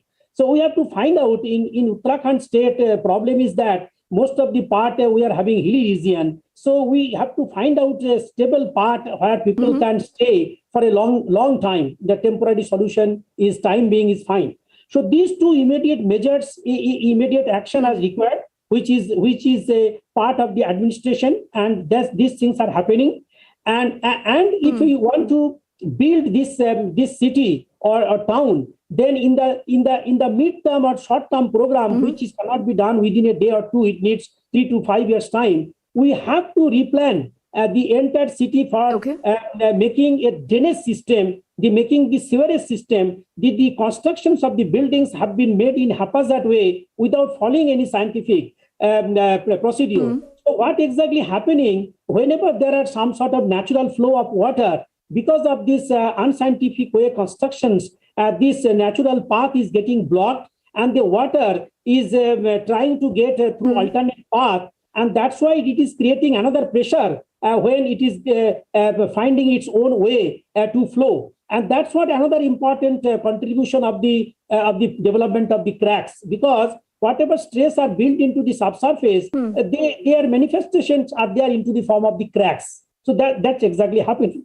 Third important thing in this region also, some developmental activities, the road constructions or tunnel, and there have been, whenever it is done, there have been some sort of blasting. And even if blasting is small amount, the small cracks, hairline cracks, at the end when city gets developed, so many buildings, so many big widening road comes, definitely they add. And then it also makes some sort of impact to these regions. So all these things, I think the first and four important thing that they have stopped the developmental activities, they have started evacuation of the people. And now next step, that scientifically, we need to assess the region step by step and replan the city. We can't make the replanning into the hill station like the plan we follow into the plain. Here it should be different. It should be gradational way, because it is a slope region. There are a lot of stress in directional stress into this region. In the plain, it is a vertical stress whenever we have some constructions. Here it is this slope region. It gives in different directions. Number next important thing, that in the long run, what we can do, that we can have some sort of microzonation into this region. We should find out that which part is more vulnerable for the landslides and which part are the medium vulnerable and the low vulnerable, and that the most vulnerable zone should be completely banned for the further constructions, and medium vulnerable zone, some up to the cartel of the building, up to the limited constructions should be allowed. And the low vulnerability we should plan, but these are all long-term program. At this moment, scientifically, we cannot talk all those issues that can be done in 5 to 10 years time. We have to do something immediately, and that already has been started. And I think some sort of measurements are also going on. Some sort of measurements are also going on, and scientifically we can assess that this is very important, that we have identified this region is a very, very landslide prone zone as well as earthquake prone zone. And this landslide particularly doesn't take place unless there are some other triggering phenomena. So one of the most important triggering phenomena is the rainfall. So we are having a lot of fear that in the month of January, February, if there is a rainfall, already cracks have been developed. And if rain percolates through the cracks, they will create a plane of weakness. And through the plane of weakness, there will be every chance of the sliding of the material, what we call the landslides, number one. Number two, we also cannot move out, rule out any sort of possibility of earthquake. Even a small magnitude earthquake can shake the region. And if it happens, then also the region will have some sort of disaster in the form of landslides. And anthropogenic activities, definitely, if there have been some sort of excavation, there are some sort of construction, blasting, that also create impact to the stability of the regions. So slope instability study, all these things, these are all later part. So immediate action is that in the immediate part is that evacuation of the people, abandoning that houses which have developed crack, and stopping of the constructive or developmental activities, whatever is going on. And the second phase, we have to replan, and we have to use impervious material. Yes. In this revolution of ideas, obviously there were various influences. Were Indian figures like Chhatrapati Shivaji inspiring the revolutionaries more, or was it global events? The revolutionaries were characters of their own time. But a very important inspiration was also the long history of India's resistance to foreign occupation. And of course, Hindu revivalism is an important part of it. How they saw themselves, holding the Gita in one hand, a revolver in the other hand, and making oaths. So you can see Hinduism, particularly the Shakti strand of Hinduism, having a deep influence on the way many of these revolutionaries saw themselves.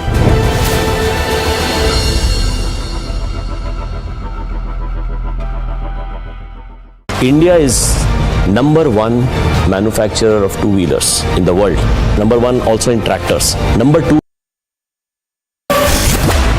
This is Abhishek Kapoor reporting from New Delhi, and this is Republic.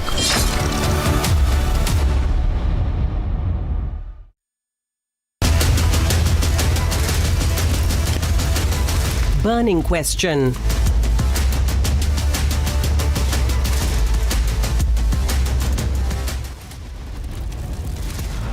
Two major attempts of terror are thwarted. 2 terrorists killed in the Poonch sector. IED recovered in Rajouri. DMK MLA's bizarre claim. He says Narendra Modi and the BJP have killed Jayalalitha.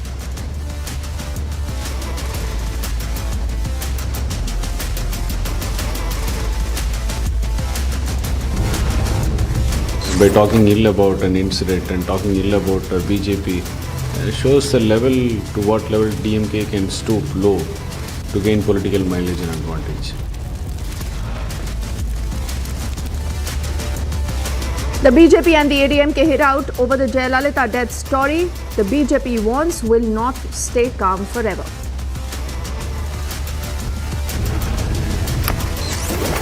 Janata party की सरकार में न्याय की उम्मीद मत करिए। Police प्रशासन उसके साथ है जो अन्याय कर रहा है, झूठ बोल रहा है। It's a big face-off after the SP media cell member is arrested. SP holds a protest, gets an FI registered against a BJP leader. Nitish Kumar पर दबाव बनाने के लिए जल्दी छोड़िए बिहार की गद्दी और जाइए केंद्र की राजनीति कीजिए, तेजस्वी को बनाइए बिहार का मुख्यमंत्री।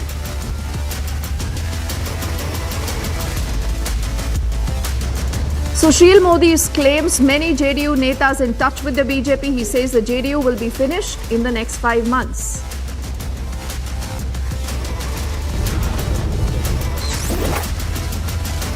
And the Prime Minister's office takes note of the situation in Joshimath. The NDRF, the SDRF teams are rushed. NDMA will be reaching tomorrow.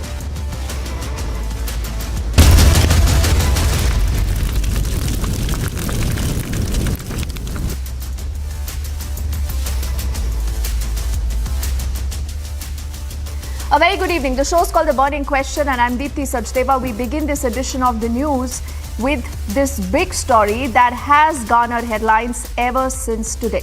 Now what's happened is that you have a DMK neta who on stage, while he's addressing his cadre, goes on to make an absolutely bizarre claim.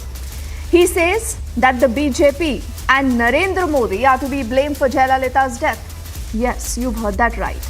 He is blaming directly the Prime Minister and he says there is the Prime Minister's hand, his involvement in the death of the former Chief Minister of the state of Tamil Nadu. When asked whether he has proof, he decides to run away. But the clear question is the DMK getting unnerved with the BJP's gaining clout in the state of Tamil Nadu? The BJP says yes. But how will the DMK even defend this comment? Let's bring up the entire story first up and then we debate. This viral video has triggered a big political face-off.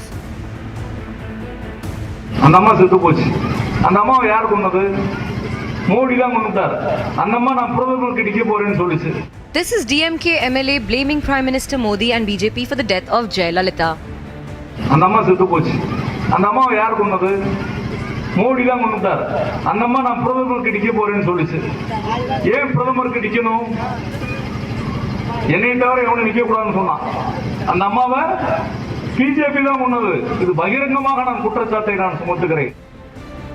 Law Minister of India Kiran Rijiju hit out at the DMK MLA. BJP warned that they won't stay calm forever. AIADMK also questioned the low level of politics. If he has so much of credible information, why didn't he depose himself before this R. Muasamy commission? So trying to play petty politics by pleasing his master Stalin, by talking ill about an incident and talking ill about BJP, shows the level to what level DMK can stoop low to gain political mileage and advantage. Not the first time that DMK is losing plot. It's the same DMK whose ally VCK demanded for a separate Tamil Nadu and the DMK stayed silent. Now its own leader is making personal attack at the Prime Minister of the country, making bizarre theories without any evidence. But the top leadership of DMK is silent. Can such grave allegations be made without any accountability? Let's debate.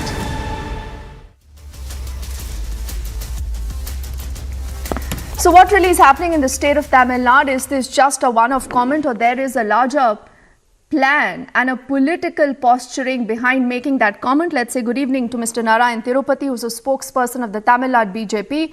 Prakash M. Swamy is a senior journalist. Karai Selvaraj is a leader of the MDMK, and Jagdishwaran is a political analyst completing our panel. And I want to begin this edition of the debate by getting the first comment with Mr. Selvaraj. Now, Mr. Selvaraj, you, along with the DMK, are running the state of Tamil Nadu. Will you take responsibility for this comment that has been made by a DMK neta?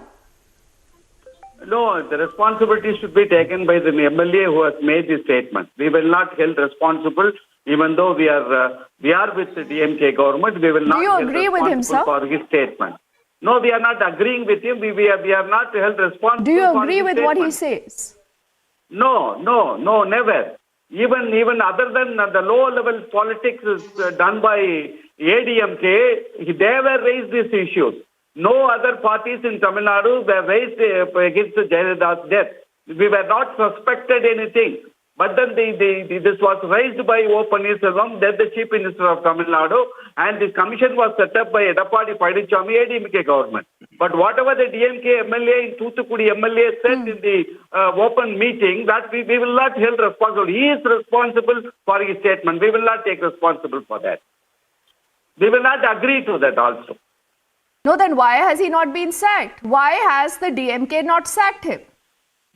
You know, that you have to ask questions to the DMK. But as a party, we are going along with the DMK and jointly with the DMK. We were not part of the government. The DMK is running the government. The DMK High Command should give reply to the statement made by... You think, okay, I'll make it a little easier. Because, we must tell our viewers the DMK decides not to speak to Republic. We do not know why. Now, Mr. Karai Selvaraj says, though he's representing the MDMK, but he says, listen, don't ask us, ask this question to the DMK. Now, I want to know whether there has been any public, apology that has been issued by this leader. So the answer is no. Has this neta been sacked? The answer is no. Has he been asked to take back the statement? The answer is no. So does this mean that you can, come in public domain, make such a kind of an allegation, and a baseless one? Because if he has the proof, he must put the proof out in public domain. Would you want him to apologize? Will you ask the DMK to actually sack this neta? Mr. Selvaraj? They will respond. The High Command of DMK will respond to the allegations made by their MLA. They should ask for these apologies, and that is their decision. That we will not get into that activity. They should do it. Unnecessarily making a comment on the Prime Minister of India, Modi, is responsible for the death of Jayalalitha. We are not agreeing to that. But the low-level politics is done by ADMK itself. They have spoiled the image of Jayalalitha. They asked for this inquiry. And the commission was set up by ADMK Chief Minister, then Chief Minister Edapadi Padichami.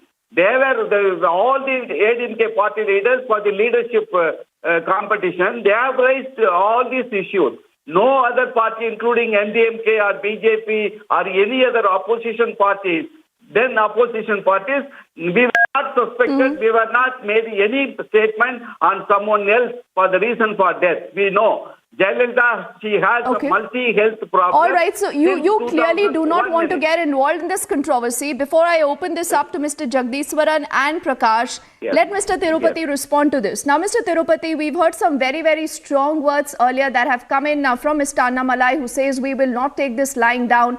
What does the BJP intend to do?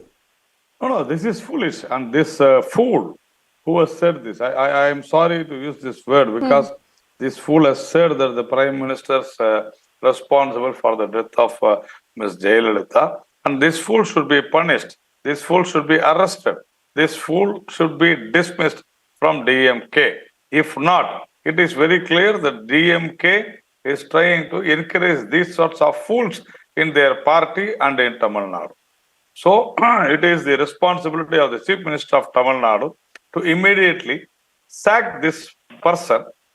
In fact, tomorrow the Legislative Assembly is scheduled in Tamil Nadu. So before that, before morning 10 o'clock, we demand that this fool should be sacked from DMK and he should not enter the assembly. I think that should be the thing. I appreciate Kare Selvaraj, my friend, for entirely, distancing from this issue. And I demand Mr. V. Gopal Swami, their leader, to demand the arrest of this person. If at all what Mr. Kare Selvaraj says, if he is really true in his words, he should ask his party leader, Mr. V. Gopal Swami, to immediately demand the arrest of this person. Please wait and watch. Okay, but we've seen Mr. Tirupati, so many stories out of the state of Tamil Nadu, whether that is about the kind of behavior that these goons unleash. We've seen that. Also the kind of comments earlier that were made about Khushbu Sundar, but we haven't seen any kind of action. And Mr. Selvaraj, why do you tolerate all this? Why should you be tolerating the DMK and their high-handed behavior like this if it gives you also a bad name? No, it happens with every party. There are someone MLA or some cadres or some leaders in the open meeting. So you normalize this behavior, Mr. Selvaraj? You normalize this behavior? No. These kind of issues with every party. Every party has problems, and if this statement comes, and we condemn. Mr. Tirupati does not agree. He is countering you.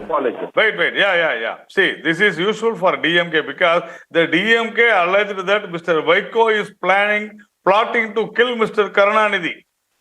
And this is what the DMK had alleged, that Mr. Karunanidhi was being plotted to kill by Vaiko. And this is not new. Kare Selvaraj, I am talking for you only. I am not talking against you. Please understand. Is it true or not? Your leader, Mr. Vaigopal Swami, said this. And he said that this DMK is trying to say that he is plotting to kill Mr. Karunanidhi. So it is not new for DMK.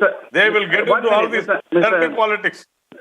Mr. Narayanan Tirupati, I appreciate, but that is not the issue to be discussed today. No, is it true or not? The statement is it true or not?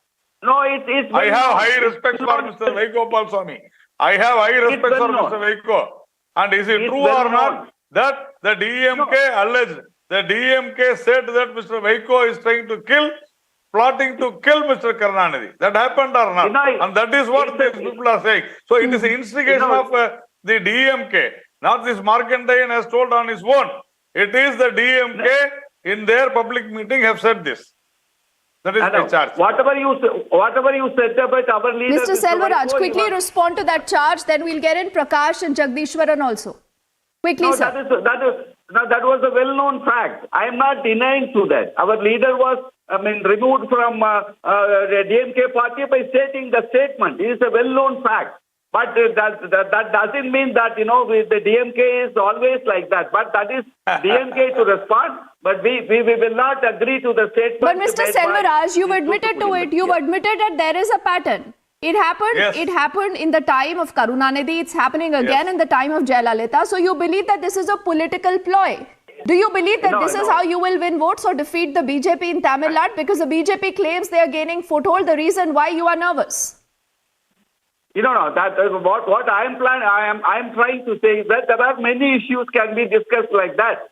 We can counter one by one. But the issue today is that the DMK. Okay, I'll just request you, Mr. Selvaraj, to be patient with us.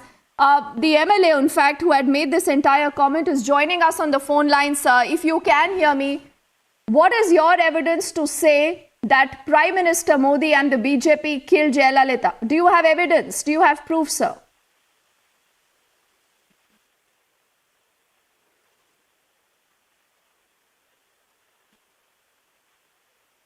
Okay, I do not think that he can hear us, but we'll get him back on the phone line. Okay, I'm told that he continues to be with us. So, Mr. Markande, if you can hear us, please do tell us whether you believe that you have proof, sir. You've made a big charge that Prime Minister Modi was behind the death of Jayalalitha. How? Hello? Hello? Yes, sir, we can hear you.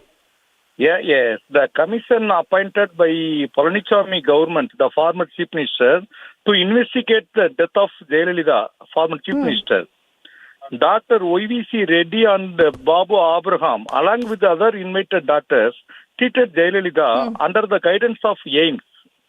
However, despite the suggestion of Apollo Hospital's own doctor to perform angio and surgery, the hospital refused. The government and hospital refused to the public that Jayalalitha was doing well. No. Mr. Markandan, sir. I mean, because, you're talking to us, I think it's important to put out the story as it is. What did you say verbatim? You said that Jayalalitha was killed because she was a challenger to Narendra Modi. Yes. The public meeting, I said the matter. The AIMS hospital is under the control of the government of India, the medical minister. The cabinet ministers, the head, the Prime Minister Modi. The AIMS and the Modi led the cabinet played the irresponsible role in the situation. It is also wrong, nothing that Jayalalitha's death resulted in collision between ADMK and BJP, which is here the opposite.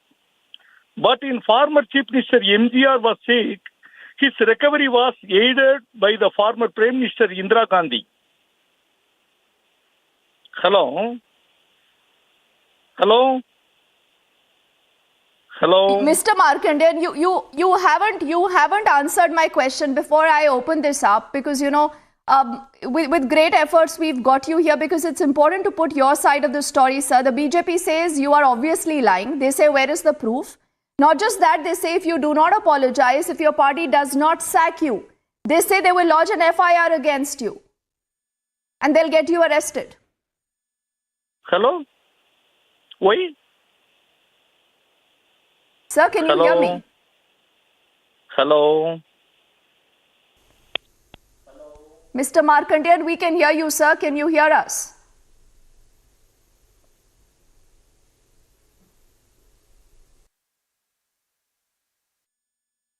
Okay, I think he did not want to take that question. But I please remember are continuously trying to get him back, because Mr. Selvaraj, here is the Neta himself from the DMK who says, I stand by my comment. He is not willing to apologize. So clearly he is emboldened because the party, that is the DMK, has not acted upon it. And he can make that bizarre claim he doesn't have any proof or evidence, sir. In my view, when the investigation started by Justice Arumugaswamy Commission, they have submitted the report. They have accused, they have pointed out somebody to be further investigated, and they have listed out the reason for it, and they have further suggested to go for a detailed investigation in these issues. But nothing warranted. So how is it that this Neta is not aware, sir? That means that there is a clear political ploy. Because you want to target Narendra Modi, and like Annamalai says, this is a strategy for 2024. You are scared. No, there is a complaint. There is an investigation report say that AIMS has not taken care of well about the Jayalalitha. They have not directed well. That are all. They were only advisories, sir. Mr. Kare Selvaraj, That's all fine. you know what it is. 1 minute. AIMS doctors were just, just guiding. You know that. The guidelines Don't given try by to AIMS support doctors this. were not up to the mark. That is what the report, but I am not justifying that. But because of the guidelines... So does it by anywhere AIMS, say, Mr. Selvaraj, does it anywhere say that the BJP or Narendra Modi was behind Jayalalitha's death? Tell me that, sir. Where is that written? That's what is coming to that. Maybe the AIMS, they may not be done their duty properly, but that doesn't mean that they'll have to point out Prime Minister of India, Modi, is responsible for it. If some problem is there, directly accuse AIMS. Since because the AIMS is under the control of the Prime Minister of India, but we will not directly can be convicted. Rather, that is what the word he has used. Modi is... You know, Mr. Selvaraj, you know what this strategy is called, sir? You run with the hare, you hunt with the hound. Because from the dais, Prakash and Jagdishwaran, I'll come to you now. It's actually said that make a comment like this, and otherwise you will come on TV and defend him. I'm told that the MLA, Mr. Markandeyan, is back with us. Sir, can you hear us? Okay, I think he's disconnected the call again, but this really tells you that the story is going to get big. The BJP not leaving this opportunity. The BJP says, where is the proof? If there is no proof, there is absolutely no basis of making an allegation as grave as this. Before I come into Mr. Jagdishwaran, Prakash. Hello. Prakash, you've been very patiently listening to this entire fracas that we've seen, the BJP versus the DMK and the MDMK. But Prakash, what do you think is really happening? Is the DMK today nervous of the BJP gaining ground in Tamil Nadu? Is that making them nervous? First of all, this is absolutely Prakash, ridiculous. Apologies, I'm told Mr. Markandeyan is back with us. I'll just attempt if we can hear him this time. Sir, good evening. Can you hear us again?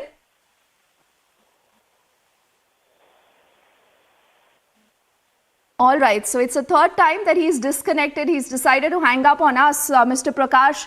Why is he running away? Why does he not believe that it's important for him to clarify?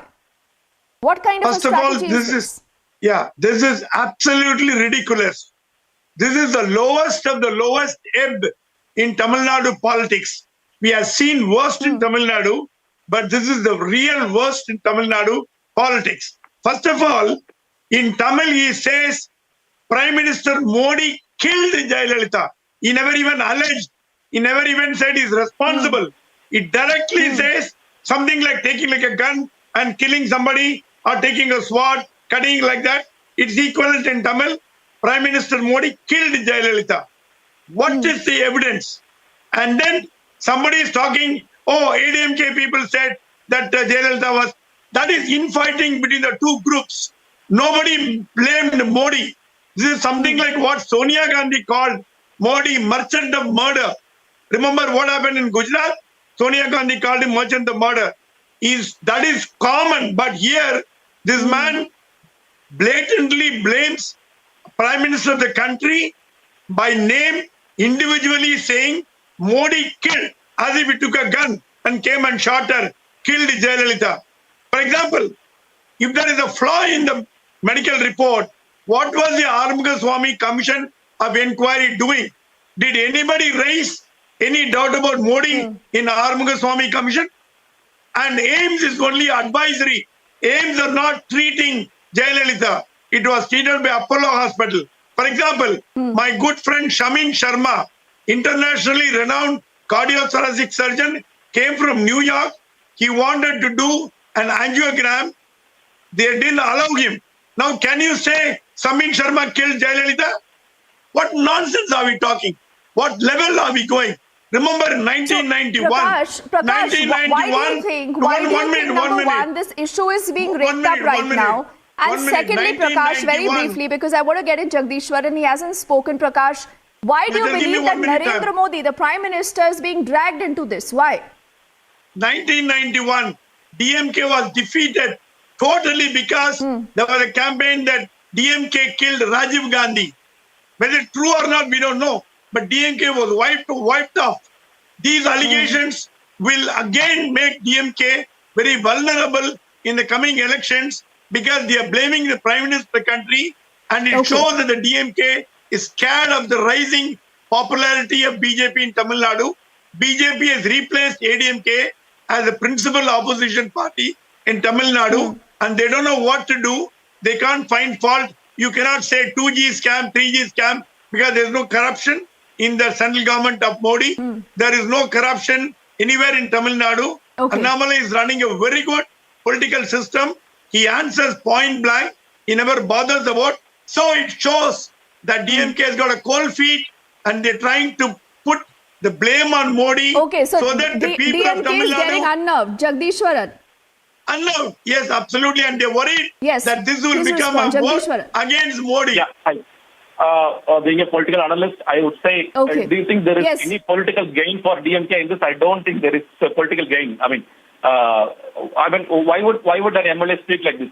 The thing is, he was with the ADMK for so long. This guy just switched sides and became an DMK MLA. So he still has that Amma, whatever you called it. He thinks he's allegiance to Amma and Jayalalitha. And that's why he's making this allegations. I mean, I would say it's nonsense, it's stupid. There is no second thought about that. You know, Jagdishwaran, it's interesting.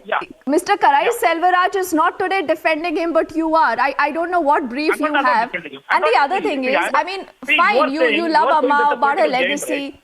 No. That's fine. But Jagdishwaran, where is the proof? Tomorrow anyone can make any kind of allegation, and you believe that can be accepted? And this is against the Prime Minister of the country? No. And you're saying that Jayalalitha is killed because she could have been competition for Narendra Modi. That is what he says. No, she was trying to get competition. She even told do you want to vote for this lady or Modi? She asked that, and that's all happened in 2014. But still Modi won. We all know that. But this is a conspiracy theory now. This is a conspiracy theory. This has been set with an agenda, like Prakash is underscoring. What is the agenda? Stupid theory. There is no second thought. It's a stupid theory. There is no second thought. It's a nonsense allegation. I'm not backing on that. The thing is, if you are saying there is a political gain for DMK from this, I would say there is no political gain. Why? How would a political gain come by just accusing Prime Minister? So should the DMK not sack him? Jagdishwaran, quickly. Should the DMK not sack him? Should the DMK not put out a statement saying we do not agree with this kind of a comment and we strictly object to this? Of course, DMK should take any action. I have no second thoughts on that too. DMK should definitely take action because this cannot continue. We saw Sadiq talking about Kushbu. We saw many people who are continuously doing it. There has to be a full stop, and that has to come directly from the CM. I would say the CM should say stop. So is the DMK then?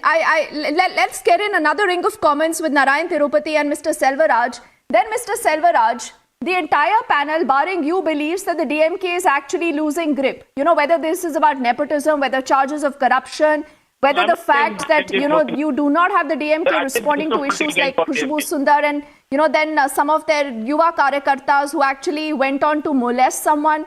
We haven't seen any kind of action, and now this comment. So is the DMK losing grip, Mr. Selvaraj? You're on the losing side. I don't think that the DMK is losing grip. They are very strong going. They are with the people. The government is doing well. They have become the number one state in all over India in the performance base. That is not the issue now. Why do you want to club this issue to the DMK is losing and they are making a political gain? That is not the issue now. We should... Why not? Because he's a DMK MLA, Mr. Selvaraj. He's a DMK MLA. If the party does not agree with him, Narayan Tirupati, shouldn't the party actually even issue an apology? No. Mr. Selvaraj is asking why you linking the DMK with this kind of a comment. It's a personal comment. No, Annamalai is making an unwanted statement in Tamil Nadu. He should be responsible for that. It's my turn. Arey Baba, you have an MLA making that comment. The BJP is responding to that comment. No, Mr. Selvaraj. Selvaraj. No, I am not agreeing with yes, Mr. Tirupati. Them. We are not with them. Whatever he says is wrong. That's all. See, it's not. You say that whatever he has said is crime, not wrong. There is a lot of difference. Because you are alliance party, it is not that an MLA, a legislative member can just like that accuse the Prime Minister of India. He is our Prime Minister of India. The Chief Minister of Tamil Nadu should have come very openly today morning itself and he should have condemned. He should have ordered for the arrest of this MLA. If not, it is that the Chief Minister of Tamil Nadu acknowledges what this MLA had said. You need to understand this. And as an Alliance Party member, Alliance Party leader, your leader, Mr. Vaiko Palswamy, if at all he is for the country, he is for the Prime Minister of India, he should have condemned this and demanded the arrest of this particular fool. You have not done this, and you are coming and talking in national channel like this. You are trying to accuse others. When an MLA, so Mr. Selvaraj, why has the DMK not apologized? Why has the DMK not taken action against this Neta? That's the only question today people want an answer to. Is it not the duty of the leader, a Rajya Sabha MP like Mr. Vaiko? I think this matter. The Thoothukudi MLA has made a statement. They must be having an inquiry. It is not that, immediately someone can make an apology or making a statement. He must be 1 minute. He must be investigating. He can immediately make a comment. Mr. Selvaraj, what is the logic, sir? You're saying an apology is not made just like this. There is a process to an apology. But you can go on the stage, Mr. Prakash, and you can make a comment like this, which is baseless. It does not, have any basis to it. And even now, when we are trying to speak to the MLA in question, he's hanging up on us again and again. Mr. Prakash. The more important thing is, the reason he's giving is absolutely stupid. He's saying AIMS doctor did not treat him, so Modi ji killed. What nonsense. What kind of argument is this? What kind of argument? If doctors, AIMS doctors did not do well, you take them to Medical Council of India and suspend their license. Did Prime Minister order AIMS not to go and treat? See, first of all, I want to tell you, Jayalalitha knows very well, with 40 seats, she cannot become the Prime Minister. She knows very well. She told me that I am not a competitor to PM, but this is an election strategy. In Tamil Nadu, people talk, everybody is a Chief Minister. Everybody is a Prime Minister. Everybody is that's the way Tamil Nadu politics grows. So Jayalalitha wants to capture. She knows that even if she wins all the 40, she can never become the Prime Minister. And Modi ji knows very well. And Modi and Jayalalitha this you believe, have a very Mr. good Prakash, could understanding. be a rerun of the Maut Ka Saudagar comment of Sonia Gandhi, is what senior journalist Prakash says. Mr. Selvaraj, I'll give you the last word. I'll give you the last word, sir. What will you tell MK Stalin? What will you tell MK Stalin today? I think, but in my view, MK Stalin is a straightforward politician. He is for the people, with the people. If any kind of this kind of a statement, then naturally, definitely, he will investigate. He will investigate and he will give you the statement. Because tomorrow the statement is the assembly. What is there to investigate? I don't understand, Mr. Selvaraj. What is there to investigate? He's made that. He's made that comment from an open stage, Mr. Tirupati. I need to close, but again, the last 30 seconds, sir, to you. What if there is no action by the DMK? What will the BJP do? How will you take up this issue, sir?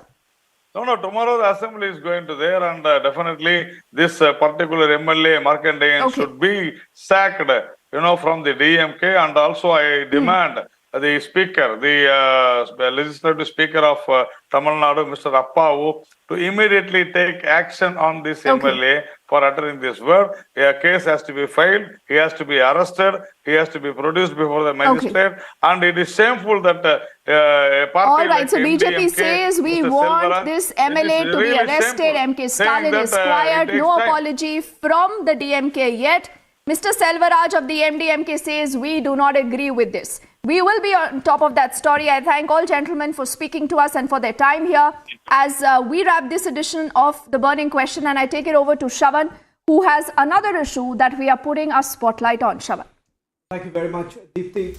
This is the story that we have been tracking over the last few days. It shows the current situation in Pakistan.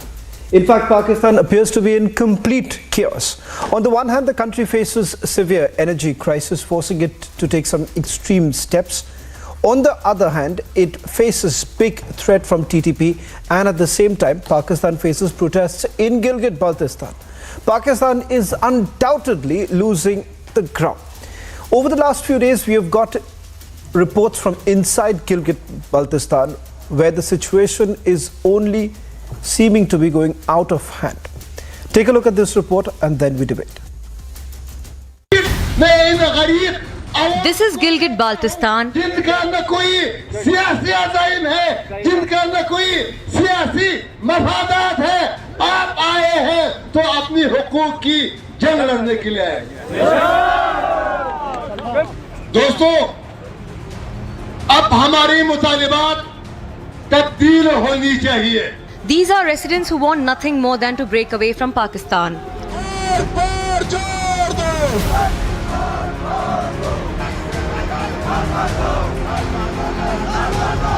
The anger on ground is palpable.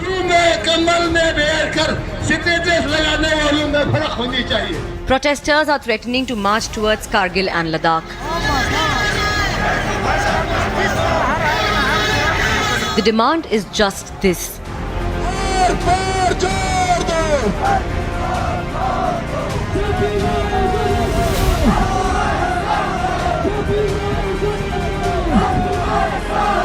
All this comes at a time when the Tehreek-e-Taliban is taking control. The terror state is self-combusting. Let's debate.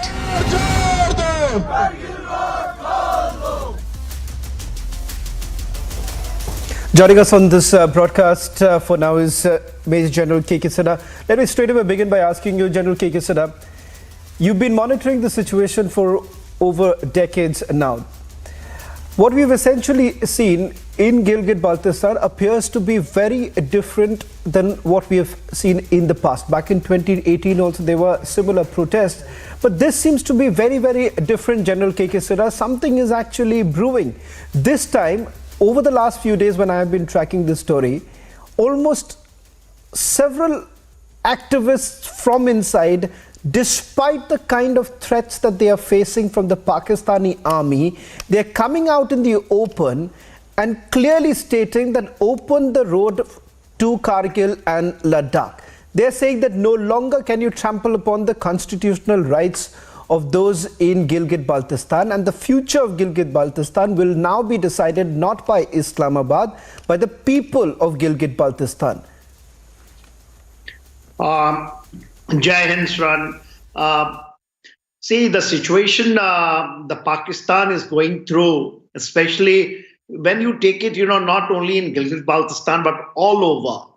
The situation has gone to, and it is the right time when the people of Gilgit-Baltistan has taken the step and they have demanded that they want to join the Indian state. See, what is, happening in Gilgit-Baltistan has got something to do with the TTP also.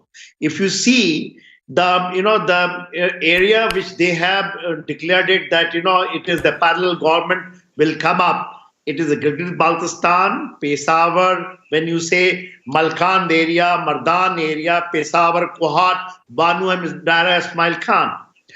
So why I'm bringing this particular issue, that if you see the first area is Gilgit-Baltistan, and there has been also a time frame they have laid out by end of the year 2023.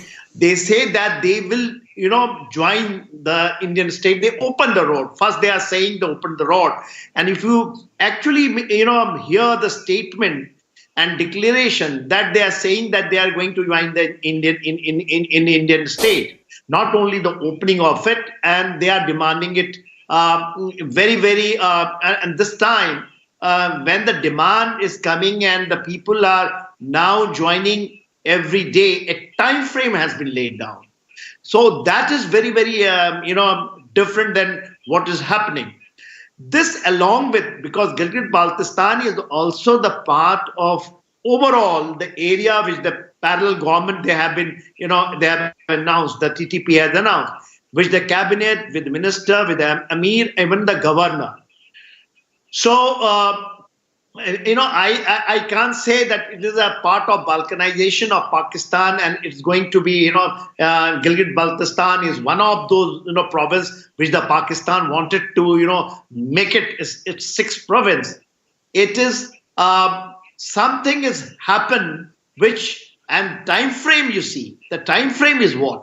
The time frame is there, when they are going through all type of crisis, and there is no way they can come out of it. Whether it is economic, whether it is a military situation, all along the Golden Rhine.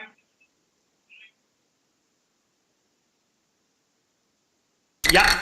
General K.K. Sidha, we'll get into the details of the challenges that Pakistan faces on numerous fronts. But I want to first concentrate on Gilgit-Baltistan, and perhaps then we also look at the challenges that they're facing from the TTP. Raja Faisal appeared to be quite amused when General KK Sinha was essentially talking about the current situation in Pakistan. Raja Faisal, what do you find very amusing? The fact that your country is in complete doldrums when it comes to the finances, or the fact that you're losing out the plot even in places like Gilgit-Baltistan, where people are now openly saying that if you can open up Kartarpur, you can open up the doors to Kargil and Ladakh, and no longer will the future be decided by the powers to be in Islamabad. You've rightly pointed out that I was obviously amused by whatever General KK Sinha was saying. And of course, I have huge respect for him. He's a man who has served out there. And of course, he has served his country in there. While he was talking about the people of Gilgit-Baltistan, I just wanted to add in that not only people of Gilgit-Baltistan, but people of Azad Jammu and Kashmir, which is obviously on this side, they are all set and ready all the time, and forever they always longed to join the other side. Why? Because not only people of Gilgit-Baltistan or Azad Jammu and Kashmir, but every son of Pakistan wants that side which is occupied by India to join this side. Come on. Of course. Okay. But you can't be sarcastic about it. No, if that is the case, Raja Faisal, you want to continue. General KK Sinha, I just want to give Raja Faisal a bit of a reality check. Raja Faisal, you like to talk in rhetoric, we don't. And the fact is this, Raja Faisal, in fact, what I'll do is in a short while from now, we'll play out the audio as well as the video of activists, student leaders, those who are participating in the protest. They are not agents as you would like to call it, but the fact of the matter is that whether you like it or not, there is an uprising in Gilgit-Baltistan. And just to make this very clear, as far as Jammu and Kashmir is concerned, it's very much an integral part of us. And as far as Gilgit-Baltistan is concerned, that is the part which has been occupied. Listen in to what those people of Gilgit-Baltistan had to say, and then tell me that it is one person or there is a large number of people who are now coming out in the open and openly daring your government there. Listen in to some of those reactions, and then I want to come back to both of you. In fact, Mr. Nalapat is also joining us, and Hamid Khan is also joining us. Raja Faisal, it's for your benefit, and I don't want to talk into rhetoric, and I do not want to get into a boxing match here. But listen it for yourself. I won't. I'm not a boxer. Of course, नहीं हम इस्लामाबाद सरकार को इजाजत देंगे कि वो हमारा फैसला करे। गिलगित बल्तिस्तान का फैसला यहाँ के अवाम ने करना है, यहाँ बसने वाले लोगों ने करना है कि गिलगित बल्तिस्तान का मुस्तकबिल किस तरह करना है। साथियों, यहाँ पर ये जो हमारा खित्ता है, 71 के बाद, बंगाल अलग होने के बाद यहाँ FCR का खात्मा किया, क्योंकि 80,000 पाकिस्तान आर्मी के लोगों को बंगाली अवाम ने यरगमाल बनाया था। उन कैदियों को छुड़ाकर उनको अकोमोडेट करने के लिए भुट्टो और इजलाल ज़ैदी के जरिए हमारे इस खत्ते में उन्होंने फसादात कराए, शिया सुन्नी फसादात की बीज बोया गया। उसके बाद यहाँ पर FCR को खत्म करके सब्सिडी दी गई। सब्सिडी में 8-10 चीजें थी, तेल खत्म किया, चीनी खत्म किया और PIA का सफरी टिकट खत्म करके ला के सिर्फ गंदुम पे आपको महदूद किया, क्योंकि गंदुम का बराह रास्त ताल्लुक जन्नत और पेट से है। इंसान की पेट को जब आग लगती है तो Raja Faisal, you've heard it. Now I want to take this question to also Hamid Khan, and then I'll also expect by the time you can settle in, think about your answer. If you want to pick up the phone and get the answers for someone else, you're free to do that. But Hamid Khan, you've heard it. You've heard, and I have several such testimonies. Unlike Raja Faisal and various others who've been participating in debates which are basically, a mockery in itself. The fact of the matter here is that we speak the facts, we speak the truth. Yeah.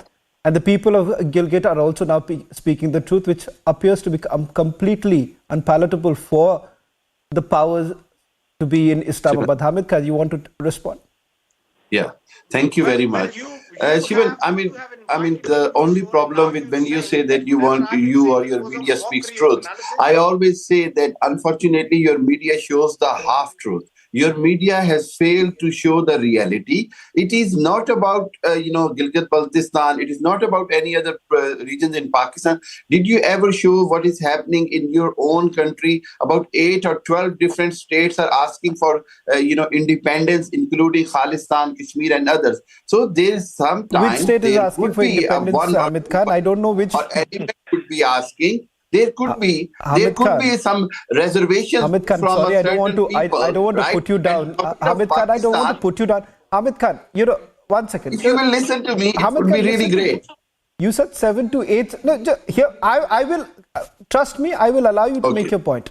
Okay. Trust me, I'm going to allow you to make your point. Okay. But all that I'm asking you is that when I was raising this question, what I did was I came with facts. I made you hear the people of Gilgit-Baltistan. I did not make any sweeping statements. Yeah, that's right. When you are can I mention the number of 8 to 10 states? Allow me. Can I mention their name? What is the hurry, Hamid Khan? What is the hurry? I'm asking the question. 8 to 10 states are now demanding in India for independence. Do you have any proof? I come with proof. I am asking if the people of Gilgit-Baltistan have realized the truth. They've realized that, they are the ones who are saying that, look here, our family members in Ladakh get the subsidies, and look at the development that's taking place in Kargil and Ladakh. We are more than happy to be with them. Let me count on my fingers. Khalistan movement, Kashmir movement, Assam movement, Junagadh movement, Mizoram movement is supported by whom? Arunachal movement, Nagaland movement. Khalistan is whose creation?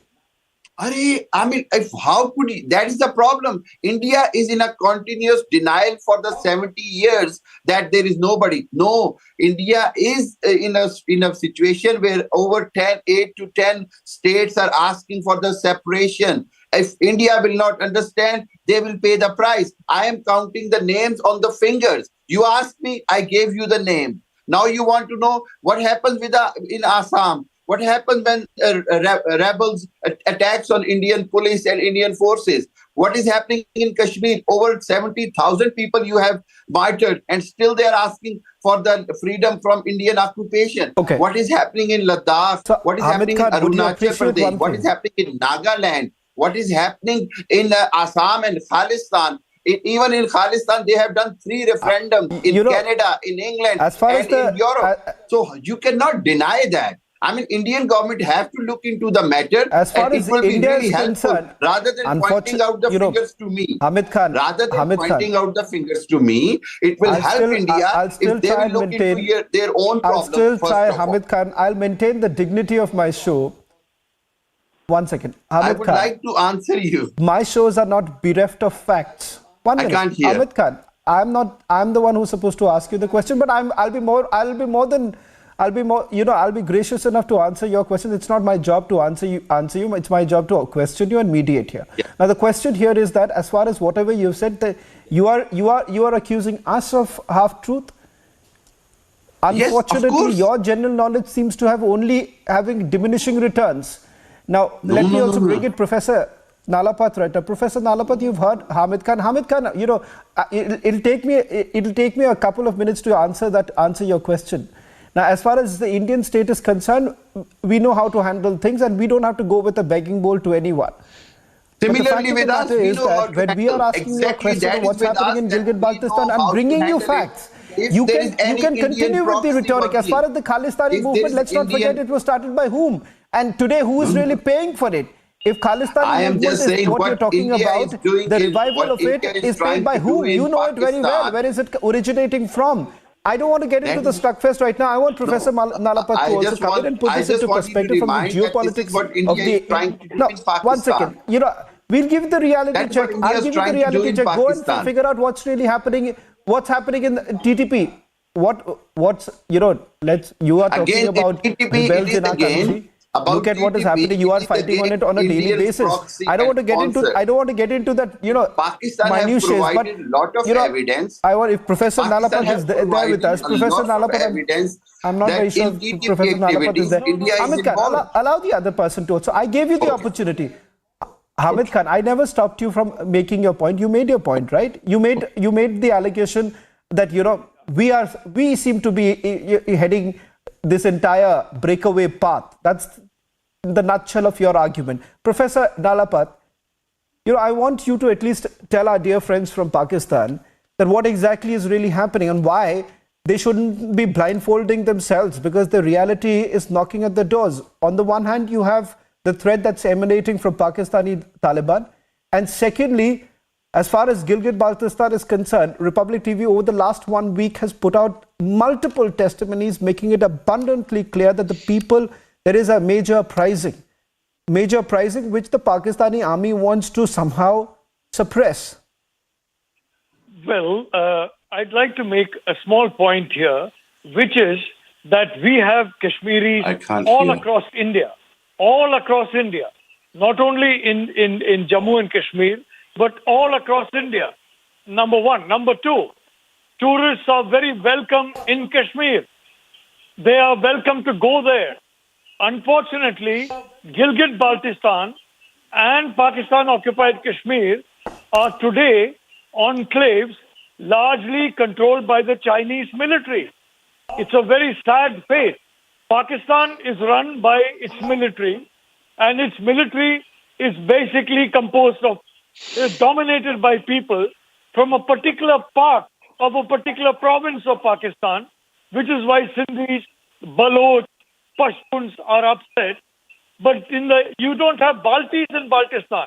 You don't have original Gilgit people in Gilgit. You have drained it of those people and put settlers from a particular province that is the darling province of the Pakistan military. You have Kashmiris in Kashmir all over India. Do you have Kashmiri-speaking people in these locations? I've seen in New York, I've seen in London, so-called marches of Kashmiris. I checked with one or two Kashmiri friends with me. How many of them speak Kashmiri? Zero. Nobody. They're all Punjabis. Every last one of them is a Punjabi, masquerading as a Kashmiri. And I'm sorry to say, whether it's Nawaz Sharif or other Punjabis, they have settled into that part of Kashmir, occupied by them, and they have become occupiers. And now China is occupiers of their country. Can I reply? Well, thank you very much, Professor Nalapat. Can I reply? I just want I'm running out of time, so Faisal, 30 seconds, I want a quick response from you. Yeah, quick response from my side is that I think the gentleman who was about Kashmiris being all over India, he does not know the facts. I think he should have been talking about the colonies which are being in Indian illegally occupied Kashmir to settle the Ghar Wapsi and all of that stuff. The occupation is on your side. Anymore. Number one, and number two. Number two, I think he hasn't got any facts about Gilgit-Baltistan, so I would not take him seriously. Raja Faisal. General K.K. Sinha wants to quickly respond. I'll end with that. General K.K. Sinha. These are all rhetoric. Okay. Raja Faisal, you made a point. I want a quick response coming from General K.K. Sinha, and then we end the debate. Give me the cutscene. But give me the cutscene. Raja Faisal, just hold on. Give me the cutscene. I want a quick response coming in from General K.K. Sinha. General K.K. Sinha. Lala land he's living in. Yeah, okay, Raja, I don't want to shout. No one is. I think so. We showed you the truth, but you don't want to. The Lala land is yours. General K.K. Sinha, quick response. Thank you very much. He has overnight. I can also shout, please. Pakistan to Chinese. Raja, please, for God's sake, listen to me. Okay, Raja Faisal, you made your point. Come on, this is Pakistan. Please, this is not for God's be sake, gracious. Please listen to me. I'm making a point, please. Everything to Chinese. I'm not saying. Raja Faisal, hold on. General K.K. Sinha wants to come in. General K.K. Sinha wants to come in. General K.K. Sinha, go ahead. The last point. I have been physically in Gilgit-Baltistan. during the Kargil war. We have gone inside that area and they know what I'm talking about, the Sarkardu area. And we have dealt with the NLI, the people what they are talking about. They may be talking in rhetoric. I'm telling you something of brass tack on ground which is there. NLI, even that time, Northern Light Infantry wanted to cross over to India at that time. We didn't allow that thing to happen because we wanted to have a clear-cut thing, when we said, okay, you go back. Swaran, let me put that thing, to these people. Okay. Now the people of Gilgit-Baltistan is asking, and they have given you a time frame of 1 year. Absolutely. Yes, no, General K.K. Sidha, I'm sorry I had to interrupt you. General K.K. Sidha. General K.K. Sidha, I'm sorry I had to interrupt you, but this is a story that we are tracking very closely. Over the last few days, we have put out all the multiple testimonies. Hamid Khan, Raja Faisal, will call you back once again for you to see more and more testimonies which are coming in. Not many would like to dare to show that, but here in Republic TV, we've got our foot inside to show you the truth which you would continuously deny. Professor Nalapat, thank you very much, as well as Raja Faisal and others for joining us on The Burning Question. This is Samiksha Srivastava reporting from Mumbai, and this is Republic. We tried to draw a complete divide between, say, Savarkar, Bhagat Singh or Bagha Jyoti, and is that the right thing to do? Because there was something that connected them. We look at what divides them. What we are trying to do is to see this history from today's ideological lens. But their lens was completely different. They were a part of one big project. So I think we are not doing justice to this movement by trying to carve them up into small bits and pieces based on, today's ideological debates.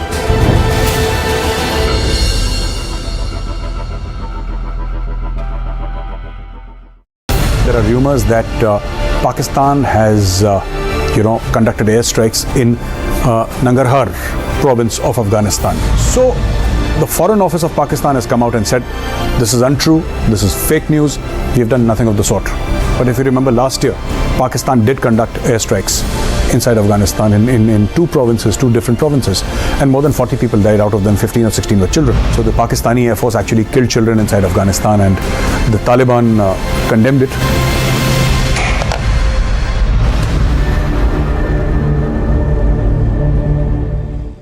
In your view, what was the role of Swami Vivekananda and others like him and the whole idea of a civilizational confidence in our freedom struggle?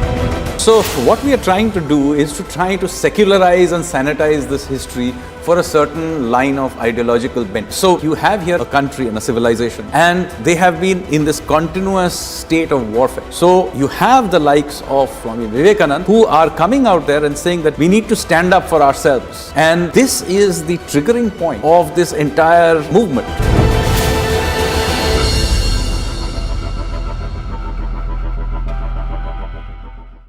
My question to you was that generations of Indians, you and me, have grown up feeling that all that brought us was a passive, non-violent resistance. Now, was that overplayed? What happens at independence is that most of these big leaders of the revolutionary movement have essentially been killed or they have died from natural causes. So the revolutionaries don't have any leadership left. So when India becomes free, it comes to be ruled by one faction of the Congress party. Here is where I think they really went wrong. They deliberately go out there and suppress alternative narratives.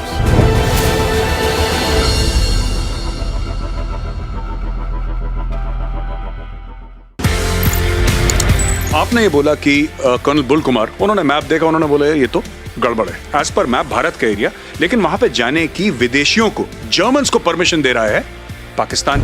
क्योंकि since there were some people like us who were aware of what is Siachen Glacier, we knew what it is like. मैं बिला फॉन्डला पहुंचा, पाकिस्तान का helicopter मेरे ऊपर, तो उसने मुझे देखा, मैंने उसको देखा, उसने वहां से घुमा पीछे और वापस। They were shocked. When are our children going to see the real history of India put before them? I believe we don't really need to wait for school textbooks to be changed, because that can't be the only source of our knowledge and information. When are we going to rewrite our history? There is another story to how India grabbed its freedom. It was not only through the non-violent movement. In the 20th century, with the revolutionaries, you see this really strong armed resistance. I think this story needs to be told. Sadly, it is barely mentioned in our textbooks.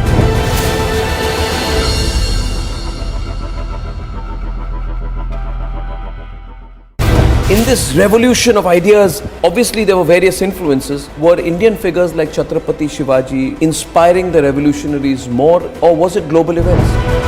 The revolutionaries were characters of their own time. But a very important inspiration was also the long history of India's resistance to foreign occupation. And of course, Hindu revivalism is an important part of it. How they saw themselves, holding the Gita in one hand, a revolver in the other hand, and making oaths. So you can see Hinduism, particularly the Shakti strand of Hinduism, having a deep influence on the way many of these revolutionaries saw themselves.